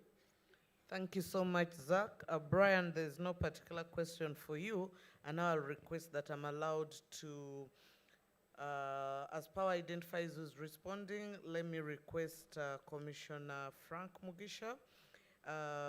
The issue of when is the oil actually coming, but there's another note that has come through, and I'll read it. There are a lot of labor issues in Bunyoro region. As government entities, is there a way you can advocate for an affirmative action to lift the wage bill to allow districts substantively recruit labor officers that can always help in addressing some of the labor-related human rights issues to address on the number of grievances and overwhelming oil companies? Thanks. This is from Beatrice of Pabenego. Mr. Mugisha, please. Yeah, thank you, moderator, and thank you, doctor. I don't know whether I'm audible enough. Yes. Okay. Doctor, you are right. First oil was first talked about a very long time, and it has been a moving target, and I believe for a good reason.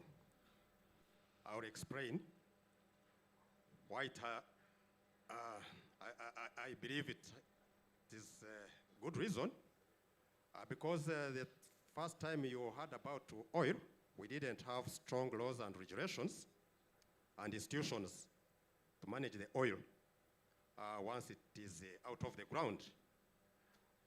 But now what has been a dream, the moving target, is now a reality. Why? Because we have put strong laws and regulations as of 2013 and 2016 when we put regulations, and we also put strong institutions, the likes of Petroleum Authority of Uganda, a national company. And in addition, we've also undertaken financial investment decision for upstream projects and also ECOP. And we have gone further to also undertake financial closure for the ECOP. What this means is that the project developers have sunk a lot of money in billions of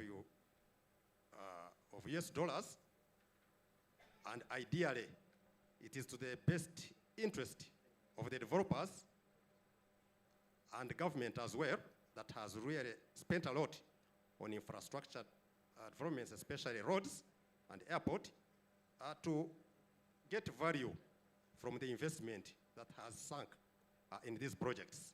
So I want to reassure you and allay your fears that the first oil that has been set June 2026, there is no turning back, there is no further extension. So I think you should rest assured that come June 2026, you will see the first drop of oil in the country. Thank you. Thank you. Mr. Commissioner, there was the issue of the labor law. We leave this to the Petroleum Authority. Maybe there was the issue of flooding. That one I think I will leave to Petroleum Authority, the issue of labor. Yes. But the issue of flooding, yes, there is persistent flooding in the Bulisa area. I think this is a perennial problem. And what are the interventions that have the ministry have undertaken?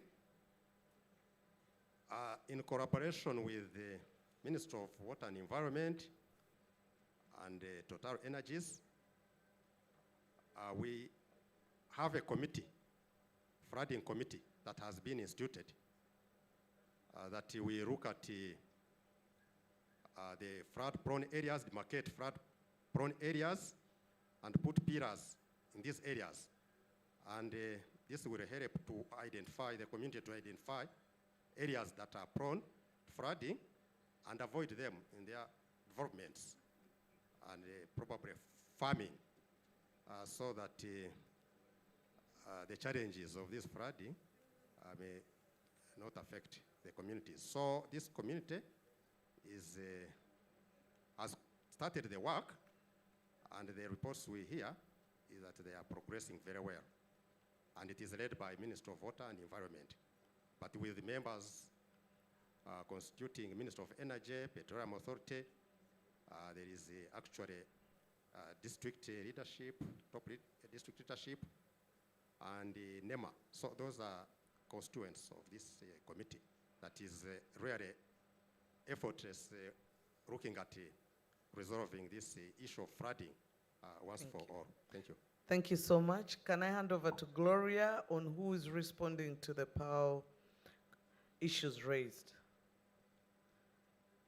I can see the microphone going to Mr. Alice Katawa, Director, Legal and Corporate Affairs. Okay, thank you. Let me take this opportunity to thank the panel for the presentation and the very strong questions that came through.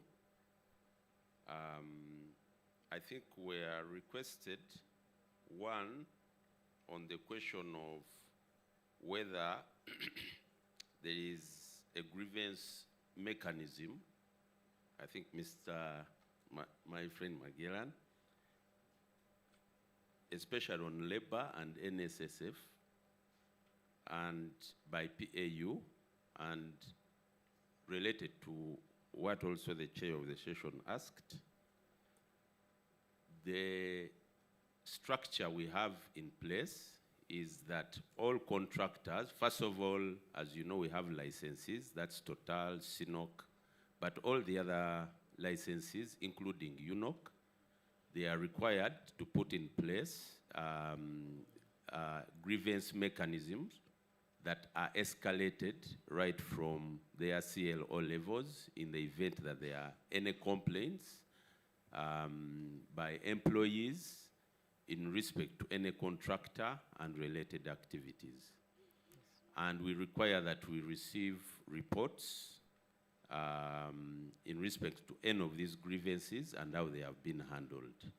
And we receive these reports, and I think you've heard statistics earlier that there are close to 3,000 to 4,000 grievances that were received, and close to 90% resolved. Now, those that are not resolved at that primary level, they are escalated through the mechanism up to the licensees, which is Total or CNOC or UNOC or any other licensee, and to see whether it's resolved. Again, we request to get reports that relate to how those matters are handled. And then we come in at another level if in the event that these situations have not been handled, especially before they exit to the labor office, because as you remember, under the Employment Act, there is also another mechanism through the district labor office and then the industrial court and so on. And what I can say is that through that mechanism, of course, because you have close to 15,000 people who are working, and these people all come from different backgrounds, with different interests, with different cultures. We have maybe 27 nationalities in that area. Forget all of us as we are seated here. Most of us are Ugandans, but we come from very different, areas. Some people are Wachiga, they say it directly, others are very polite. So there is bound to be labor-related conflicts. But so far, I think the few cases that have been noted, I think we have close to maybe like less than 5 labor cases which have gone through up to court, that are even in the industrial court, which shows that this mechanism is actually working. And this is not to say that there are no labor-related disputes, because they are bound to happen if you get 15,000 people from 2022 February, when FID was made, up to today, and they have all come to work. So, Mr. Magellan, at least you should acknowledge that there is a grievance mechanism. Two, we also acknowledge that there are still labor-related issues. And my encouragement is that please bring up those issues. Total, CNOC, and everyone has, even ECOP, whenever these issues have been coming up, they have been willing to have them resolved. I think one of the last cases we had, I think was resolved of someone who had gotten an accident, and I've seen a settlement where the matter was eventually resolved through these interventions. The second is, are there human and business-related policies for the licenses that are being enforced by PAU? And the answer is yes. We have different mechanisms we've put in place to monitor human rights. There's field monitoring. We have our field monitors in place every day, and they receive any complaints that relate to this area. We have third-party information, which we receive either through whistleblowers or any complaint. We have forums like quarterly engagements for CSOs, where we receive feedback, including the annual one, like this one. That's why I'm seated this side. We just came to listen. And when we receive feedback from here, we go back and check how it works. And then we have annual reports, which we receive from these licensed companies. These annual reports, some of them are here. I've seen them. I think the ones for Total are here, CNOC, and so on, and ECOP. And in all this, we are trying to make sure we receive feedback, but feedback is also given to the public in respect to this evolving area. And then we also have our offices. We have officers, we have CLOs, we have social officers in the field. We also have offices in Bulisa and Hoima. The purpose of this, again, is because we want to listen to hear if there are any of these grievances that exist. And they actually do exist. The good news is that we've turned the corner. Remember last year, we were here, some people, the tone, were in the tone of stop. We are not going to have the project, wah, wah, wah. I think we've turned the corner. Now, we all agree we have the project.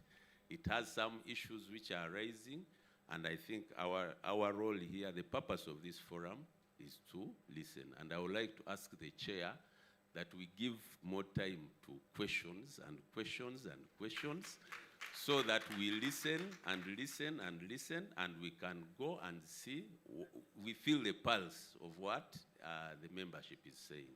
Thank you, Chair. Thank you. That will be after lunch, right? All right. In that spirit, it's my panel standing between you and your lunch break. I'll ask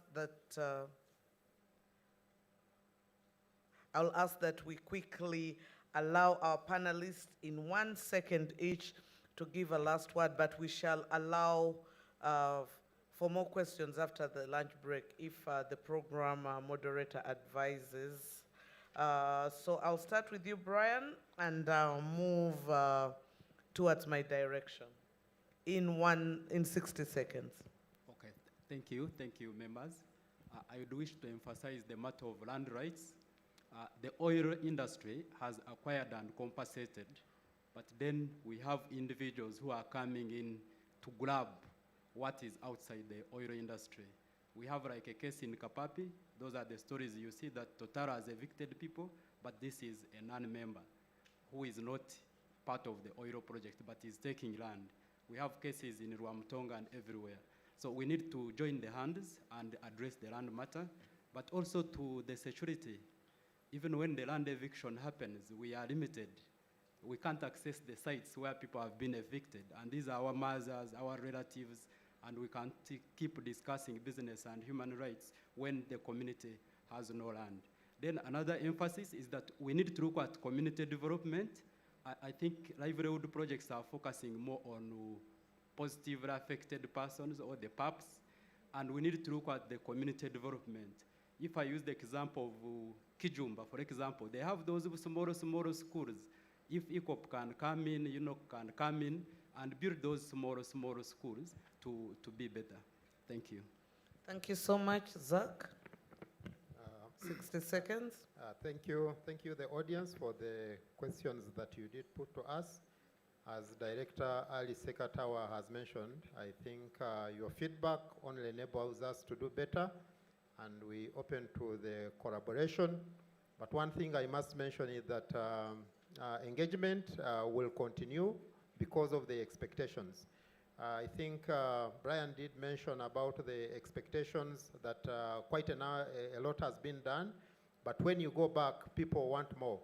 And I think it is the wanting more for the new people who go in there that you find issues. Not that nothing was done or it was poorly done, but the expectation to benefit more is the one that creates the issues to look as probably a few things were not done right or nothing was done, but it's our duty to continue engaging and engaging and engaging. Thank you. Jean Michael? Thank you. I will not be too long. I will just repeat that we security, we are working for all of you to protect you and to make this project feasible without any human rights impacts and to help everybody to enjoy this project. Thank you. Petronila? Thank you so much. I'm very happy we are having these very honest conversations. Let us keep this conversation alive. And let us collaborate to address issues constructively. And we are very, of course, open to improving our operations. I'd like to stop there. Thank you. Kristen? Thank you. I think I'll also reiterate the dialogue aspect and request that we read the reports that we share, because they contain a lot of information, and then they also give you the mechanisms in which you can reach out to us if you have any areas of improvement or comments. Thank you. Thank you. Apologies for those I cut off, but since we've got the placing for POW for further engagement, we'll do that as we network the different breaks and during the next sessions. I request a loud round of applause for my panelists. And I demand one for myself. A big clap. Thank you very much, Dr. Thank you so much, panelists. And your panelists, you've done well. Apologies for those who are cut short, but we are going to allow time for more questions. Back to you. We have a small token. Maybe we could first have a group picture and then we hand over the token. Thank you. I'll invite our board chair from PAU who joined us to join the photo, and the GM of Total, plus a representative, either Accord or Cisco, to join the group photo. Thank you.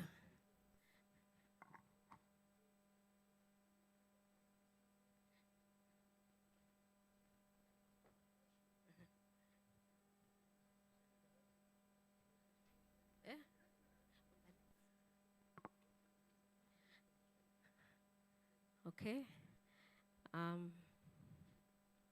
The hand is right there in the middle.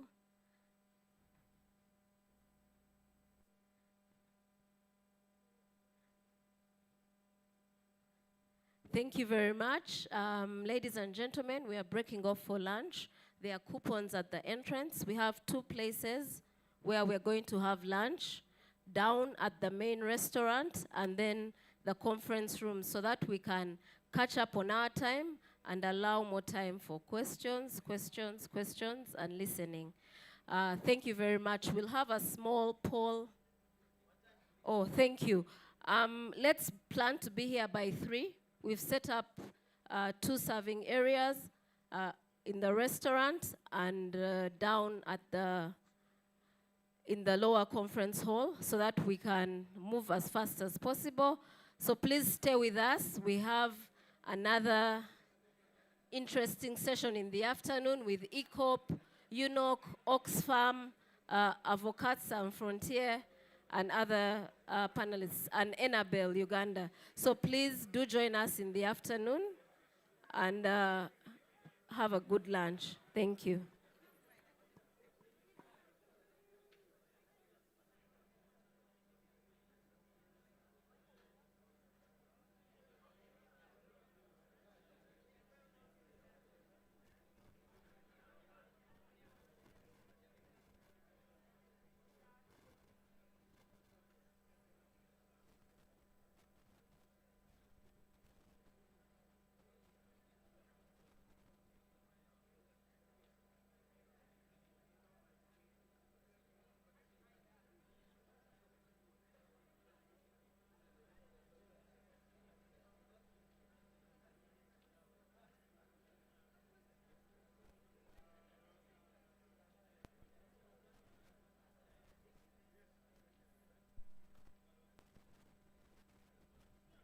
Please remember to pick up your coupon as you go for lunch.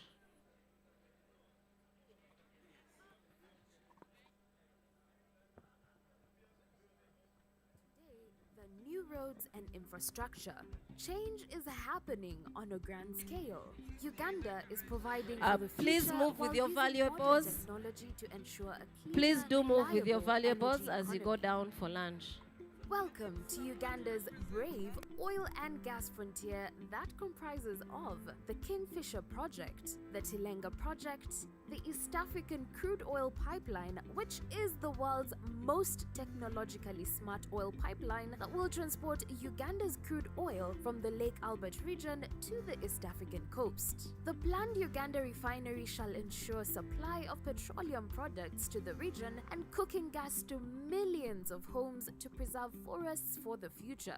Uganda is a low-carbon emitting country and is dependent on renewable energy such as hydropower and solar for most of its energy needs. It also relies on imported petroleum products for its transport sector and industry. As a responsible partner in the effort to minimize the effects of climate change, Uganda passed the Climate Change Act. The oil and gas sector is responding by taking measures to reduce its carbon footprint by decarbonizing the oil and gas projects in order to reduce the greenhouse gas emissions through the following key interventions. By law, Uganda shall not flare gas during normal oil and gas operations. Uganda's oil and gas sector utilizes the best available emission reduction technologies in the design and engineering of the projects. This includes equipment efficiency optimization and vapor recovery. Preference for low-carbon energy sources like solar and hydroelectricity for oil project utilities, and establishment of advanced leak detection and repair systems to minimize risk of emissions. Adoption of an integrated power strategy that includes recovery and monetization of gas to LPG. This is expected to provide a cleaner alternative to firewood and charcoal. Over 90% of Uganda's population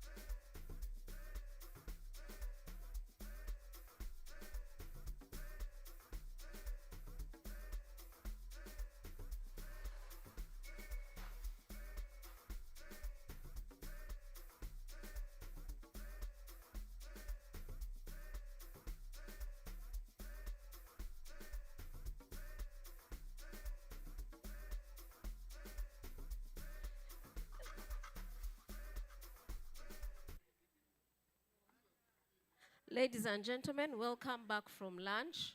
We are going to start our session in the next 5 or so minutes.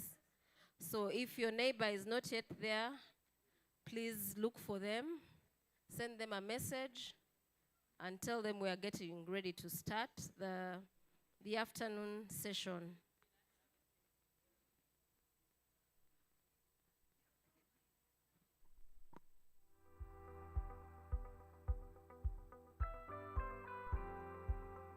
In 2006, commercial quantities of oil were confirmed to exist in the Lake Albert Basin in Uganda. Total Energies, operating the Tilenga project, and CNOOC, operating the Kingfisher project, completed exploration.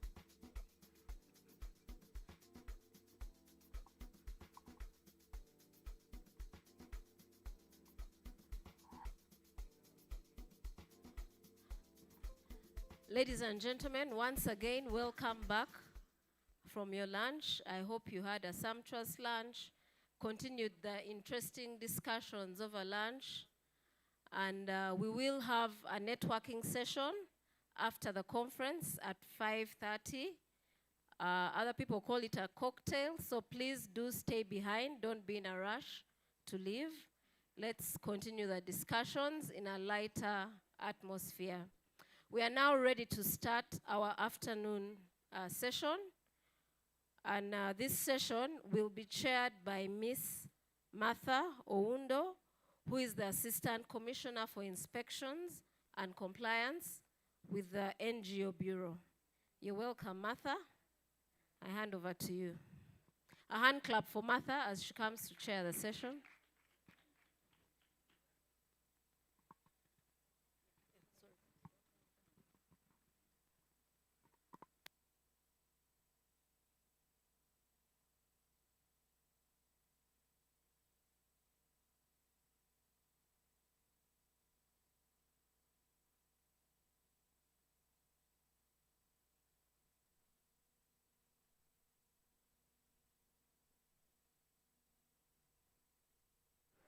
Good afternoon, ladies and gentlemen.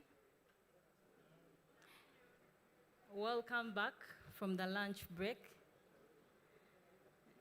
I hope it was as rich as our next discussion. I request that we all settle down, those of you that are standing.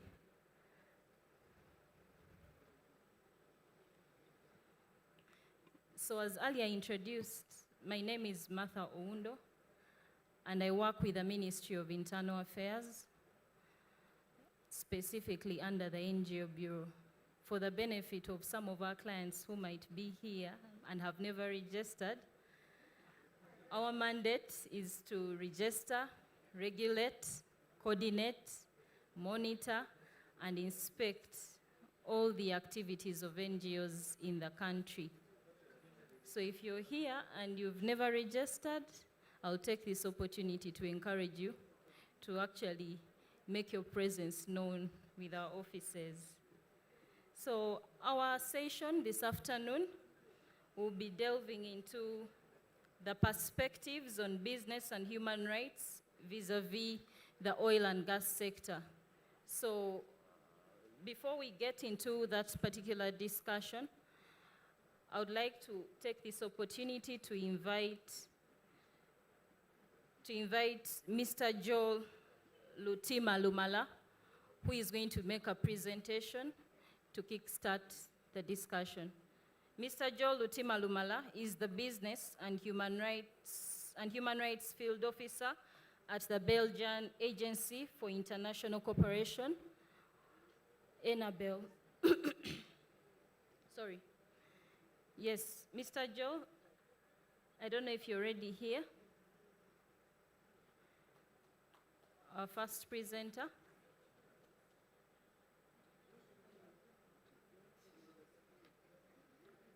You're welcome, Joe. Please clap for him.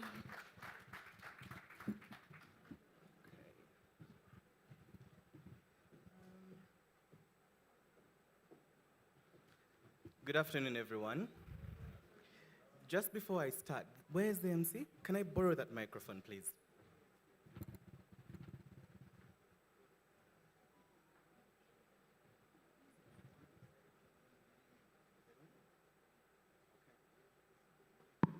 Yeah, okay. So, does this work just as well as this? Am I audible? Okay.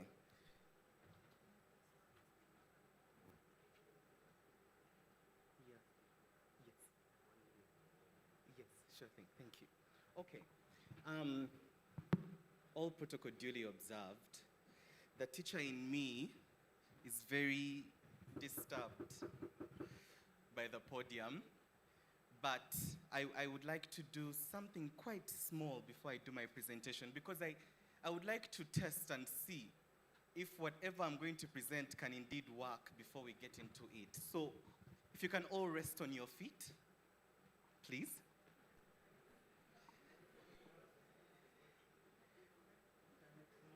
I know some of you have just eaten. Pao has, given some of the best food.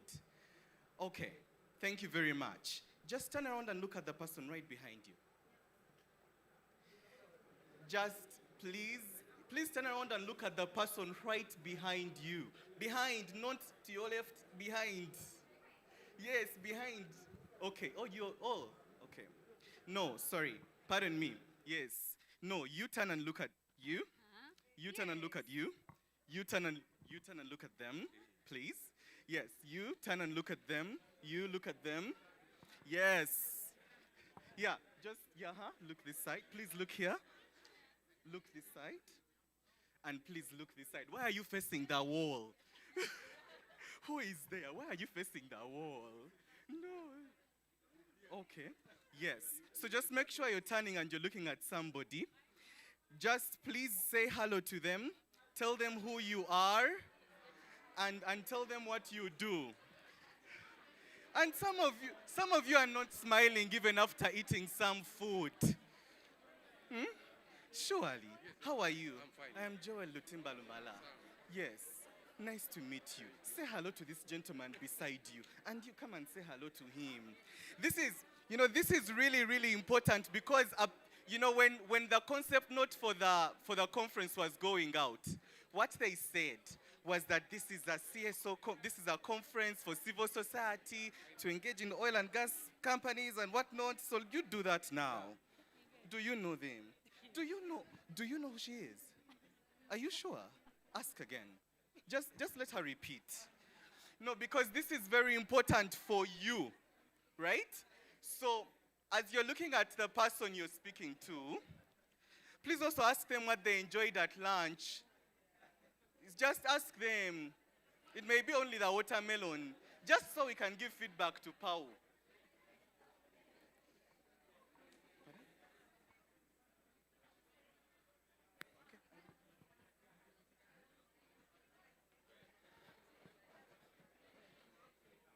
You are not smiling. Smile at your neighbor.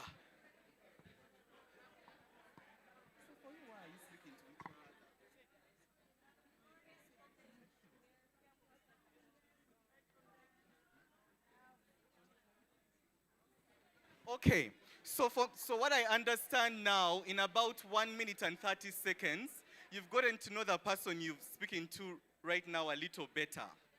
Yes? Can we confirm that you know the person you're speaking to a little better? Some people are very happy over there. Are you speaking to each other? You're very happy over there. I hope you're not speaking to people you know. Eh? Can I confirm that you all know each other a little better? The goal of the conference in and of itself is to facilitate communication. That is the bedrock of it. Yeah? All eyes on me. Please. The goal of the conference, I'd just like to, remind you that I'm at the front and I'm a bit of a dictator when I have a microphone. I think I'm the only one allowed to speak. Okay, the goal of the conference is really, I want to emphasize, is for communication. That is the goal, that you're communicating with each other. And so the person you have just met right now should be a person you can engage with after. I have not seen the person from Bapeneko. Who did you speak to? Who did you speak to? Did you speak to the people in front of you? I see colleagues from Sinok and ECOP.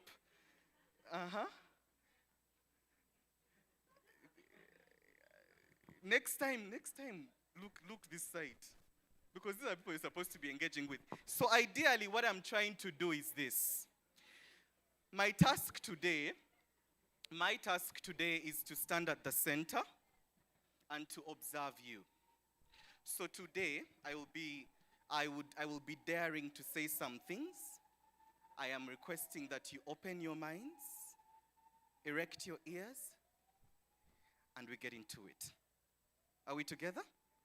Thank you very much for indulging me. The technician, please. Thank you. Ideally, what I'm tasked with is to present on best practices for integrating human rights in extractives. I have no idea how you changed that, but if there was a 4 there. Okay. And for me, who they are tasking with this job, I just like to repeat after the MC. I am Joel Lutimba Lumala. I work with the Belgian Agency for International Cooperation called Enable. And I would like to make emphasis to my job title. I am a business and human rights field officer. My role is not to sit in offices only. My role is to sit there, to discuss, to go where the issues are, to support, to be with you the entire time. That is my field. So this is field for me. Which means that for me, I am not going to repeat a lot of things that you know. I am not going to do that. What I know for sure about you, for instance, is that the Petroleum Authority of Uganda has invited a broad stroke of actors. There's people from the businesses or the corporations themselves. I understand there's people from ministries, departments, and agencies. I have seen representatives from district local governments, people from the media, civil society actors, seen some activists in the room. I have also seen some youth, right? And so ideally, by and large, the way you are, you're already a multi-stakeholder platform. Please just clap for yourselves. And so what this means to me is that you guys already know. That is the first thing. That's the second thing I'd like to say. You are already aware of what business and human rights is. A lot of you have come up here. you've expressed information about legislation, you have made mention to the things you are doing about it, people have asked you questions. So what the other thing I'm aware of is that you know. Yeah? And the third thing I'm aware of is that you all want respect for human rights by businesses. Is there anyone in disagreement with me? So we are together. Okay. Who we are? We are, we are an EU-funded project, funded by the European Union. We are funded to the tune of 4.8 million euros, and this project is implemented by the Belgian Agency for International Cooperation. Allow me please refer to it as ENABLE, and it's in partnership with the Ministry of Gender, Labor and Social Development. And ideally, this project began in November 2023, and we are functioning in 3 regions. We are functioning in Kampala Metropolitan Region, which includes the districts of Mukono, Wakiso, and Kampala itself. In Busoga Region, which includes the districts of Iganga, Bugweri, Mayuge, and Bujiri. And specific for all of you is the Albertine Region, which covers Hoima, Chikube, Bulisa, Masindi, and Chiriandongo. So a couple of them are cross-cutting with the areas that you're operating in, and a couple are not. Ideally that in implementing this National Action Plan on Business and Human Rights, we should be going broad. But as with every project, we really have to also zero in on a couple of things, just so we can realize something and then keep growing as we go. So our thematic areas include aspects in relation to labor rights, land and natural resource governance, and digital rights. Land and natural resource governance is why the invite came our way. And so ideally what we are tasked to do is really our project is aimed to contribute to the reduction of human rights abuse, particularly impacting women. And the reason why I happen to have to stand at the center, which I'm not going to do now, is because of our outputs. Our goal is to support the state agencies to implement the National Action Plan itself. Our second goal is to raise awareness and engage with the private sector actors, the European businesses and Ugandan businesses. And our third arm is to support civil society advocacy and dialogue. That is ideally why you will see us over there. So my job, like I started at the beginning, is to observe you. Like for instance, there are people that side who are looking at each other with cross faces, like they don't want to ever speak again. Some people are here smiling. Other people are here speaking to each other, and they're from the same institution, and it's all for me to observe you. We stand at the intersection of a lot of the stakeholders in relation to business and human rights. So we are supporting corporations or businesses, the government and MDAs themselves, business member organizations because these support you, district local governments because the issues are on the ground with the communities, and civil society organizations that happen to have a big job. And this for me, when I received the ask to do this presentation, is what I call a tall order. Because you are people who are in a sector that indeed, as Mr. Ernest Chibondo said in the morning, is a sector that is looked at quite critically.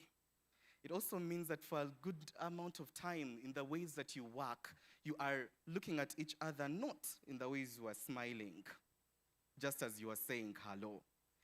And so for us, we have to come in a position where we can not only, we can't take sides, but we have to, what they like to call, toe the line. We can't quite be anywhere, but we have to be at the center, such that we can be able to respond to the things that are affecting you. And so from this vantage point where we are watching all of you, what do we know? What we know for sure is that you already know the UNGPs. You know what the three-pillar framework says. You know that the state duty to protect is to, have legislation to enforce and to adjudicate. You know that the corporate responsibility is to have human rights due diligence processes done, that access to remedy includes non-judicial, judicial, all of these things. You are already aware. Also, we know that the UNGPs then come through into our national action plan. So we have some guidance that fits our context, right? And I guess after all of that, we have to ask ourselves, for us who are standing at the center, that when we look at you, what are some of the top things we are looking for? So earlier today, a good number of you presented on the human rights impact assessment reports, the environmental social impact assessment reports that you've done, a lot of assessments that you're doing, policies and whatnot. For us, we are just taking recognition of this to acknowledge it because it happens to exist. That by virtue of being in extractives, you're going to have an impact on the environment.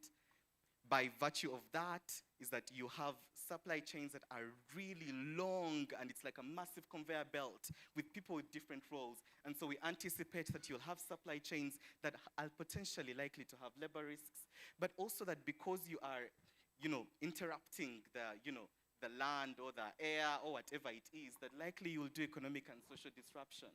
And that specific to the Ugandan context and perhaps Africa at large, that for businesses, we have to anticipate security incidents. That the very nature of engagement both with state authorities and also with private sector security has taught us that we have to anticipate this when it comes to extractives, but also again, because you affect the environment, you need land. And what I want to zero in on the most is that you have cumulative impacts. Cumulative, whichever way the English is supposed to sound. That you have cumulative impacts. That's really what I want you to also pay attention to. A lot of the things you've presented today speak to that. You've presented and said, in relation to land, environment, we have done A, B, C, D, E, F, G. These are some of the things that are emerging. So that you anticipate that regardless of what you discovered at the first instance, it's likely to change, it's likely to compound, it's likely to become different, and so we anticipate cumulative impacts in that regard. But also, because of how unique extractives are, there are very many people who are affected, and the very nature of it is that it has a huge gamble on power. It's who has the money to extract the resources, it is where are the resources located, it's who is regulating. It's really a big, huge power play. And at the end of it all, in the event that something goes wrong, access to remedy is the part that we'll be looking for. So for us, these are the things that we pay attention to. And so what we are learning, we are nearly 2 years, over 2 years into implementing this project. And we are learning that one, and this is very important because I saw someone spoke earlier and they said there are some small village schools and we think that Total should support and build those schools. And I want to just clarify on that. In the field, in practice for business and human rights, it comes down to just 2 questions. Who are you? And what is your mandate? It's as simple as that. Is it your mandate to build the village school? It is as simple as that. That may, like if we said, are you building the village school? That speaks to corporate social responsibility. I would like to put corporate social responsibility there, outside the window. It's not here with me in business and human rights. That is not where it falls.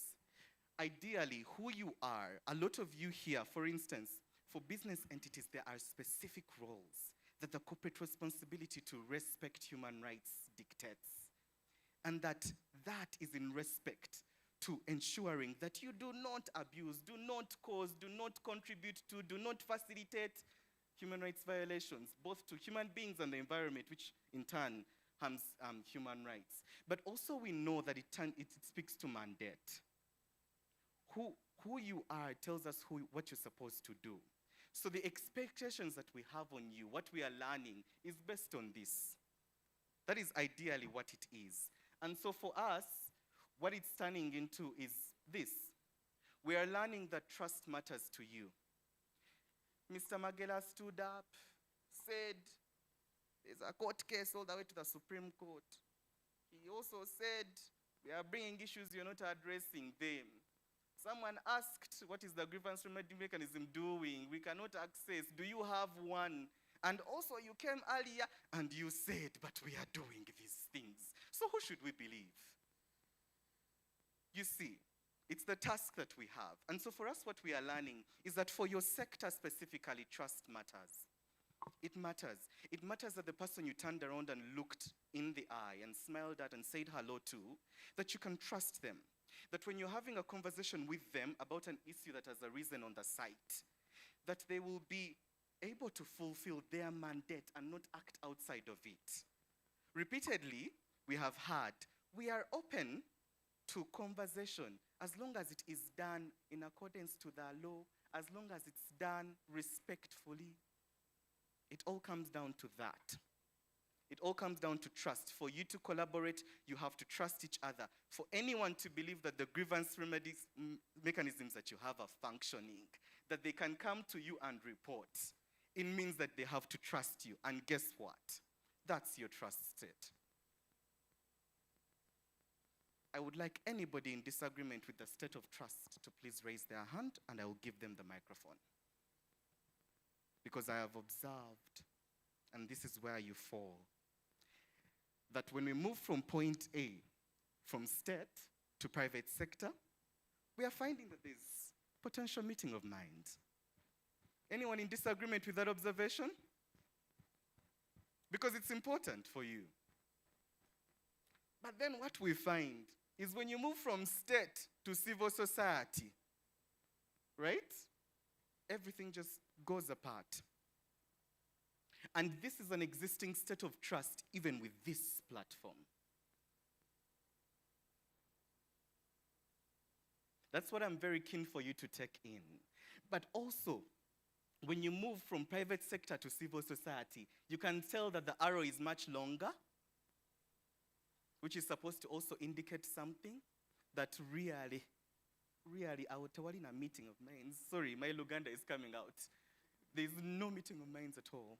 That's the state of your trust. That's how much you trust each other.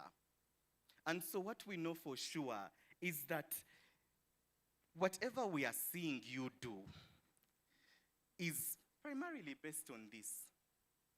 I would like somebody in disagreement to put up their hand and say something. Because it's very important that we agree on this state of trust. Otherwise, we are doing nothing. Why is trust important in this case? Fantastic question. For anyone to believe that a business, that a state has put in place systems that can respond to their concerns, they have to trust you.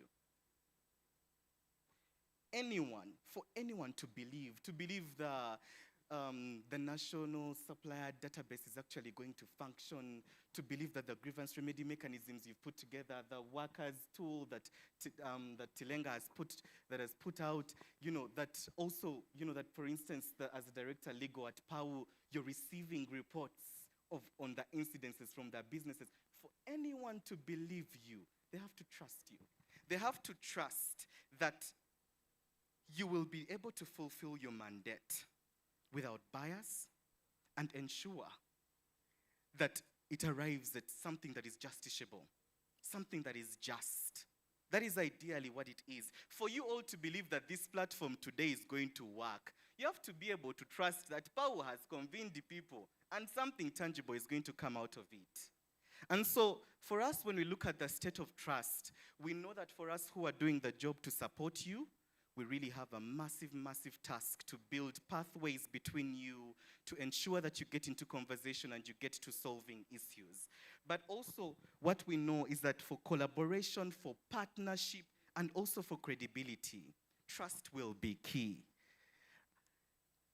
Our second observation is this, and this is a massive opportunity, that we know that there is synonymity in the issues and that there's potential for you to learn from each other and to act together.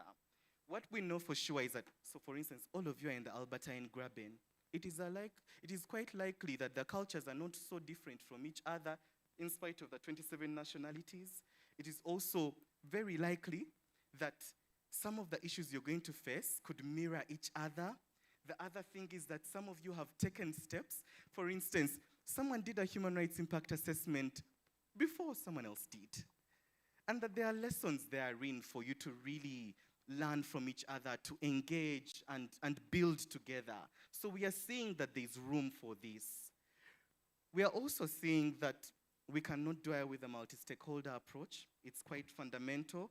It's the same way all of you are in this room is the same way you're going to have to work. So for instance, the keynote speaker spoke about community liaison officers, and earlier on, emphasized their role. And in that role, when someone is doing that role, they are not engaging only with civil society and communities.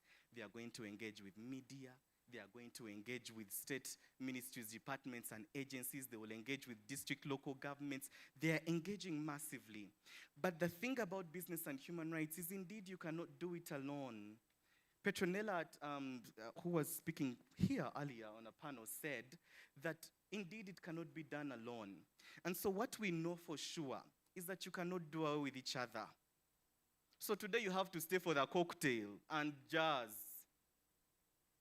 Yes, even if you have a cross face, you have to stay for the cocktail and meet people such that you can grow relationships. It's simply the only way it can work. But also in our implementation, in our support for implementing this National Action Plan, we are discovering that we need to be a little kinder to ourselves. That moving from principles to practice is quite it's a marathon, it's not a sprint. That it's a process that you're going at repeatedly and slowly. It mirrors what the human rights due diligence process is under the corporate responsibility to respect. It mirrors that you are going at this slowly as you go.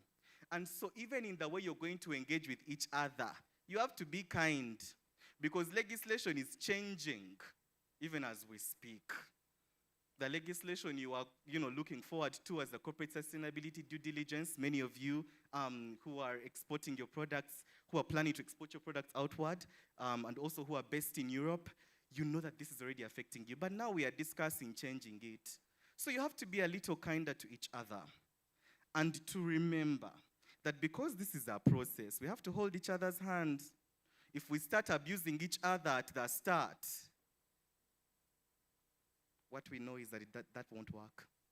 If you start by, just being antagonistic to each other, we know that that doesn't do. But that you have to be open, you move slowly and systematically as you do things that are actually constructive and cumulative over time. These are our observations from implementing so far. But what we are learning is, where do we go now? Now that we know, we have seen all these things, where do we go from here? We just have 4 suggestions. That first, the collaborative approach is something you're going to have to adopt. So something that is very key for whoever is doing the rapporteur role for this particular conference, they have to speak to the very many decisions you're making towards collaboration. So Ms. Oundo, when the panelists come here, one of the asks is that they're supposed to contribute a specific step. We are not going to come here and just discuss, eat, and go. No. How are you arriving at a collaborative approach? We know for a fact that, for instance, under the National Action Plan, there's a multi-stakeholder committee that is set up by that policy document. People who are part of that multi-stakeholder committee include the district local governments, include PAU itself, they include the Ministry of Gender, and all of these people are supposed to be sitting and then coming back and giving you feedback on the implementation of the NAP. Secondly, we know that the only way you can potentially discuss if an issue comes up, you're not going to pick the phone and call somebody you've never spoken to when a thief comes to your door. It's not likely. But if you have somebody that you speak to all the time, you trust them, you're likely to call them. Goes back again to trust. That collaborative approach is what we are going to have to adopt. It's a major recommendation from our end. And also we know that in this collaboration itself, you have to adopt inclusive methodologies. So next time when we are hearing updates from CNOC, ECOP, PAU, UNOC, whoever, specific attention has to be made to deliberate on the methodologies you're taking to address the issues you faced. If you identified that there's a likelihood that in land acquisition, women who are married are not necessarily going to benefit because their husbands are going to do something, please tell us. Which methodologies have you adopted Because those methodologies are what will be able to speak to credibility and what will build to trusting you. It's knowing exactly what you will do. We are also suggesting, and this is a major part that I know from experience, is contentious, but I promise to dare to say some things. You cannot do away with civil society. Doing away with civil society is doing away with yourself. All of you in the room, you're civilians. You're part of civil society. You cannot do away with it. But I guess the key part is to understand the role of civil society. Remember that for business and human rights, it's who you are and what your mandate is. We know that civil society organizations are not here to laugh and chit-chat. Civil society organizations have a specific mandate to be a watchdog. Earlier on, the Uganda Human Rights Commission said they do a watchdog role. That's a state agency, independent of state entities, watching. But civil society has a job of watching what's happening and then amplifying it. And even the icon there is something that shows amplification. So the mandate, by nature, when you turn around and you greet your neighbor and your neighbor says, "Invamu CSO," that is their job. Perhaps what is curious for us to say is that for collaboration to work, you cannot just abuse each other. Come at each other with data and facts. So for instance, when you say that 2,000 cases, over 2,000 cases, is it, have been resolved and have been addressed, I would like to say that is not data. Data is we have had 2,000 cases. We had 500 of them in relation to land rights and land wrangles. We had 60 of them in relation to GBV. We had a couple in relation to labor rights. We had people with issues that were just attendant. These are the statistics that we see. This is how we address them. This is who did what. This is what has happened. This is what is going on so far. Data cannot simply be a block figure. So another suggestion is that when you are doing that collaborative engagement is you don't do that to yourselves. You tell yourselves quite honestly, thank you very much for the reminder, you tell yourselves quite honestly about what the data shows. Because the only way you're able to have a collaborative approach with civil society is one, civil society has to come at you with data, and you have to come at them with data. It is a two-way street. But also, to ask ourselves again, and I hope that the panelists are able to speak to this, is that in understanding the role of the CSO, how can it be done constructively? That's for us our question as we are going forward. We are learning that you have experiences, you have been seeing each other for quite a while.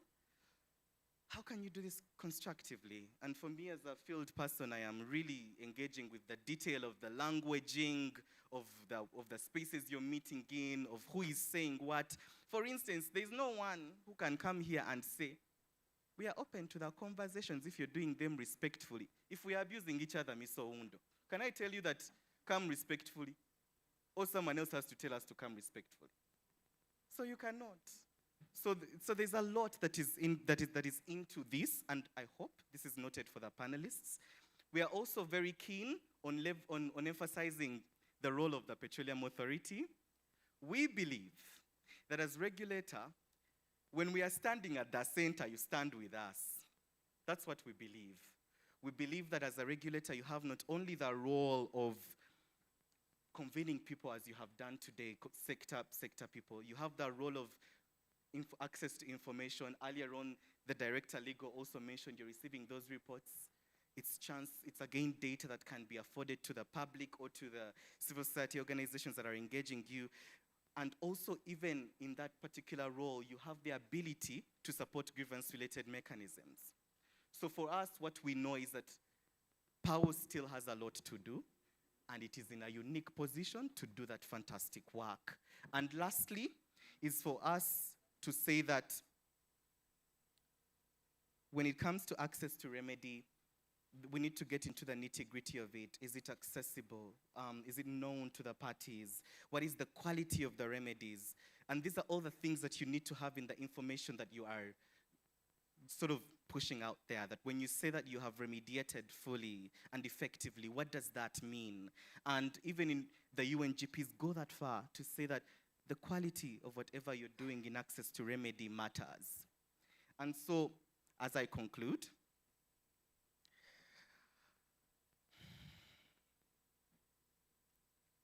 I don't hit my target without all of you. Without any of you, if any of you is missing, I don't hit my target for business respect for human rights. And so I'd like to urge you, to remind you that we need each other. If you are not working together, you will likely see me at your office door. And I will come back to urge you that we need to go for the target together.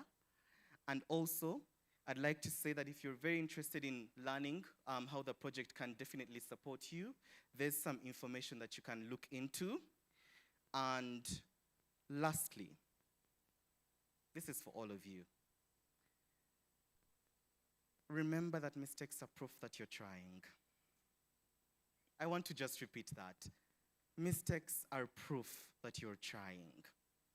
Even if the technician behind had a glitch at the start of my presentation, I came, we checked thrice, it was working. At the start, it wasn't.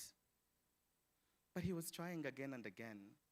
And so, what we know for sure is that along this journey, there's going to be mistakes. What those mistakes mean for each and every one of you is where we can discuss. Does it mean loss of profit? Does it mean loss of credibility? What does it mean for you? But just remember, as you're walking the business and human rights journey, that mistakes are proof that you're trying. And with that, thank you for listening, and I will see you at work. Thank you.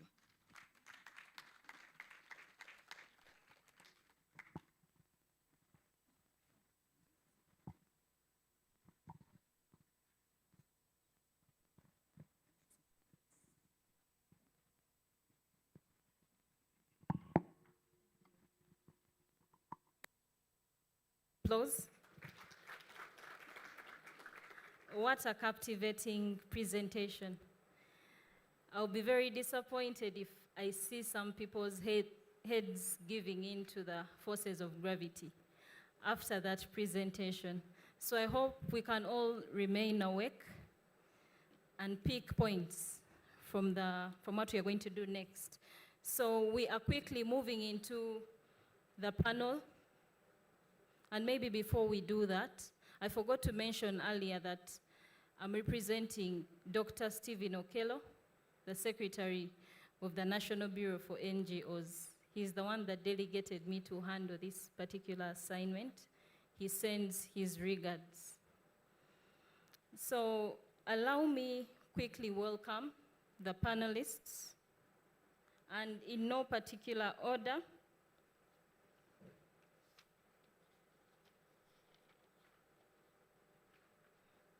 Allow me welcome Ms. Barbara Nakayenze, the PIIM and Human Rights Coordinator, ECOP Limited. Barbara, you're very welcome. Our next panelist will be Mr. Albert Kinali, Legal Officer, Uganda National Oil Company, UNOC. Albert, you're very welcome.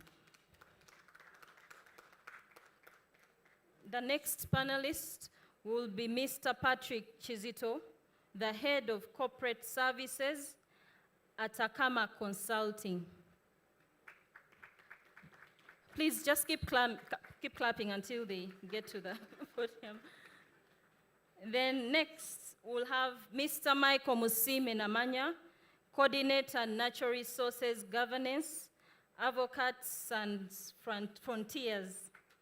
Yes, Michael, you're very welcome. I don't know if I pronounced that correctly, but you correct me later. And then last but not least, we'll have Mr. Siraji Magara Luima, Energy and Extractives Coordinator with Oxfam, Uganda.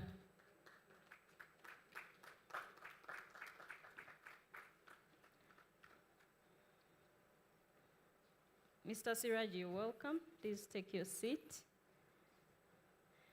So basically, our panel will be doing 3 things. Number 1 is they will be sharing their experiences in aligning the business operations with human rights principles. And then secondly, they'll also share their best practices, strategies, and frameworks that are already in place. And then most importantly, we'll also hear from some of them who will be sharing with us what has been done to ensure that as Uganda harnesses its natural resources, it also protects its people and communities. So just give them another round of applause as we get into the discussion.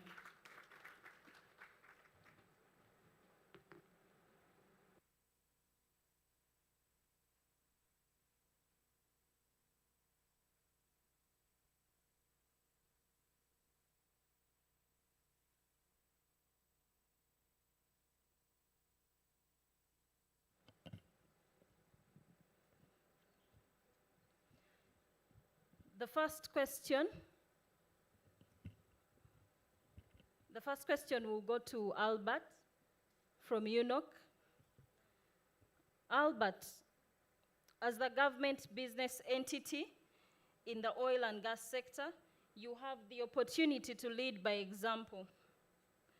Can you share with us what strategies or initiatives you have undertaken to promote and respect human rights across the value chain that other oil and gas actors can learn from?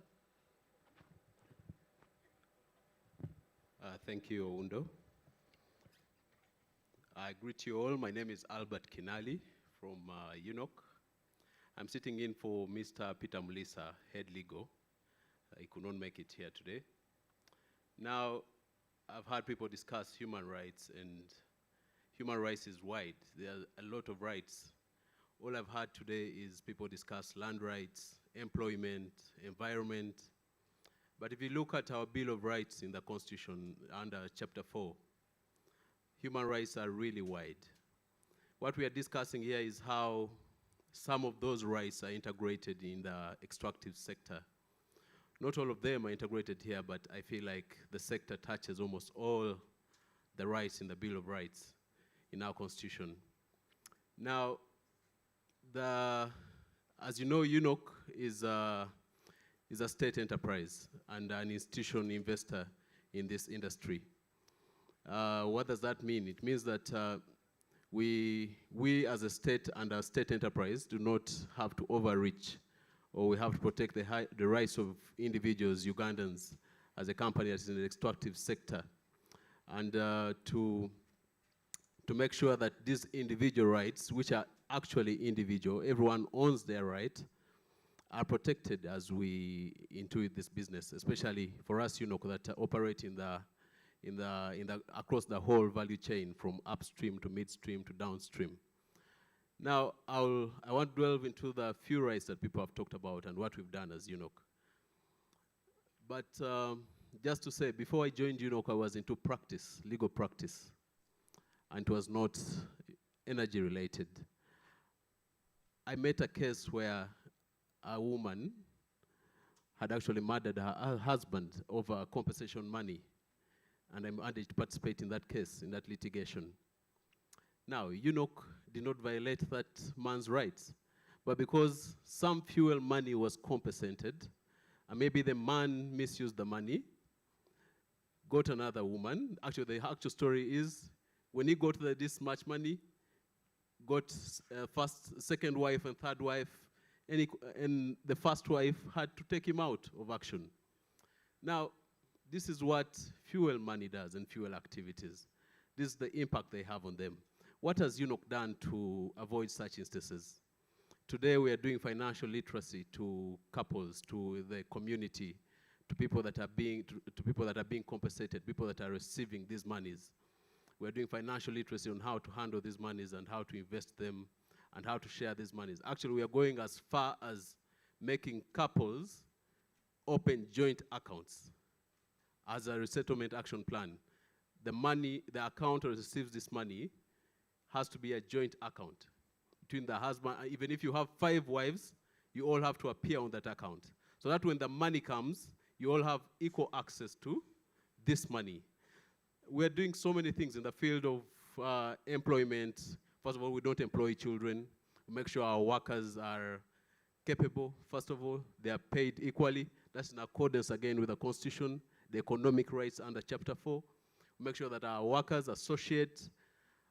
We respect rights of women. As you know, UNOC is led by a woman. Even her predecessor is a woman. So, and our employment structure has 32% women, and we are really open to employing women, and we respect women's rights. Still, like I said in my discussion, it's going to be so much related to the Constitution. There's a right to life and protect life. As we know, we're in a field that is very, very, very risky. But we have a very strong QHSE policy to protect our workers against all the risks that are faced in this extractive sector. We are doing so much in education, educating students at UPIC in 6D welding. Most of the first lot are all employed in ECOP in the pipeline sector. The 5 that did not make it into that employment were actually given gadgets, welding gadgets, and they're now fabricators. This gadget approximately costs 10 million shillings, Uganda shillings. But all the 5, except one who did not make it out of the institute, the rest are all employed in the sector. So as you know, we are taking a lead role to make sure that we set an example to the rest of the players in the sector, and we don't overreach in terms of human rights. That's just some of the few that we're doing. Wow, thank you. Thank you, Albert. Good job. And then next, we'll have Barbara from ECOP. The UNGPs recommend actions for companies to fulfill their corporate responsibility to respect human rights. We are aware that you have undertaken a human rights impact assessment. Please share with us how it has enabled you to fulfill the responsibility.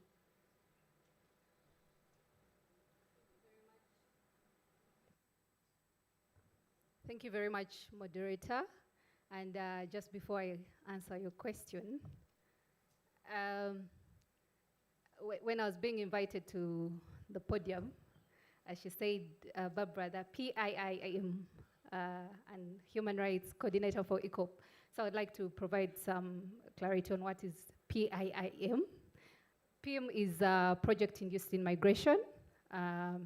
And the previous speaker, Annabelle, was speaking about things like cumulative impacts and what other risks or associated risks are we finding within the communities. So I thought I should just provide a little more detail to that so that we know what PIM is.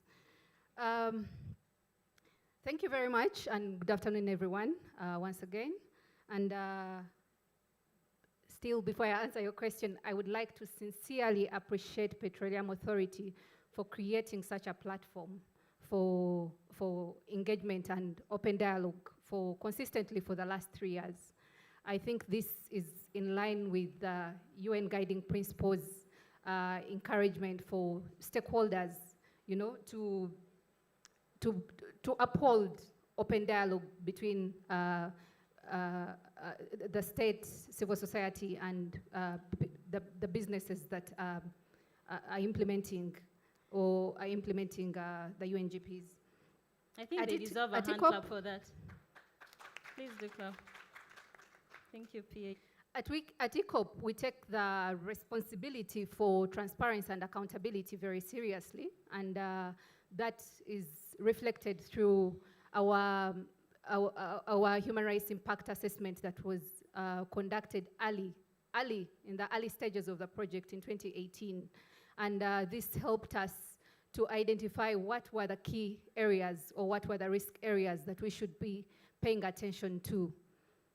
The human rights impact assessment was later updated via the human rights due diligence, via rigorous process where many of you were consulted. And this helped us to identify in in time as operations were really kickstarting to identify what are now the key main issues that ECOP should pay attention to. The human rights due diligence identified 9 salient issues in the ECOP corridor, or within the ECOP project that were for us to pay keen attention to. The last speaker spoke about human rights being so broad, and the human rights impact assessment helps you to narrow down to what are the key issues. And from ECOP, we identified 9 salient issues, but there were 3 priority areas for ECOP. 1 being women's rights, 2 being marine livelihoods, as you know that the ECOP project traverses up to Tanzania. So, and then the 3rd being contractors and suppliers workers' rights. Among the 9, there was a cross-cutting issue, which is grievance mechanisms. Yeah. So this, in early stages, helped us to narrow down to what the key issues are, but also the findings informed the development of the Human Rights Action Plan. Yeah. And this, with the Human Rights Action Plan, finally developed. It was embedded in 2 different functions to see, to make sure that all functions are held accountable or participate in the process of addressing the risks that were identified. And with the action plan, we then developed a human rights governance system, which is chaired by our MD, and that shows the attention to which these issues are monitored and progress registered. We then developed KPIs, and consistent quarterly monitoring is done across the different functions to see that the risks identified are monitored, progress tracked, but also the challenges are registered. So for ECOP, the HRI, the Human Rights Impact Assessment, has enabled us to move from principles to practice, from intent to measurable responsible action, exactly as the UNGPs ask businesses to do. And like the keynote speaker said, I think the intent is to move from just, talking about principles, but to practices and measurable actions. Yeah. Thank you. Thank you so much, Barbara. I hope we've had something to pick from that.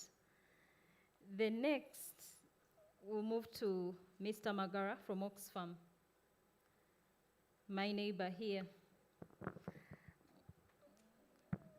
Oxfam's international perspective has afforded you insight on best practices in promoting human rights and better responsiveness to people issues.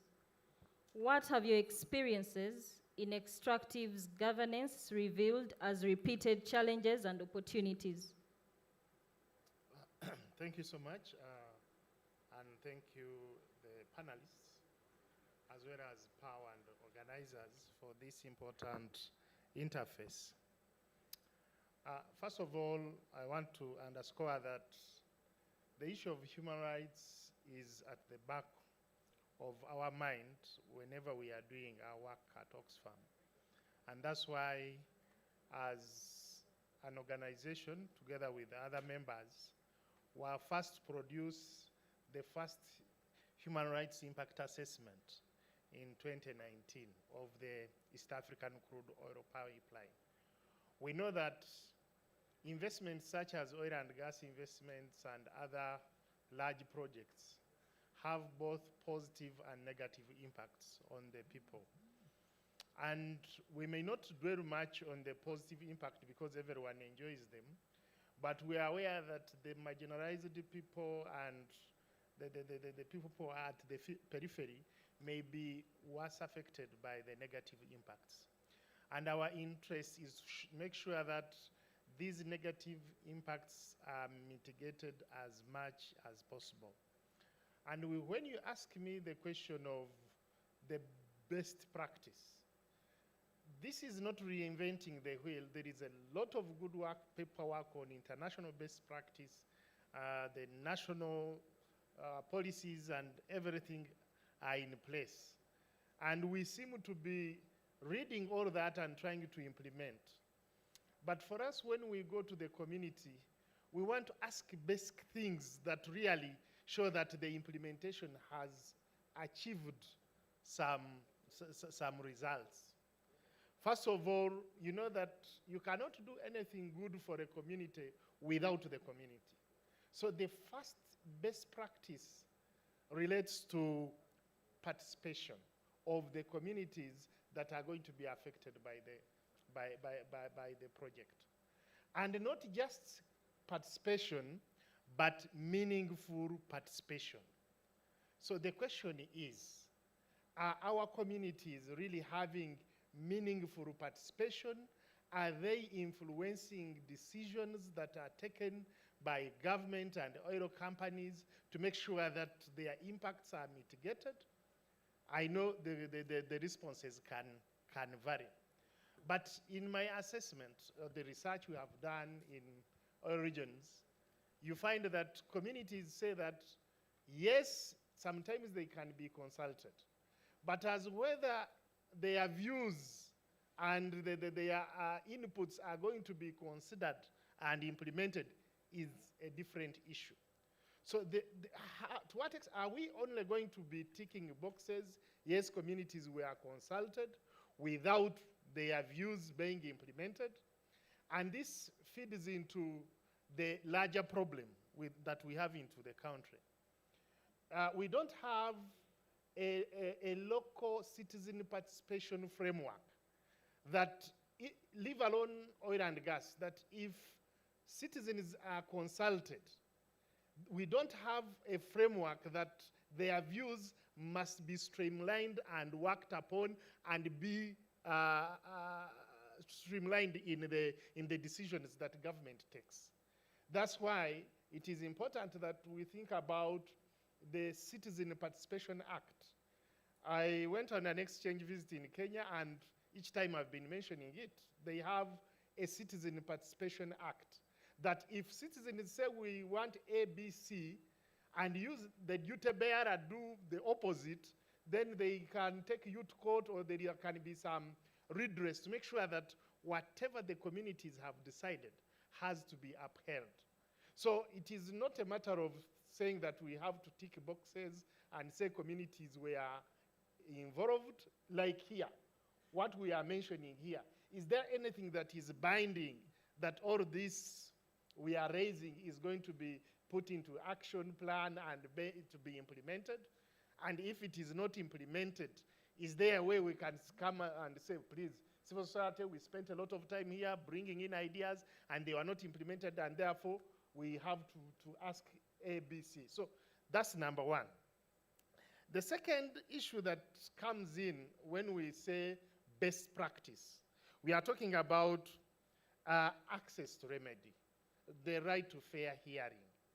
Because it doesn't occur to me that just mentioning some of these words without doing it on the ground will actually bring positive impacts.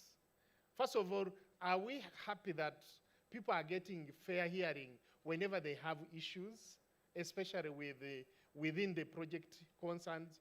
For example, we have had people who say my land was undervalued and I'm not accepting the compensation rates. And this is their right, because there is a right to property.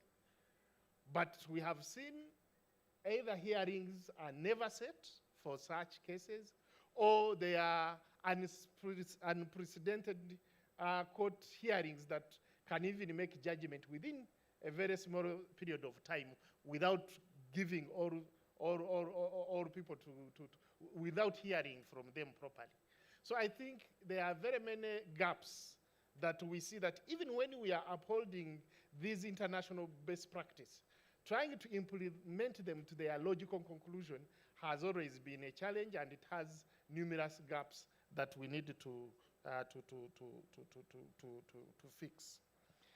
Maybe my last submission is going to touch on the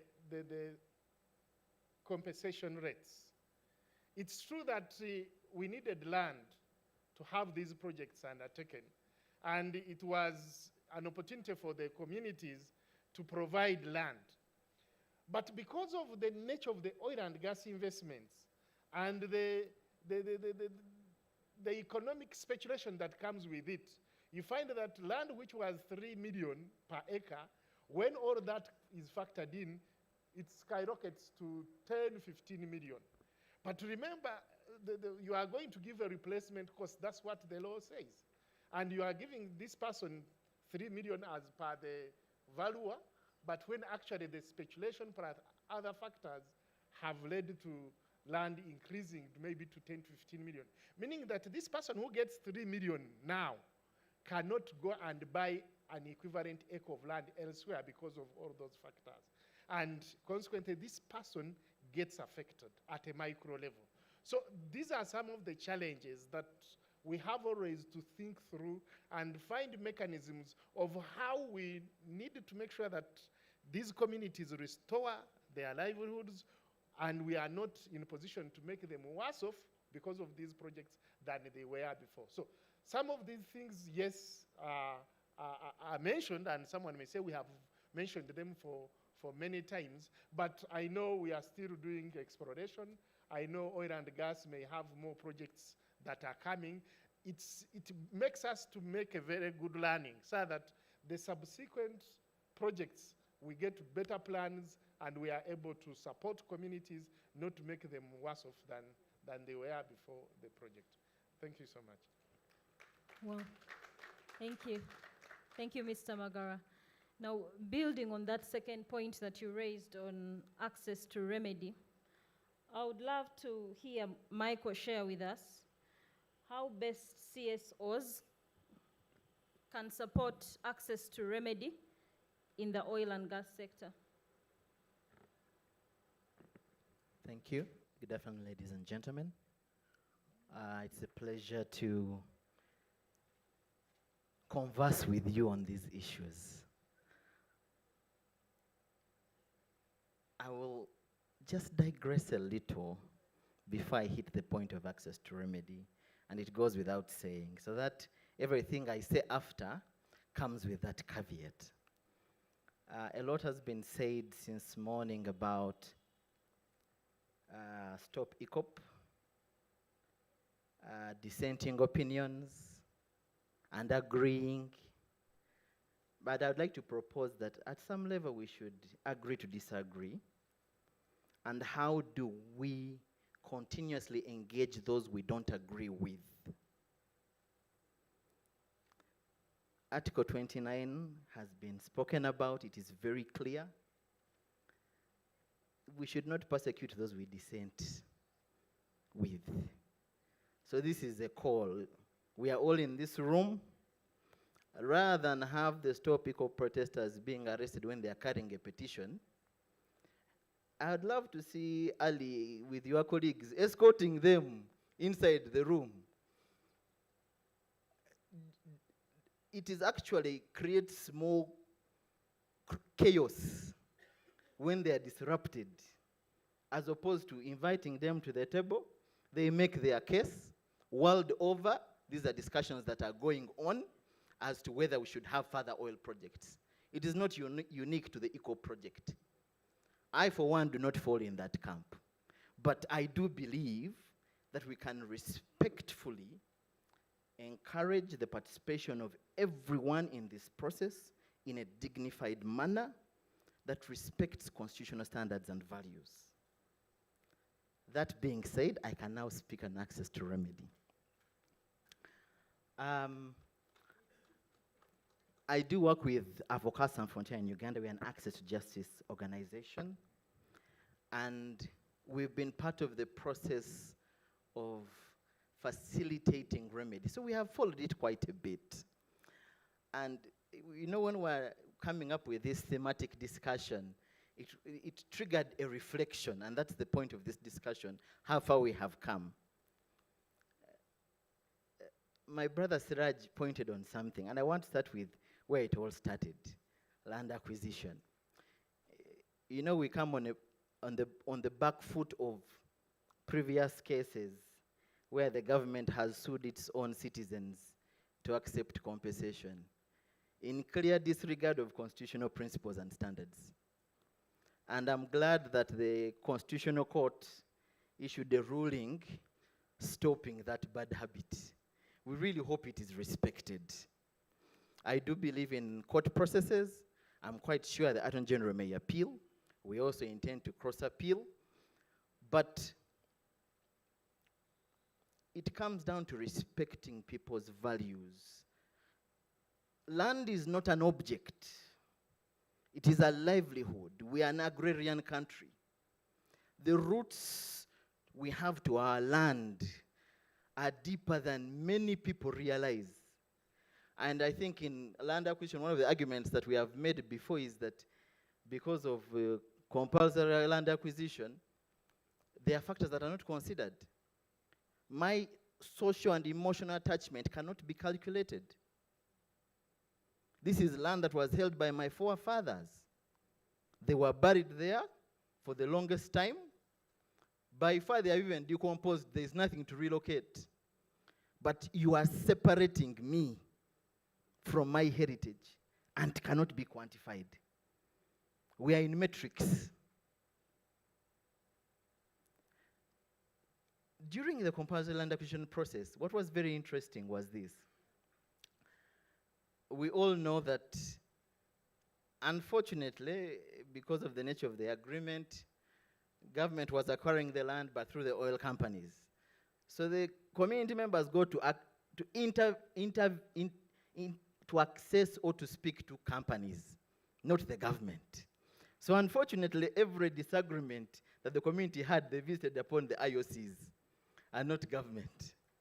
But what happened that was very unique is that the conscription perspective was not clear. What did that mean? Under the Land Acquisition Act, you're given 60 days within which to challenge the compensation figures given to you. You go to court. That is your right.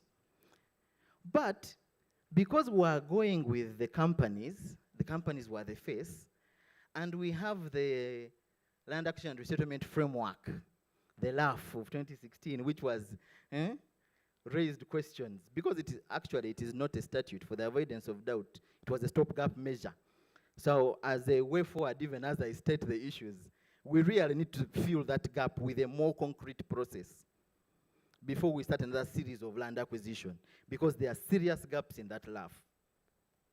That being said, a PAP is compelled to deal with an operational grievance mechanism of a company which has its own timelines, and you're tied to that process. And in good faith, the PAPs participated in those processes, but they lost the right. And when we went to court, that was the government's argument, that the 60 days had lapsed.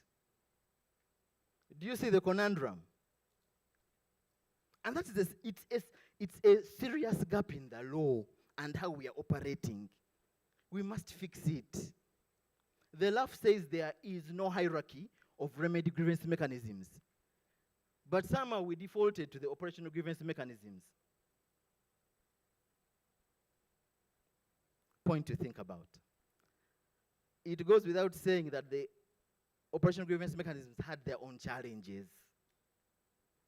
From the get-go, we supported communities to report their grievances under the various grievance mechanisms, from the oil companies to the ones for UNRWA. We started a project with funding from the EU 2 years down the road. When we started monitoring, the grievance mechanisms that had been started by UNRWA, no one had gone back to pick the grievance books from the community members who had been selected. They are here. And we are supposed to rely on that, well knowing the challenges with our legal system. So the question is, do we have access to remedy? Why do we have people running to courts in France? Why do we have people going to the East African Court of Justice if we say that our remedies are working?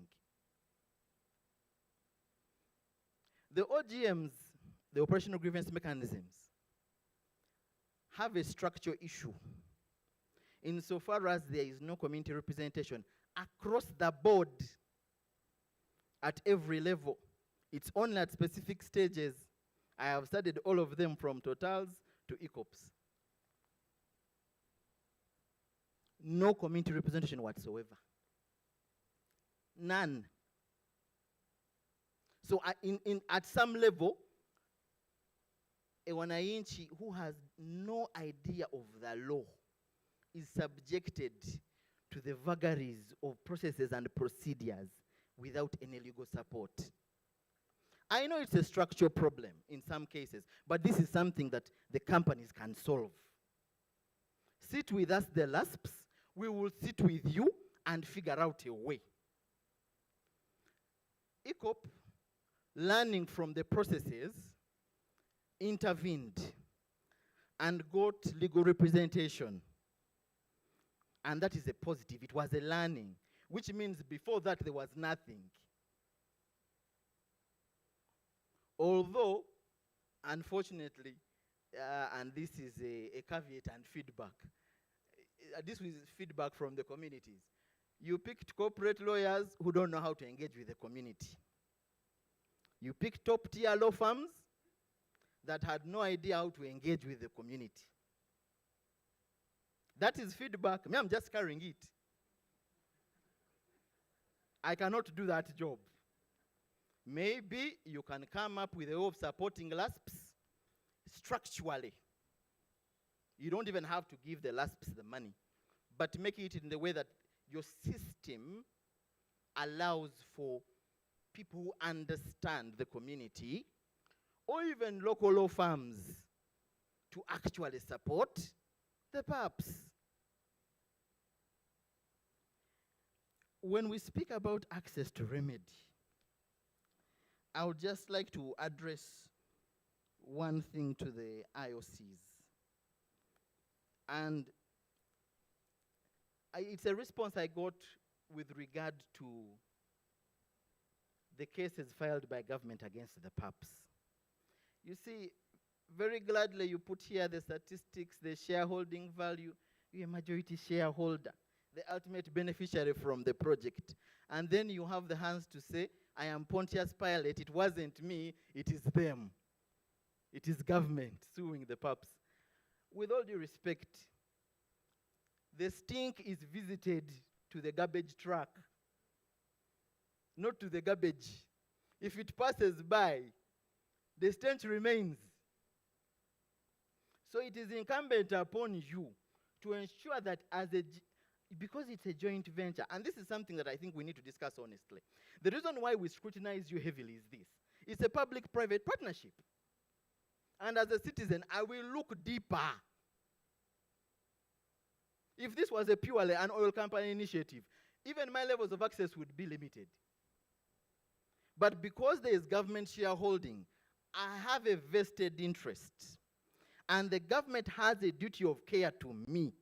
Therefore, I take the extra step to engage all the legal mechanisms available to me at law and the rights I have to access the information and hold you to the standard of duty to protect and to remedy. There is no shortcut. If Total falls short, if CNOC falls short, I will not hesitate to come to Total and say, your partner is doing A, B, C, D, and E. Subject to us pursuing access to remedy is the question of access to information. We cannot effectively pursue remedy without access to information. Even with the statements of no objection from the IOCs to certain agreements being shared with us, we are still waiting. Even after signing with EITI, we are now what, third, fourth year of reporting? Fourth year of reporting, and we still don't have those agreements. Which is why it is easy for me to throw the blame wherever I see fit. Because you never know, in those agreements, as a lawyer, I could find where you have shared your responsibility and said, those actions shall be borne by SINOC. But because we are JVP, we shall visit them on you equally. What are we saying? Give us the information. We walk together this journey as satisfied customers, expectant of first oil, and we enjoy it. Thank you. Thank you so much, Michael. What I hear him say that he has not hinted on directly is the aspect of trust. There appears to be some form of mistrust due to the lack of information. But I'll move straight to Patrick. The first presenter, Joel, was very emphatic when he mentioned that there is need for collaboration, that we need each other for us to be able to do what is expected of us.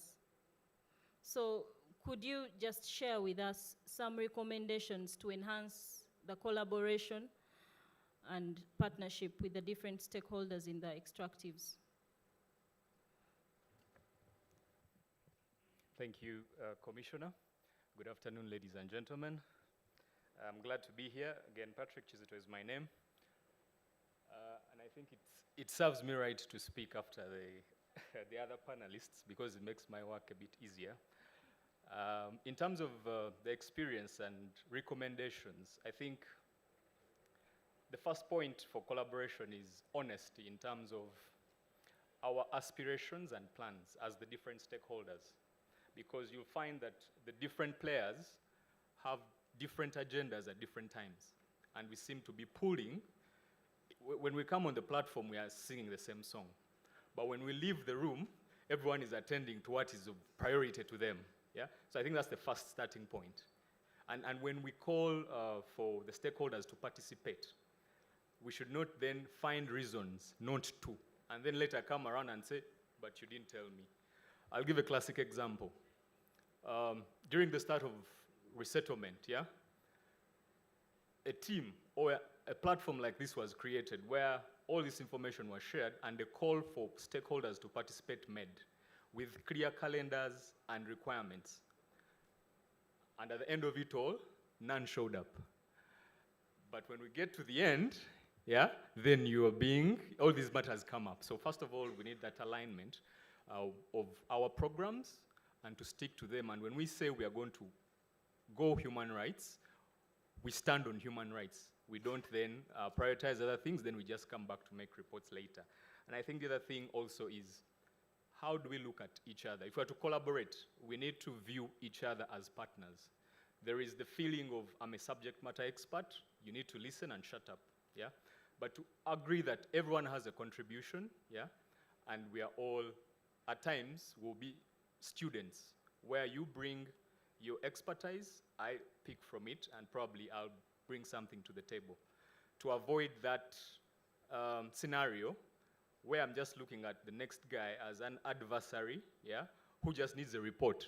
If I make this report, he'll be happy. No. So that we propose solutions that help the human rights aspects of the business, but also for the different stakeholder interests. Thank you. Well, thank you. Please clap for all our panelists, because that was my last question.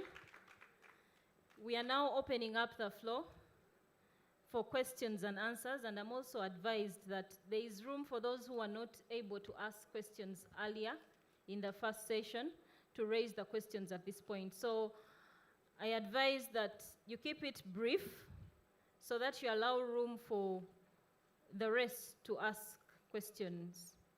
So as you ask your questions, you'll just briefly introduce yourself, and then you'll also mention who your question goes to. Thank you. There should be a mic somewhere. Yes, there is a mic right there. I see that gentleman.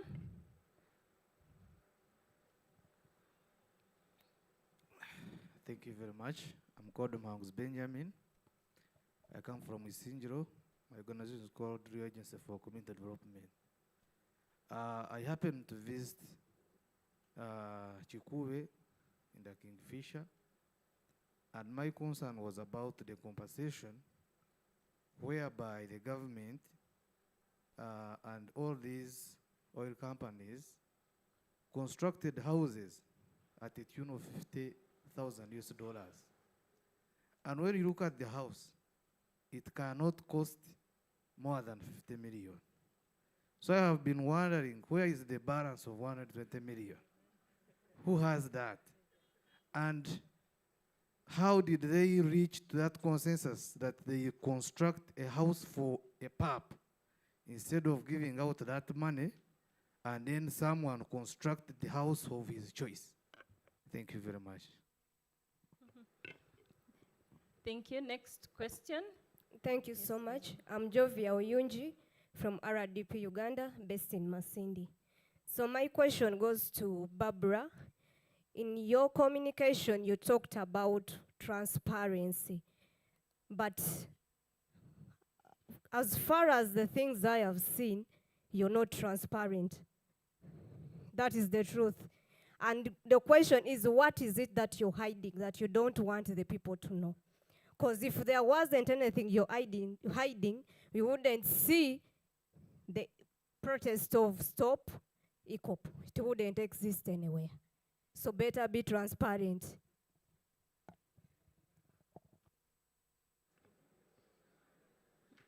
Okay. Another question. I think we'll take about 6 questions. They'll be answered, and then we'll take another round. I'm Namatov Rovisa from Chikuve.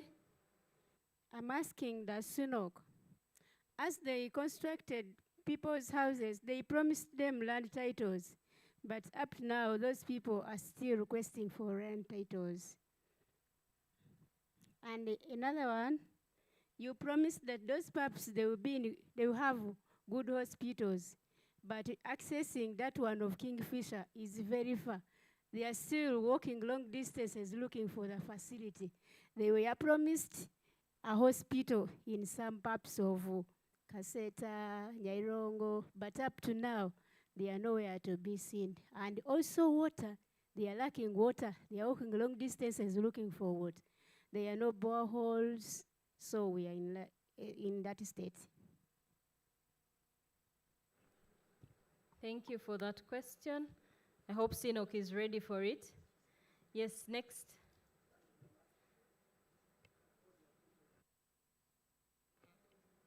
Your microphone is off.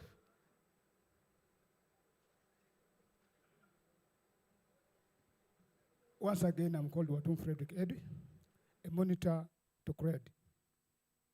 I come from Brisa. You have been talking of trust. Mine goes to oil companies. As CCOs, we've been going for tourism. You take us inside. But I wonder, Mike talked about lack of information. We have gone to see what you are doing in the CPF. But the CPF is just 300 meters, and we stop here. Just someone telling us where you are seeing that green thing is where we are doing this one. Where we are doing that thing is where we are doing this one. Is it really how do we have that access to information or trust in us? We should be touching, because no, not inside. Let us be about 50 meters. 50 meters. The way you tell me that where you are seeing that one is where something is going. We are not we are not gorillas whereby we shall come with the pictures and and we do that thing. We should own that thing. That thing we have owned it. It's our own project. 2, you have not talked of human right, human wildlife conflict. As rangers say, it is no longer human wildlife contract, it is human wildlife interaction. Can you imagine? I was expecting oil companies talk about human wildlife conflict. In Evelisa, so far we have 6 lives we have buried them. No compensation for dead body. When you ask Uganda Wildlife Authority, they tell you that They collect 100%. It's only 2% remains with them. 98% goes to central government. Thank you. Thank you We for want that. to understand as to when those dead bodies are being compensated. Because they have only made a funeral. Uganda Wildlife Authority paid 2 million each. Thank you. Next question. I think the final question for this round. I'm the one with the microphone. If you hadn't seen me, my name's Dr. Henry Bazira, and I work with the Water Governance Institute, a member of Cisco, a founding chair of Cisco, and I'm glad to be part of this meeting, considering where we have come from. Mine is not even a question or comment. These are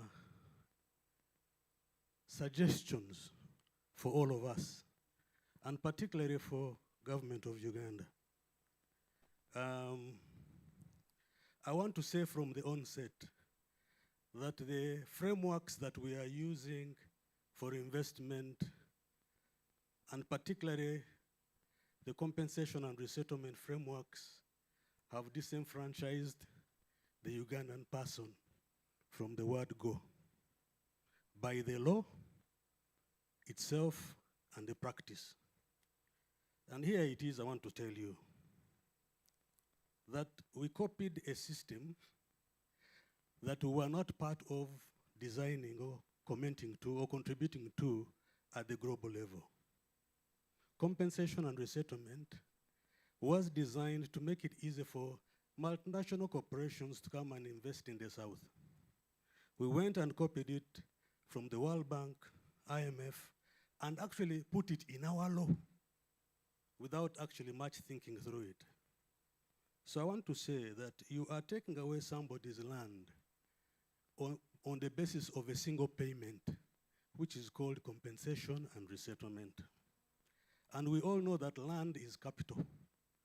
And you are going to deny this landowner the right to that land for the rest of the life of the project. You are having 30 years of operation on his land, you're benefiting on that land, but for him you have decided to say, we are going to pay you now, compensate you, and then we take you somewhere else. And so, you have denied this landowner the right to that land for the period that you are using it. And I'm saying this so that we can go back and revisit our law and our policy, hopefully, if we can, in the shortest time possible. In other jurisdictions, the surface owners, surface right holders, have an interest in the minerals that are underneath the land. We deliberately went and changed the law, Article 244, and they took away the surface right holders' right to the minerals, and we vested it in the state. And now we are using livelihood restoration as to solve the loss of the right to the land for the period that that investment sits on. Can we please go back and rethink? Otherwise, we have already violated the human right from start. And the business that we are doing is a business that disenfranchises the project-affected person. I submit. Thank you. Oh, thank you, Doctor. Those are very good reflections. Thank you, Doctor. Since it was not a question, we'll take one question and then we'll have the panelists and all the other stakeholders address.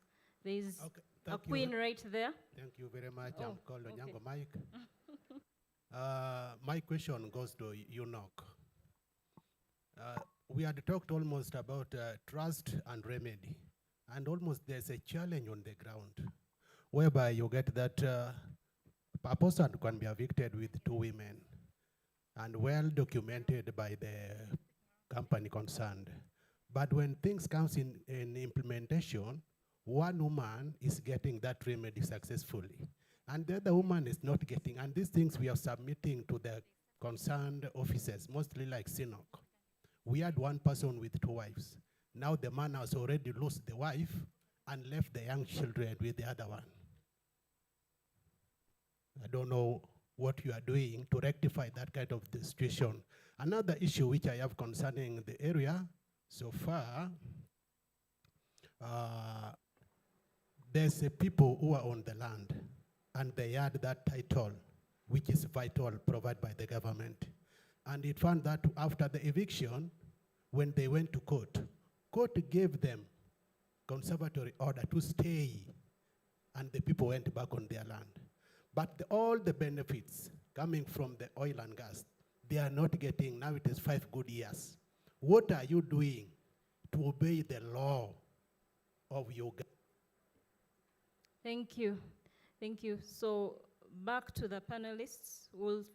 I'll allow the panelists to first address the questions that have been addressed to them. And then I'll throw it back to the other participants or panelists who are here in the morning, who have also been asked a few questions. So we'll start with Enoch. Albert, please answer the 2 questions. Thank you. I think I will first answer the last question. Someone has a land title. They've had it for 5 years from government. Then a dispute arose. There's a matter in court. There's a court order conserving the status quo, if I got it right. Then he's asking, but projects are going on and these people are not receiving the funds. As a lawyer, I'm a bit constrained from interacting about these court cases that are going on. But I know that if a matter is in court, most especially from what you said, it's about ownership. If I'm right, he's trying to discuss ownership and against the company or government. Then I believe until such a suit is disposed of, somebody cannot derive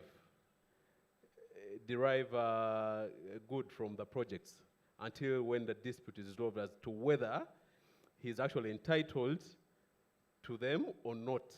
So as long as the dispute is still pending, I'm afraid nothing much can be done, or such a person is also restrained from benefiting from the projects until when court says that actually this person is right and they have a right and they are entitled to the benefits that come with this project. But if the matter is still ongoing, I'm afraid that nothing can happen at that point. I hope I've answered you. I hope the questions are answered. Okay, actually, there were 2 questions. I don't know if you've done a 2-in-1. There were 2 questions.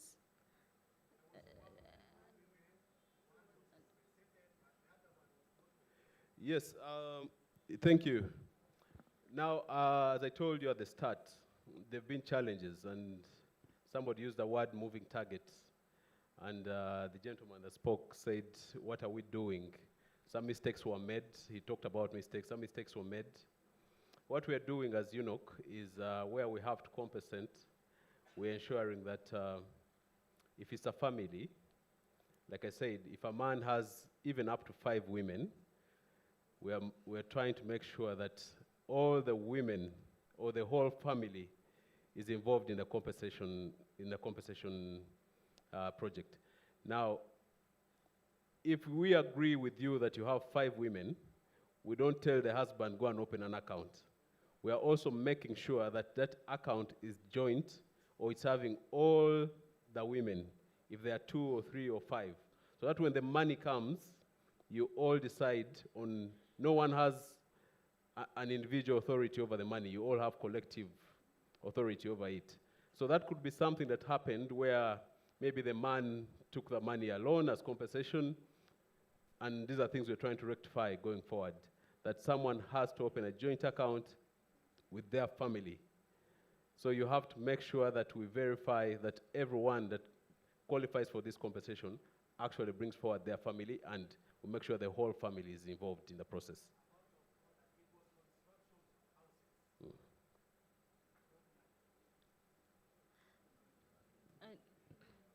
Sorry?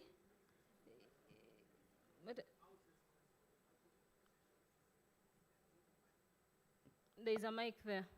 You can use. One house was constructed, and the other one was not constructed up to now. Well, I don't think I'm in position to to exhaust really your question well. But like I said, there could be mishaps here and there. There's always room for change, room to improve. So some things could have happened, and there could be some oversight somewhere, but there's room for change, I think, going forward. Thank you.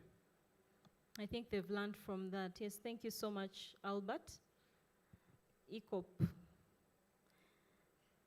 Mistrust. Trust.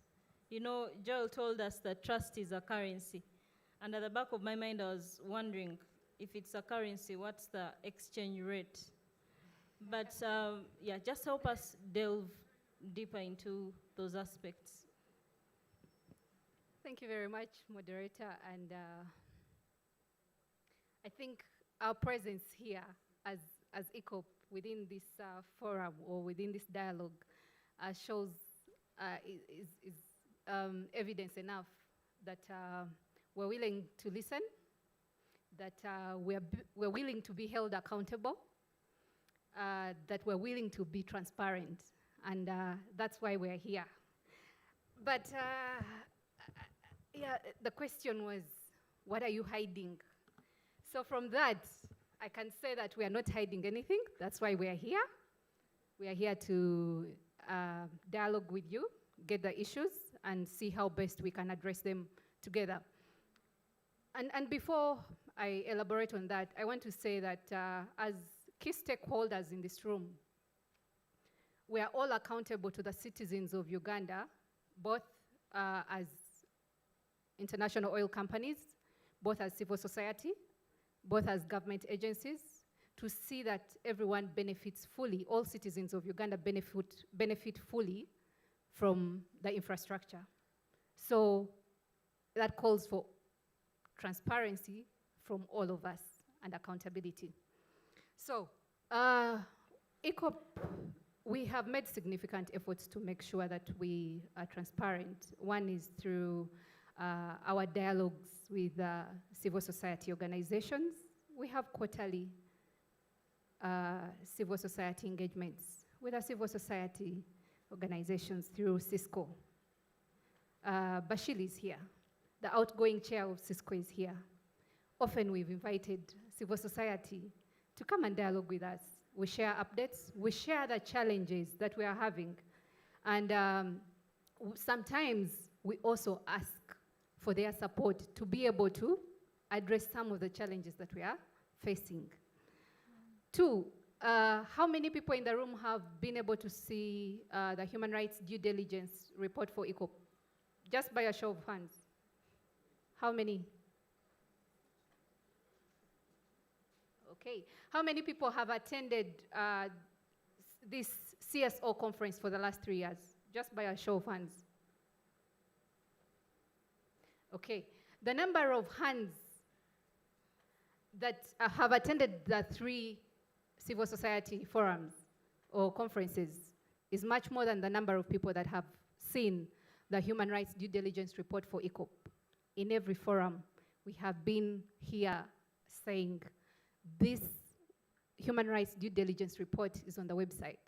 Please look out for it, read it, and hold us accountable where you think we are not implementing the actions as should. So this also calls for proactiveness from all stakeholders.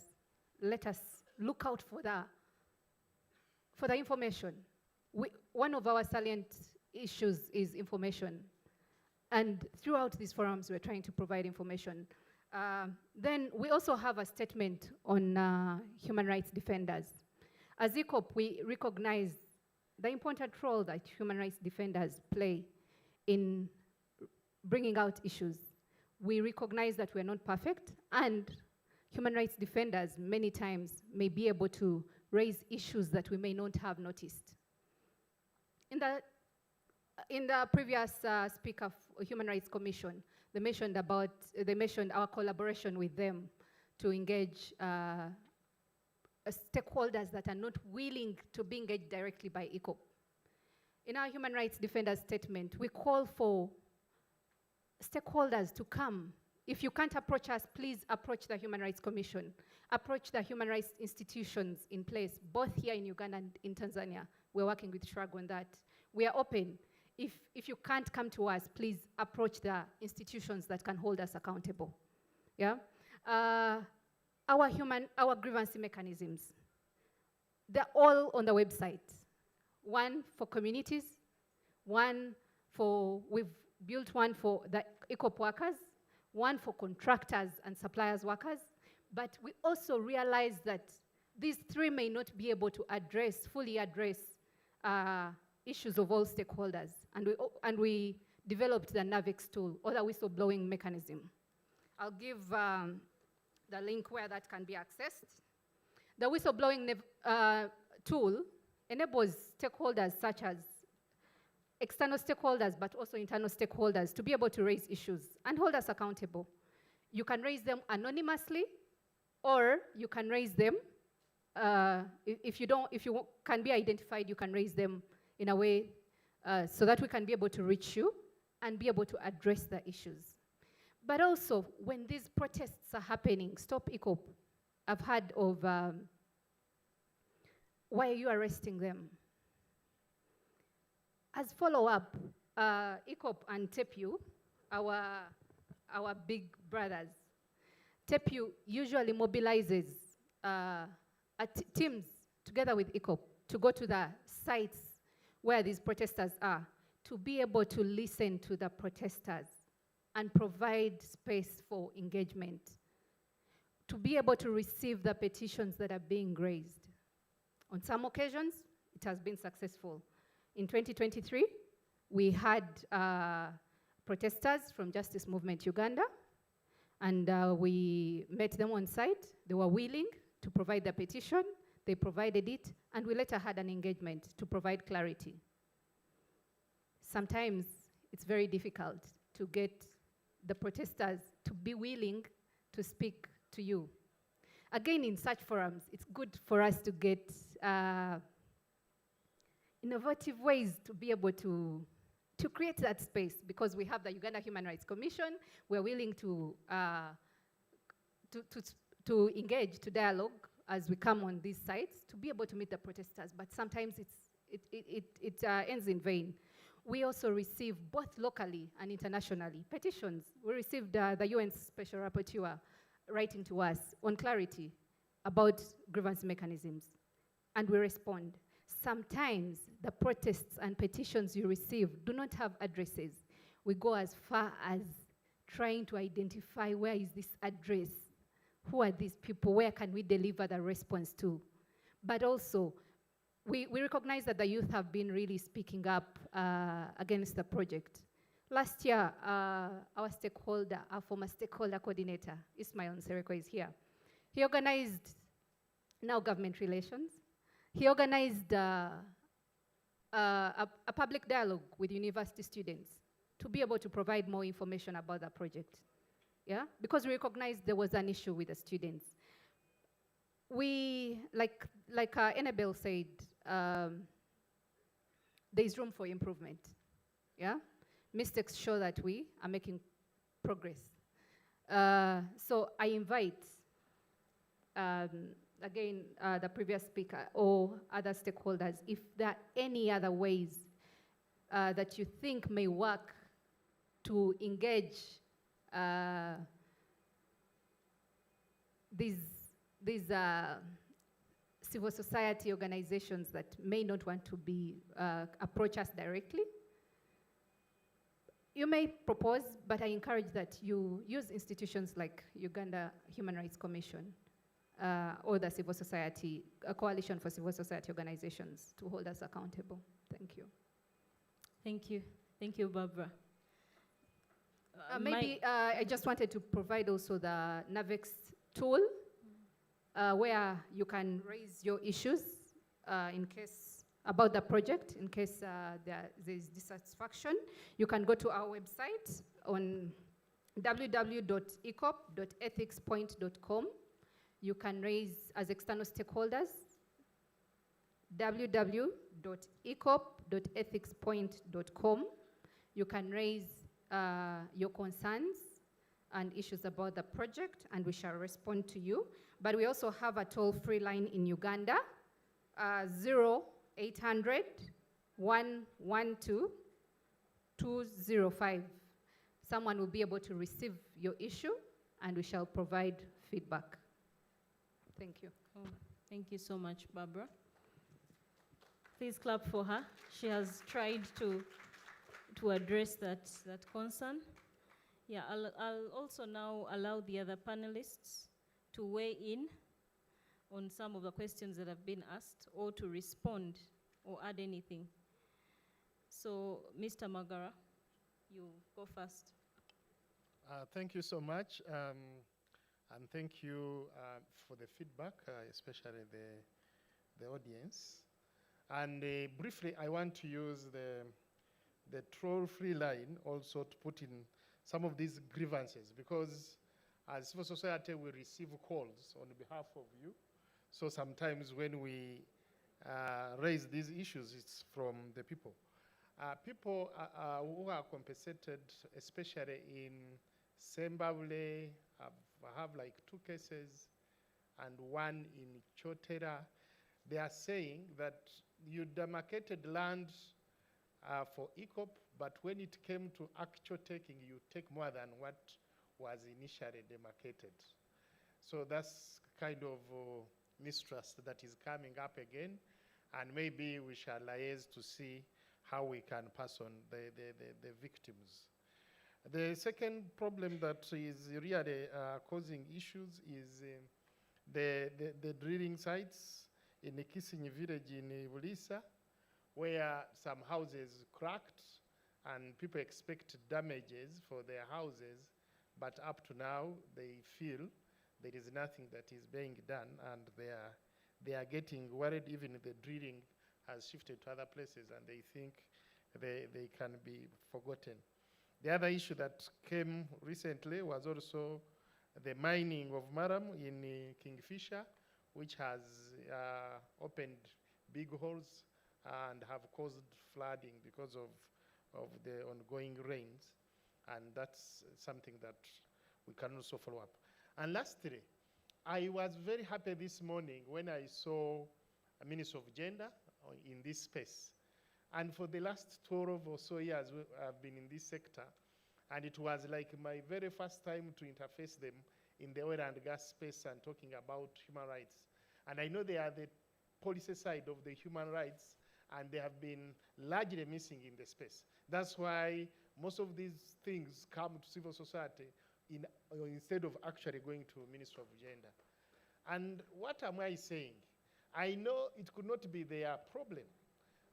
Implementing the NAP and other issues on business and human rights requires support and facilitation and funding. It could be that maybe they don't have enough facilitation, or the allocations are not coming through, and that's why we are not seeing them, and that's why they could be very loose on the ground. So I'm suggesting that going forward, even if it means advocacy or what, it's good that they should be strengthened so that they beef us up. Because like Oxfam, we work with CRED, we have a network of human rights monitors within the entire region, all the 14 or 13 districts. All these people you see mentioning this, we work with them there on the ground. So it's easy for us to get human rights issues real time, and we can be able to at least document them and then escalate them. I don't know whether Minister of Gender has such a network, and what do they need to do to connect with us so that we can always provide the service to these communities. Thank you so much. Oh, yeah, thank you so much for that addition. Michael, you had something to say? Yes, I actually even have a question. So I'll take this opportunity to ask it as well. Thank you. There's something I forgot about access to remedy that I'd just like to hint on. When we speak about access to remedy, part of the forums of access to remedy are these engagements. And the question is, how do we structure the engagements? What is the attitude in engaging. When you hear something you do not like or agree with, in the past there have been partners who have run away, shut their doors on us, simply because another member of civil society published what they didn't like. That is not the way to remedy. Considering our historical perspective, how far we have come, we need to generate a bit more of a tougher skin to absorb more of those shocks and more of those statements you don't agree with that may seem unpalatable. But how do we keep the space open and we keep engaging? 2, access to remedy again. This is another call. One of the ways to make us satisfied, please give us satisfaction surveys for your grievance handling mechanisms. It's not the first time I'm asking again, and I won't stop. You give us numbers, they are beautiful numbers, you give us beautiful percentages, but there is no way of us actually saying that the system worked. It's not a checkbox mentality. We have to go back to the PAPs who sat through these mechanisms and say, because we've had the same issues with courts, right? People who say they were railroaded, people who say they didn't get a fair shake. If we only investigate how satisfied these people are with the mechanisms, can we concretely say that they work? And until we do that, that gap remains. Thank you. Thank you, Michael. I just want the audience to be able to ask a few more questions. Patrick, I don't know if you had something to address. Just in half a minute.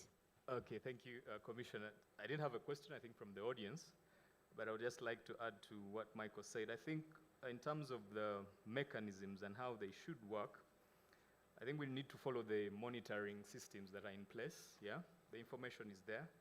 But I think the biggest thing we need to pay attention to is to use this as a reflection point, as a flashlight to lead the way, not as a spotlight to condemn, because I think those approaches are different and you'll always get different results. Because when you come out to condemn, it's a spotlight, you didn't do this, that's different, as opposed to a reflection point where we all pour in, see what we can do, yeah, and then it leads our way going forward. That way, we break the barriers. They are there, I'm here, and the likes. Thank you. Thank you, thank you. That's quite helpful. So we'll take, no, we had a question for Sinok. We had a question for Sinok, yes. Please, microphone.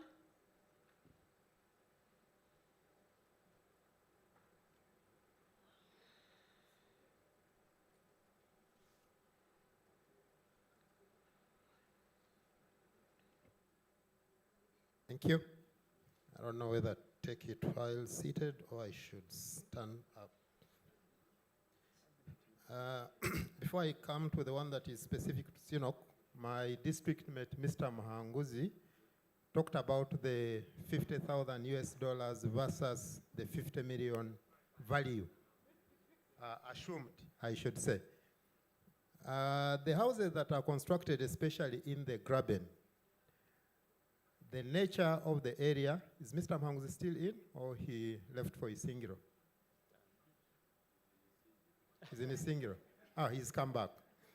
The nature of the houses, or the characteristics of construction for the houses in the Alberta in Graben, given the nature of the area that is in a seismic environment, it's very different.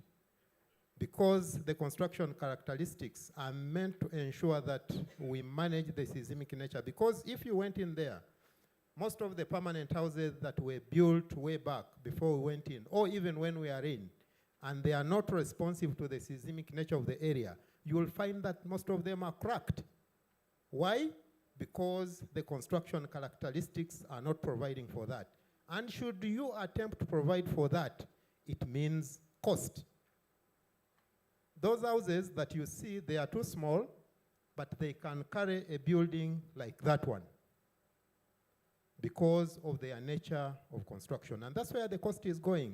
So the difference between the 50 on assumption and the $50,000, which you put at roughly about 100 and something million, it's not available. It's in those structures. Because should you attempt using your axe, your hoe, your what, and you want to bring it down, you will never. You need to get a heavy machine, equipment, to bring those structures down because they are very solid structures. Ms. Lovinsa, you've talked about the titling for the PAPs that I assume the directly affected persons. That process is going on. We have a consultant. I don't have the name of the consultant, but right now they are, Kaija, you know the name of the consultant? Doing the titling? We are doing disclosure. Perhaps if we could get the address of Ms. Lovinsa so that she could have information that this is taking place. But the process is going on to deliver titles to these directly affected persons and all the persons who we resettled, the ones we moved from their places and we constructed houses for them, we are registering that land for them. Regarding the hospitals and water, boreholes, we hear you out. We have commitment to improve the livelihoods of the communities we are operating, but we did not make a commitment to establish new infrastructure. What we are doing as a project is support the existing institutions to ensure that they continue delivering services to the communities. No commitment because we all know that you want to have an infrastructure that will remain sustainable. Earlier on, when the person from the Ministry of Gender, the commissioner, was presenting, she presented structures that were meant to accommodate some institutions. And we do not want to put up infrastructure that is going to be white elephant. It's there but not usable, simply because you have not collaborated, or if you put a hospital, for instance, you need to look at the running costs, you need to look at the consumables, you need to look at staffing. So we are looking at institutions that are there and then support them to improve service delivery. And some of the aspects you mentioned, perhaps they are not commitments, but the expectations you are bringing forward. We'll be happy to discuss further, to look at what is practical, and also explain to you what may not be practical. Single compensation, much as it was for information from Mr. Wazira, but I also would like us to appreciate that when resettlement is being undertaken, especially in-kind resettlement, we do not move people to space. If it is in-kind resettlement, you have land here, we are moving you to another piece of land.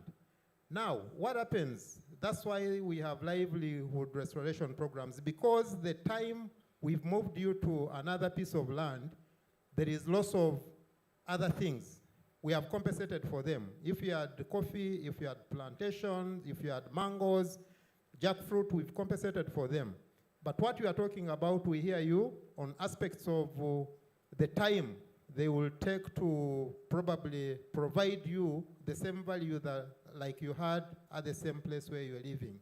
But in terms of land impacts, we're managing them through equivalent or more land compensation, in-kind resettlement, and we should appreciate that because I don't know whether I got you right, Dr. Bazira, to say that when people are moved, there is a term you used, and it seemed like we are leaving you with no space, which we would like to clear that if it is in-kind resettlement, we offer alternative resettlement land. Mr. Nyango Michael, I think we will need to discuss with you. Mr. Nyango comes from the Kingfisher project area. We would love to discuss with you to understand about the case you're talking about, just in case it is in respect to the Kingfisher project, of a case where a household, there were 2 wives, we moved them, possibly built a house for one wife, We are not sure it is in the Kingfisher. We don't have that documented, but we would love to discuss with you to give us more information. The only case we had for a person who had 2 wives was in a village called Nsunzu, and there is another one in Katava. There is Katava, I think, a pub in Katava. He had 2 wives, and we found the 2 houses affected because those 2 wives were living in the compound but in separate houses. And we built the 2 houses for them. They are there as evidence. So that other case you're talking about, we would like to understand, in any case, if it is within the Kingfisher project area, so that we get to know which case we did not document. But as far as we recollect, all the cases are closed. People are happily living in their houses. And the other issue, Mr. Onyango, was about people going back to their land. I think also that one we'll discuss away from this conference. If it, in any case, it is the same question you had asked about the Chabasambo people. We would be happy to discuss with you, including government. Because as I mentioned when we were responding in the first session, it is beyond us, but we will discuss with you together with government so that we can get to understand the situation a lot more better. Thank you. Thank you, Zach. So I'm going to give room for Good afternoon, everyone. 4 My questions, name is Joy and Mbale. then I am Social Performance Director at TEPU. I would like to address a few of the questions that have arisen. First of all, as my general manager for TEPU mentioned earlier, the projects in Uganda are some of the most heavily scrutinized projects in the world. That scrutiny comes with a lot of pressure. But we believe that pressure is a privilege because great things are expected of you. And the people of Uganda have great hopes and great expectations of this project. We are doing our utmost to deliver to that. I understand the skepticism and I understand the fears. But what we have done so far, I believe, has gone a long way to allay the fears that many in this room may have had before project development began. I heard someone say that there is no access to information. That's an interesting point, eh? And I just want to point this out. There are a lot of documents here about our approach to managing social and environmental concerns in the project. All these documents have been developed to make it very easy for you to access this information. We don't print these booklets and pieces of information because we like to print things. We print them to make it easy to share information with our stakeholders. These are just a few of the pieces of information we have documented to share with you. The time we spend to develop these pieces of information is time we could also be devoting to execution. But because we believe access to information is important, is a human right, we invest time, effort, resources, passion to share this information. We conduct quarterly engagements to share information. Many of you don't show up, okay? You say you want information, but you don't show up. But we will keep showing up, okay? Because we want to have a dialogue with you, but it takes two, okay? The other thing I would like to address is the question of trust that has come up a few times. Trust is a two-way street. And trust goes hand in hand with credibility. What does credibility require? It requires balance. When we come here, you will hear admissions that, hey, maybe there are some things we could have done better, and we're going to do better going forward. My colleague from UNOC said that. However, when we hear from civil society, I would like to ask, how much balance is there in your section of the discourse? I would like to acknowledge the DCDO, or the former DCDO of Bulisa, for his balance in engaging on issues of the project. His constructive and productive engagement. Thank you very much, sir. On the question of human-wildlife conflict, we see and we know and we realize that it's a real concern for communities that live near protected areas. And it's why my colleagues in the NGO department convened a roundtable discussion with the Uganda Wildlife Authority to ensure that the Uganda Wildlife Authority can respond to these concerns, can explain what it's doing to manage these concerns. I hope that everyone interested in that subject attended that discussion. But once again, if we want to solve problems collectively, we all have to show up. We all have to talk to each other and to make a contribution. Because when you point a finger, you have three pointing at you. And we, as a company, Total Energies, is supporting UA to extend a perimeter fence in the areas most affected by human-wildlife conflict. Together with our partners, the Wildlife Conservation Society, we are working with conservation organizations to figure out what are the appropriate interventions to manage this very critical challenge. Because we want to be part of the solution. And I invite each one of you here to endeavor to be a part of the solution. And please keep showing up. Dialogue requires all of us. Please read the information we share with you. If there are issues, please give us specific examples, because we don't want to just talk about issues, we want to resolve issues.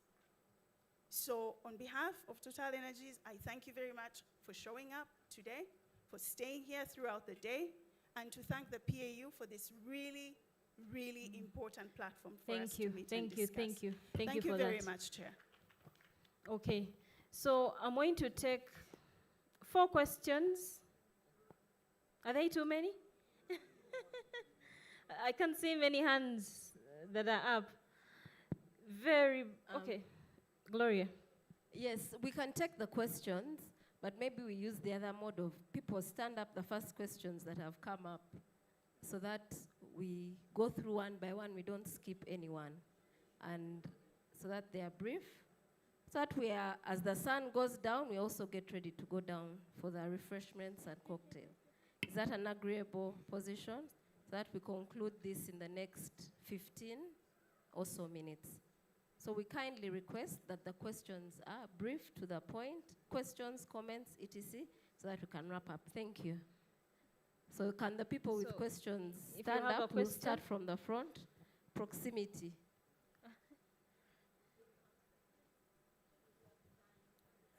Yeah, thank you very much for this session. I just have a very quick one to Pau, and it's about how we engage and relate with the regulator, Pau. Because from the discussions, it appeared like, right from the start, it appeared like the regulator does not seem to see the concerns that we raise as civil society. And so I was wondering, how can we structure, because the oil companies, it's very fine because we do raise to them issues directly and they respond to them. But the question is, how does this, where does this leave the regulator in terms of how we are able to constantly engage the regulator on the issues that we actually are discussing with the oil companies? And I think this being the third conference, we need to learn and see how we can actually do things better in terms of how we're able to actually also convince the regulator that there are issues that need to be addressed. Thank you. Thank you for that. Next question. Hello, everyone. Good evening. I'll start off by saying thank you so much for the discussion. My name is Anati Sandra Munduru, Miss Conservation Uganda. And my question goes to any of the panelists, especially the last two gentlemen this side. It's based on the environmental and legal frameworks. How well do Uganda's current legal frameworks protect the rights of the communities and the environment in the context of the oil development? Because when you're having your project, the oil projects and all, and there are some sites or heritage sites that, you know, are conserved and protected, are you going to destroy the place so that you can have the project carried out? Thank you. Thank you. Next. My name is Baguma Richard. I wanted to help the rapporteur for today. My brother Magara submitted well from Oxfam about the Public Participation Act as a benchmark from Kenya.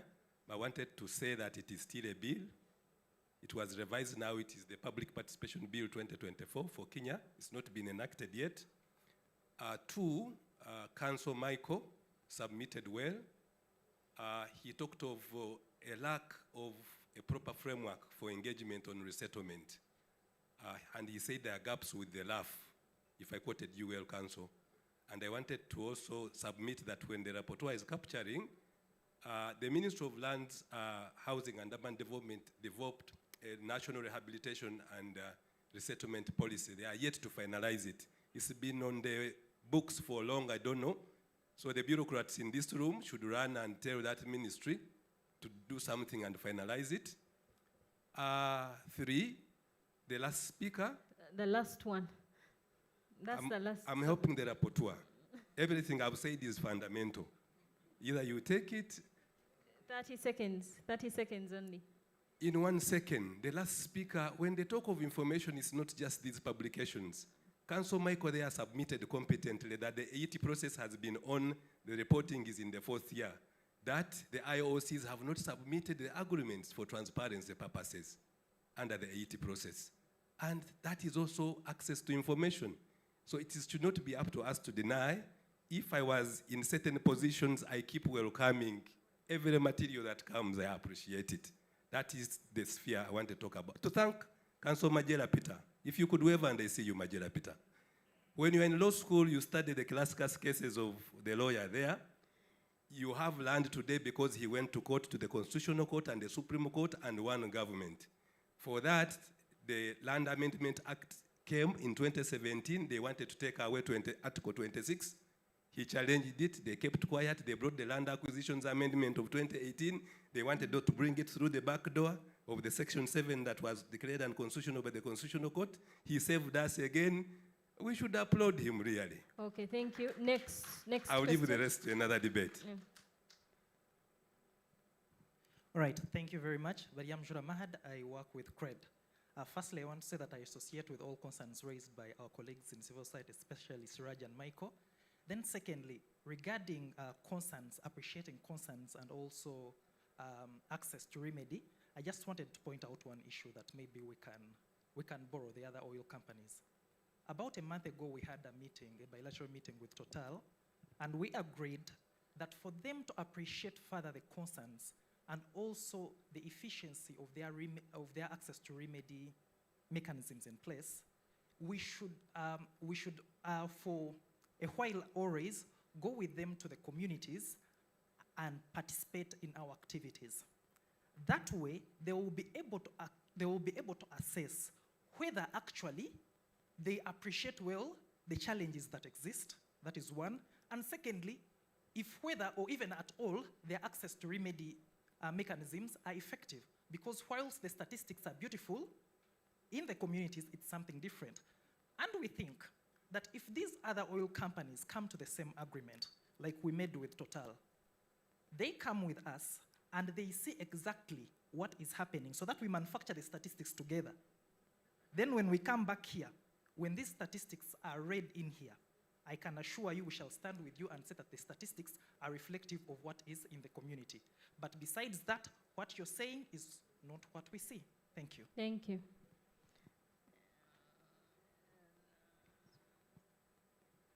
Thank you so much. Good evening, everyone. Florence Nakandi Nalongo in front of you. From Greater Masaka. I work with COTFON, that is Community Transformation Foundation Network. And I will be brief. My issues are just to get updates on these issues from ECOP specifically. The first one is about labor rights. That is about the employees who are working in the airport at Zimbabwe. There was an issue of them, their money being deducted for NSSF, yet they don't have NSSF accounts. Secondly is about compensation, and it is affecting the houses, but due to the loads that has been constructed, going to airport and then Zimbabwe camp. So in the process, there are some houses that was damaged, they got cracks, and those issues were reported through the grievance mechanism. And they say that the team took photos of their houses and recorded the damages, but they never got any feedback. Also the team, again, since the registration of the incidents. And finally? Finally is about environment, that is dust and sound management from Zimbabwe camp to the neighboring communities. And lastly, there is a concern about what we saw when we went to Graben, that is around Maxon Falls. There is a lot of establishments that is in there without fences. So I'm wondering how are they managing with the animals in the field there. Thank you, Nalongo. Then we'll take the final question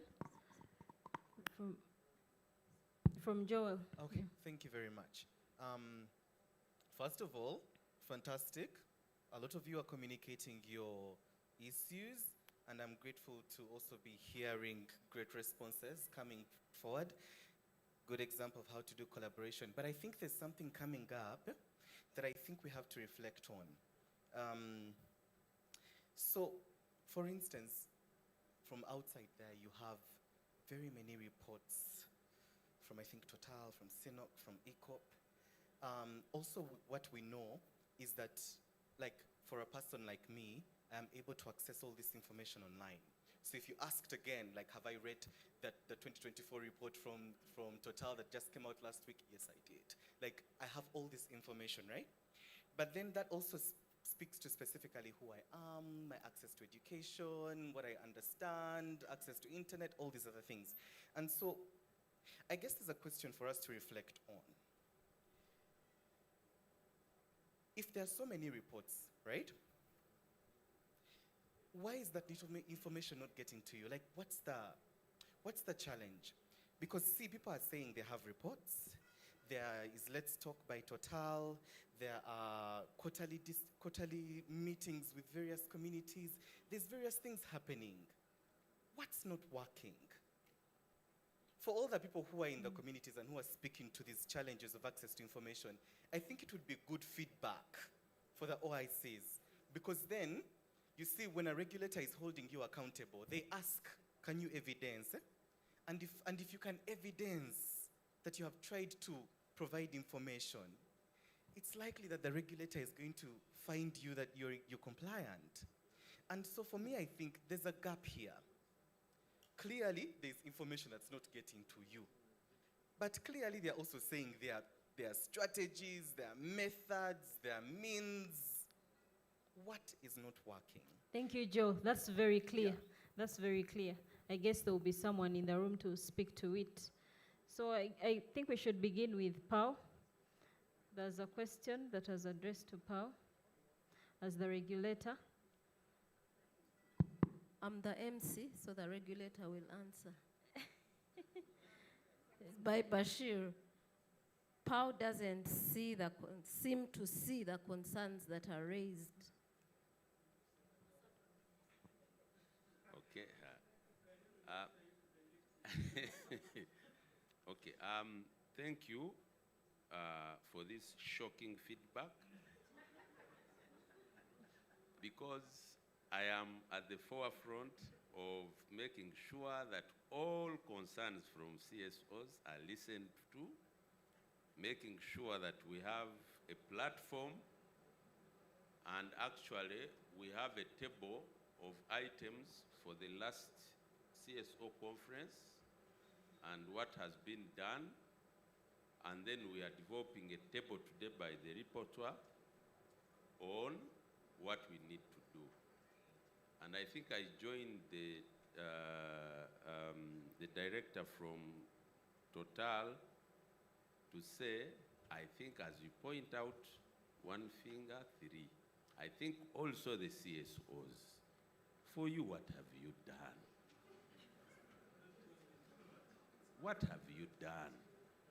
Because we last met last year, you gave a list of complaints. We have tried to do as much as possible. We have taken you guys to the field. We have shown you what is there. I have not heard anyone who has said something that he saw. Is the oil there? Are the developments there? Is Tilenga at 60%? Is it? Did you see it? You know, we had a history here where people went to see Valley dams and they found nothing. Can we first acknowledge some of these fundamentals? Because before, people were saying there is no oil. Is it there? And many of you here, because I've been with you for like 8 years, you would stand up and say there is no oil. Is it there? 2, then they said it was sold at night. We took you there. Is it still there? 3, it will never come out. You will not develop. Is the infrastructure there? Kingfisher, they have shown you. It is above schedule. You went there. Is it there? Yes. Tilenga, is it? The gentleman who was here now. So you see where we've reached. Last time, nothing is going on. The gentleman is taken. Now he has reached there. He says, why am I stopping here? I need to step inside there. So I've had all your complaints today. I welcome them. Can I also ask, and I ask the chair, that you give opportunity, at least to 3 members, to tell us if they have seen nice things that have been done. I think that's what we'll end with. Ali, Yes. thank you so much. Let me then conclude with 2 things. I would also want to request you, I've had many questions raised, especially by Council Michael, on the land framework. There's a gentleman here, Mr. Kizito. When he spoke about other things. Mr. Kiziko is the Atakama man. The entire land for Tilenga, this is the gentleman. He's here. I would like him at least to be given also maybe 3 minutes to answer Michael on some of the fundamentals Michael has brought. Don't let Mr. Kizito leave that without answering. The rest, I commit that this is a good engagement. Let's record the positives. Let's record the ones that require improvement. Then let's record where things have not done well. Then let's all of us take responsibility. Do not, you as CSOs, point everything to either IOC or government.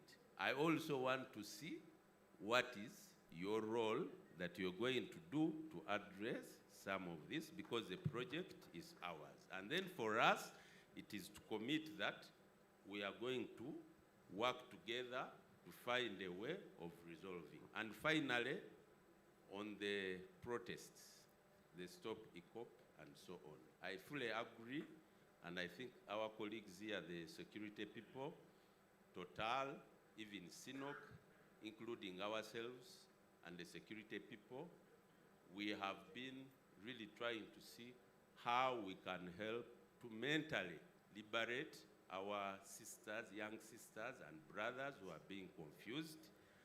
And we totally do not agree that they should actually be arrested. We want to see how we can have coffee and tea with them. But as they said, we never know where they spring up. So if you know where they are going to spring up from, please let us know so that we can go and have a conversation with them, because we also do not understand what is wrong. And we also ask police that most of these young people want a photo opportunity when they are being maybe arrested. So please avoid arresting them. Call us, let us talk to them, and we shall find convergence. Again, that commitment, we give it. No one is interested in having one of us arrested for expressing their view on stopping ECOP, which is almost complete.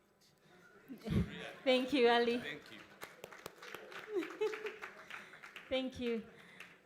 Albert or Michael, one of you will address the question that was raised before we get the testimonies. Thank you. I think I'll respond to the Queen's question. The question about culture and what we're doing to preserve culture.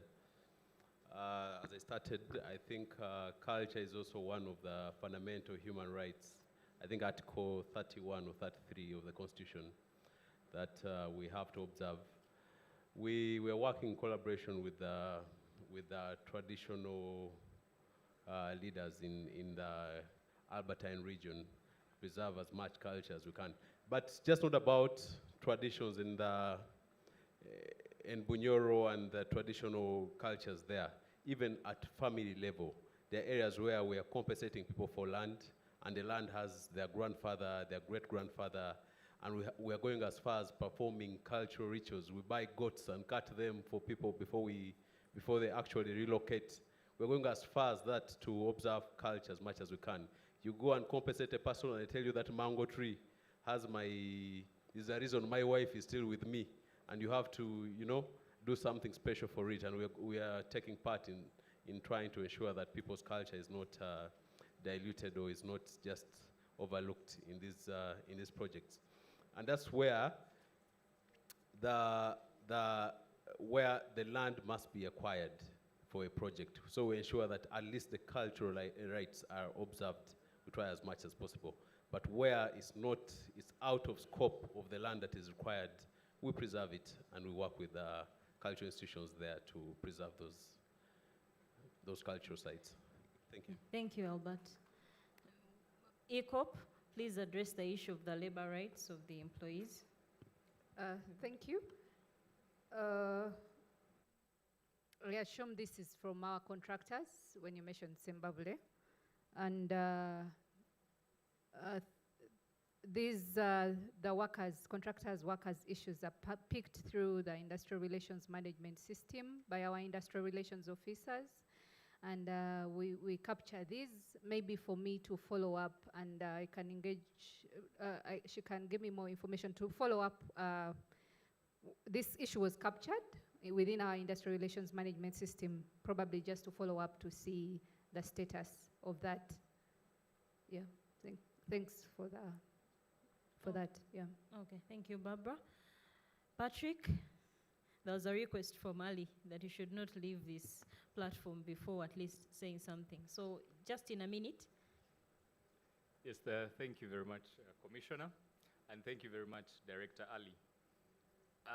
To kind of address some of the matters that have been raised by the colleague, I think ours, as the implementers of the project and the people who are involved in the social and resettlement for the Tilenga project, it's to appreciate that at times we live in the here and now.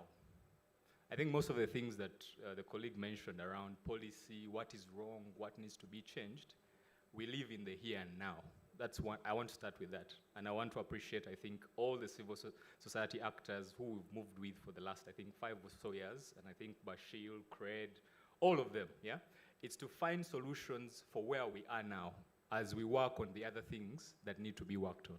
So in terms of the land acquisition process that we ran for the Tilenga projects, it's also to appreciate, I think the word balance has been used a lot, yeah? You have international best practice, you have national legislation, but also you have the context on ground. And I think it was one of the other areas to talk about, to find a middle ground for those three, where you have all the stakeholders with their different interests, but you still have to progress at that point in time. So I welcome the feedback, but also in terms of what has been done is to, as much as possible, incorporate our context, and I speak for Bulisa Tilenga, Bulisa Hoima Noya, in what is available in the legal framework today, yeah? As the conversations continue in parallel. And I think that is also part of the director's conundrum, that a lot has happened, but we couldn't just do nothing, yes? So in terms of the land acquisition process, it's the marriage between those three, yeah? But also active participation of the stakeholders. I think I had appreciation for the CDO for the districts, yeah, is to make sure that when we enter a place, regardless of what the law is, yeah, what does the context and the premises and the mechanisms in that environment demand of us to progress? I'll give a simple example. We've talked about access to justice. I'll talk about land disputes. As people have said, land is everything to us, yeah? You have a situation where you have a dispute between brothers, but the policy is telling you to do something different. The local context demands you to do something different. So how do you marry the two? So we have a scenario where, and I think I'll go back to what Joel said, mandate. And going back to what Ali is saying and TEPU, what are we bringing to the table? If your mandate is to legislate, please do that. If your mandate is to advise, to input, do that, yeah? Going back to the land disputes, we took an approach where we accepted the law of the land to take over. What is the law of the land? What do you do in scenarios of dispute, yeah? We sit, we go to the elders, after we have failed, we call our human rights defenders, et al. So when you follow that, at the end of the trail is someone saying, you have all these many disputes that are not going away. What are you doing about them? I think someone talked about metrics, yeah? So it's in a nutshell, to work with all the available resources, but at that point in time. Thank you. Thank you. So, please clap. In the interest of time, I'll give the panelists 30 seconds each to give their parting shots. And if you have any question and you didn't have the opportunity to ask, we are going to have the cocktail. So please reach out to the individuals that are able to give you the responses. But we are really out of time. So we'll begin with Siraji, 30 seconds only. Thank you so much. And I will use my 30 seconds to just do a small rebuttal on Ali. asking what is civil society doing. And maybe I will also ask him to look at... I hope you don't open a can of worms. No, it's not a can of worms, but look at the mandate. What is the civil society mandate, and what is POW mandate and other organizations' mandate? Our mandate is clearly mobilizing communities, and you have seen them here, asking you tough questions, which are even causing you to think that we are not doing well. So our role, we have done it very well. The communities are charged, they are aware of what is happening, and they are holding you to account. That's why you are even having a conference like this. This conference is as a result of our work. We are here in oil and gas, 2010, 2011, these conferences were not there. But when we came up to raise awareness among communities and they know they are right, they know which questions to ask, you are now here to answer them. So you should not be asking what civil society is doing. Thank you. Yes, and finally, I'm glad that the conversations are on, and we are going to be more active. You are going to see what civil society is capable of doing going forward in trying to hold you accountable. Thank you very much. Thank you. Yes, Patrick. Yes, thank you, Commissioner. I think in my 30 seconds, first of all, is to appreciate POW for journeying this with us and all the stakeholders for your participation. But I would like to add my voice to accountability and to say we've spoken quite a bit about it, but accountability is not control. Rather, it is support. Most times, we use it as a tool to control, or we perceive it. Why are they asking of this? Why are they doing this? But also at the back end of it, it's two-way traffic. Yes? And in that spirit, I call upon all the stakeholders to take the mentality of giving. Give, as opposed to take. I want this, I want that, I want the other. Yeah?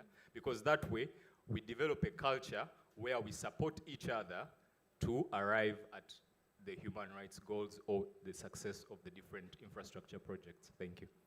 Thank you, Patrick. Barbara. Thank you. My last text, dialogues like this, partnerships like this, are a strong lever to achieve better outcomes within the industry.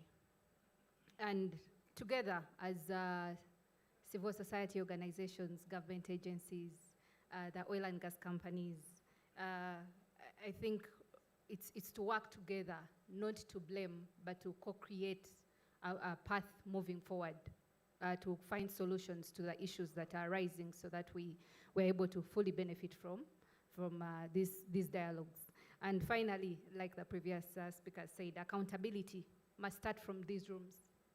We all must be accountable and not just throw blame. I think accountability is something that we should all go with, not just as a way of holding others accountable, but let us hold ourselves accountable for the responsibility that we are expected of. Thank you, Barbara. Michael? Thank you. Mine is access to remedy. It is the beginning and the end. You know, for us to live harmoniously, the mechanisms of dispute resolution must be clear, they must be definite, they must be effective. When we look at the ease of doing business index, access to remedy is one of the key components for development of any sector. And if we are to attract the right investment, if businesses are to prosper in our country, the route for access to remedy when disputes arise must be clear. We don't have access to most of the agreements, but I'm quite positive that the jurisdiction is not here in Uganda. And there's a reason why. Because our mechanisms are questionable. Why? Because we want a quick resolution of the dispute so that the business can continue. We need to have further discussions with the Ministry of Justice. We need to have the uncomfortable discussions that if it comes to land acquisition, do we need kangaroo courts, special ad hoc courts, to deal with that land acquisition, to deal with all the questions quickly? Do we need to sit back and reflect upon the framework within which we resolve these disputes? Because unless we answer those questions, the second round of oil licensing came out. We are waiting for UNOC to tell us what is coming. But land acquisition is going to come back. And oil is not the only big thing for land acquisition. We need big business. Until we answer these questions, we remain with serious gaps. So let us work on the structural, systemic, policy, and legal questions that will advance our economy with the least impact on the community. When we measure net profit, net gain, we must account for the human impact. Thank I you, humbly Michael. submit. Thank you. Finally, Albert. Thank you so much. I think I will associate myself with all the submissions of my colleagues. Summarily, I want to say that the subject of human rights should be a shield against their abuse, not a sword like some people are actually using human rights as a sword to push some other agendas. It should be actually a subject that we are using to safeguard all Ugandans against its abuse rather than a sword. Thank you, and thank you to the organizers. Yes, I think we've come to the end. It's very clear from all the discussions that there's been some progress made in as much as we still have some pain. So there is room for improvement. Thank you for being a very active audience. I've been Martha Oundo, your session moderator. Thank you. Thank you very much, Martha and the panelists. Please, let's have a group photo here. I'll request Mr. Ali Sekatawa to join the group photo. And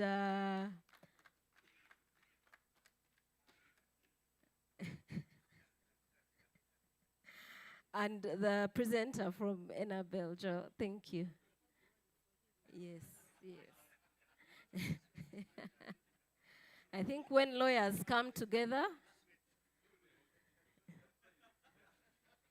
Okay, the cameraman is raising his hand at the back.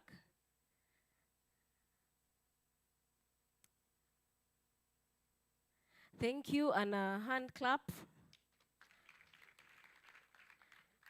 Yes, as you exit, please pick a token of appreciation from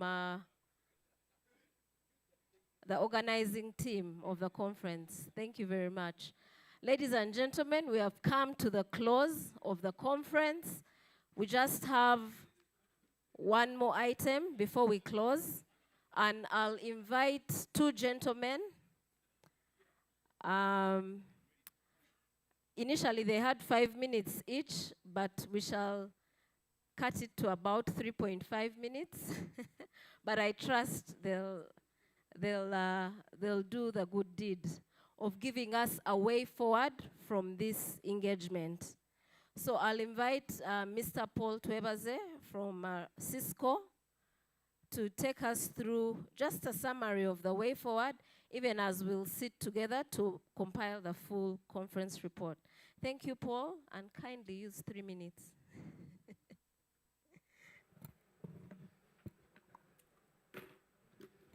Colleagues, ladies and gentlemen, good evening. I sat and listened to the discussion, and actually most of my colleagues have been wondering why I'm quiet, but I was silenced by a role of making a summary of the key things or takeaways we pick from this meeting. First of all,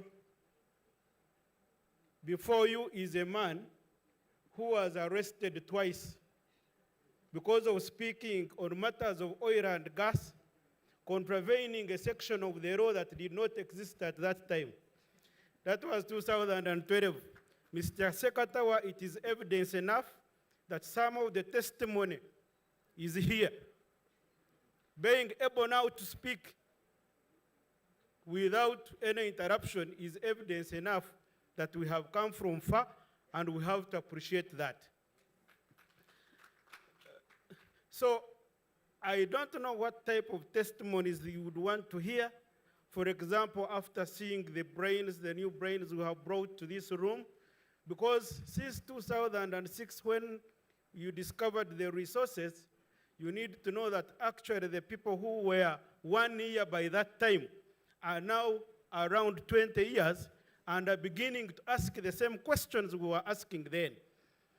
And therefore, don't get tired of answering the questions. You still have a duty to answer questions, even to the Ugandans that are emerging because of the intergenerational equity. I will begin with the conclusion. The differences in perspectives are not contradictions, but different layers of truth. We are basically speaking the same language and are therefore delivering as one. I want to start with the truth, the trust as one of the key takeaways. And the trust is already demonstrated by our ability to be here from morning up to now on our own money, on our own brain, on our own resources to be able to contribute to meaningful discussion for the sector. And by the way, if there wasn't this level of trust, none of you would even risk organizing with us. So trust has come from far, and therefore we must guard it jealously, and we must continue trusting each other. Government and oil and gas companies have widened the space for engagement, and therefore civil society, we must use this opportunity to continue to shape the debate, but also the outcomes. Number 3, we recognize that the industry players and now government have come to understand the role of civil society over time. And I think there is no doubt about that. That's why you continue to engage us. And we commit to continue playing our role. And one of them is helping you answer the serious questions that are being raised by the community people, and those are the 45 and so millions of Ugandans. I don't think as PAU or as TEPU or as any agency you'd be able to answer those questions without our hand. Companies and government have the required data. We take note of that, and therefore going forward, we should be able to ask what type of data do we need as civil society so that we continue to request it and see how to use it. We recognize that for future engagements, we need evidence and facts to be able to back up our arguments. The other important thing is we recognize the need to work with a wide range of MDAs. We realize that some of the MDAs were left out, by the way, in the debate since 2006 and are joining now. Actually, if you looked at the presentation between our ED, Ernest Rubondo, compared it with the presentation of our dear lady from the Ministry of Gender, you'd think that one is working of the government now and another one is working for the government of the future. But we recognize that we are speaking the same language. I saw some people, they were worrying, but is this one of us? We need to appreciate, but we continue to deal with that. We recognize the need to interest ourselves in the business and human rights processes, such as the grievance redress mechanism being developed. Our recognition that we have a role as civil society, I've already talked about that. And then as civil society, we learn that we also should not be talking about only their achievements. We also have challenges which these people should be able to understand. Whether they can help in solving some is a different thing, but in future engagements, we'll share a little bit of that. Lastly, the need to respect intergenerational equity for the benefits of the future, and of course, the reason to continue involving the young people, both youth and the children. Thank you very much. I'm Twebaze Paul. I work with the court. Thank you, Mr. Twebaze. That was very brief, to the point, and accurate, I must say. So I'll invite Mr. Didas Muhumuza to use the remaining 2 minutes to add on anything that hasn't been mentioned yet. Thank you.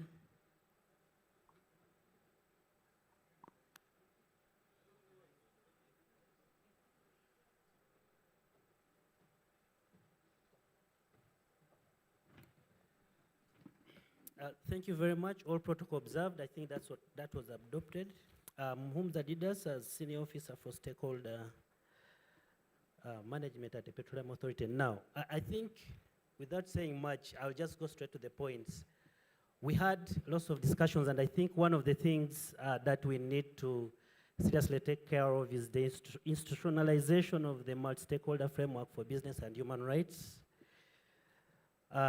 That and also social aspects to enable better leadership and management of these issues, and enabling continuous and better discussions, given the fact that it's one of those areas that has been previously managed divergently, but we need to get that kind of closing.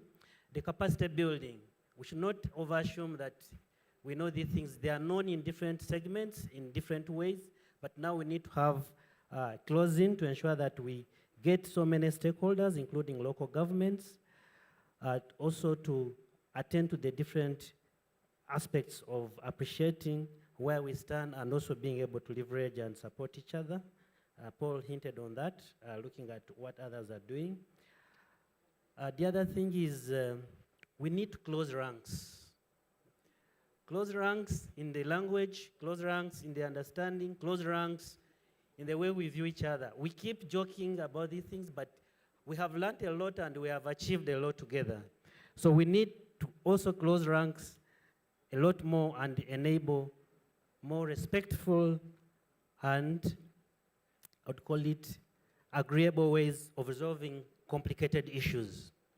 Having difficult discussions in a friendly way and having common ground. Alignment on methodologies and approaches for enabling joint action in a progressive way. We can go into an engagement with disagreeing views, but we need to think about the collaboration and dissenting views, how we can turn them into opportunities. The last one, yes, the last bit I think the rest were touched on. We need also to harness so many opportunities in so many places in terms of MDAs, private sector, IOCs. There's a lot of resources in terms of individuals with capacities, funds, and so forth that we can get together and even get more durable outcomes like today's conference, that we can be able to achieve many things together. So with this, I would like to thank all of us for having been so patient. If it were possible, you'd all come and have a photo with me here, but it's not possible, you can stay. And until next time, let's keep communicating and engaging. Thank you so very much. Thank you, Didas. Didas is the lead rapporteur. So if you do not get the report and actions, please look for him. And if you get, clap for him. Ladies and gentlemen, we've come to the end of our program.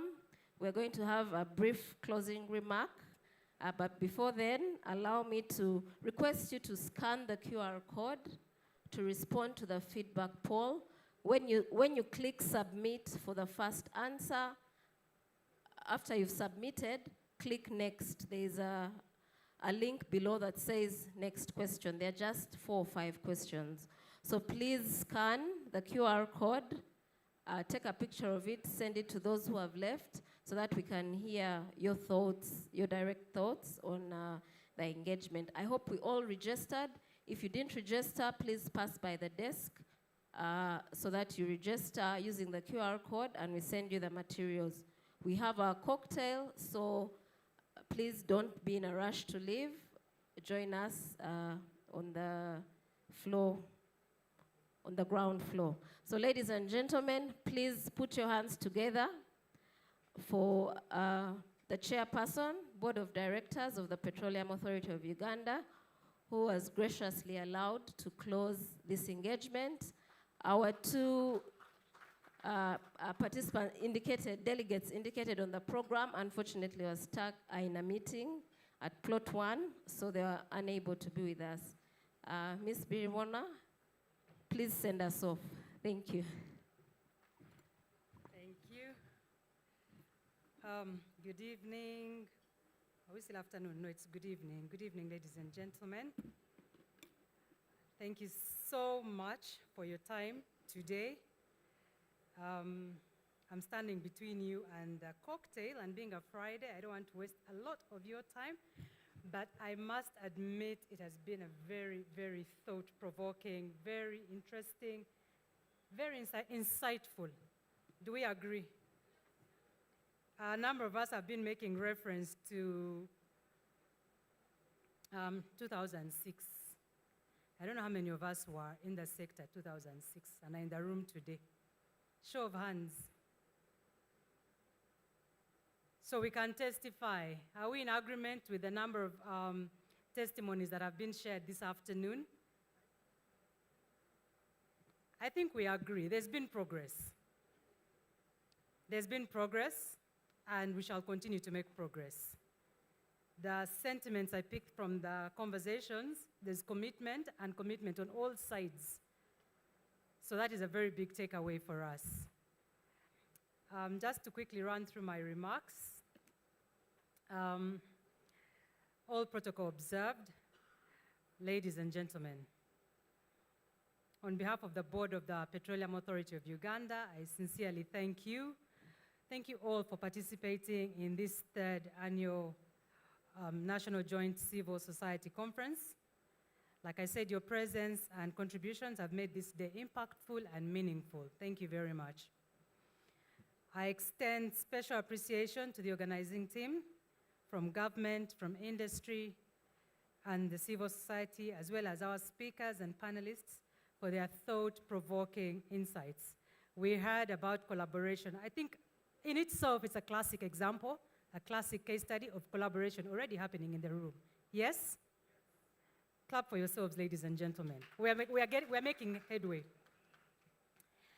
This platform remains vital for open dialogue on Uganda's oil and gas sector, especially as we transition into a global energy future that demands economic efficiency, social inclusion, and environmental care.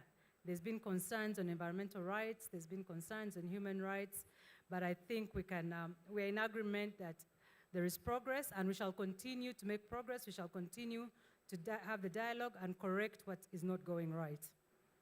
The authority is fully aligned with this shift and remains committed to transparency, inclusivity, and sustainability. Today's discussions have thoughtfully addressed the business, social, and human rights dimensions of the sector, issues that are now central to responsible petroleum development. And as we sit here today, we are all players in the sector. Are we in agreement?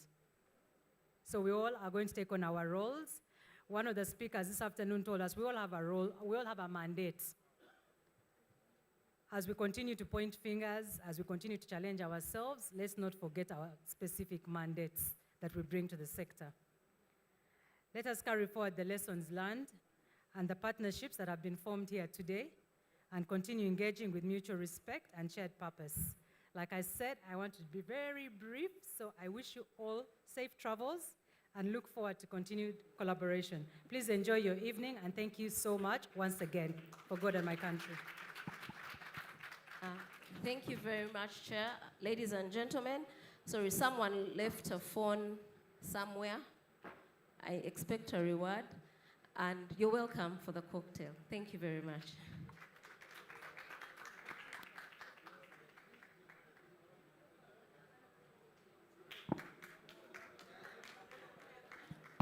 Apparently, a hand clap for the MC.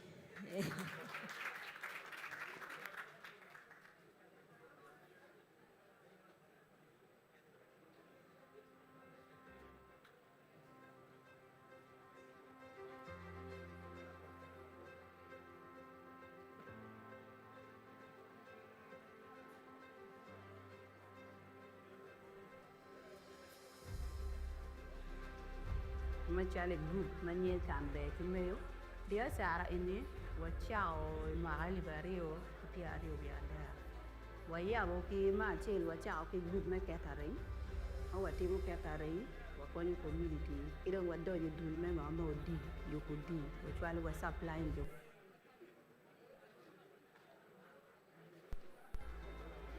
i supply ma achiel wachwalo bi piem wachao bi wani in kilos ba watero kilo marom 50 dwe ki dwe ikare ndong wa o level madong watero kilo maromo 200 i project mo watiti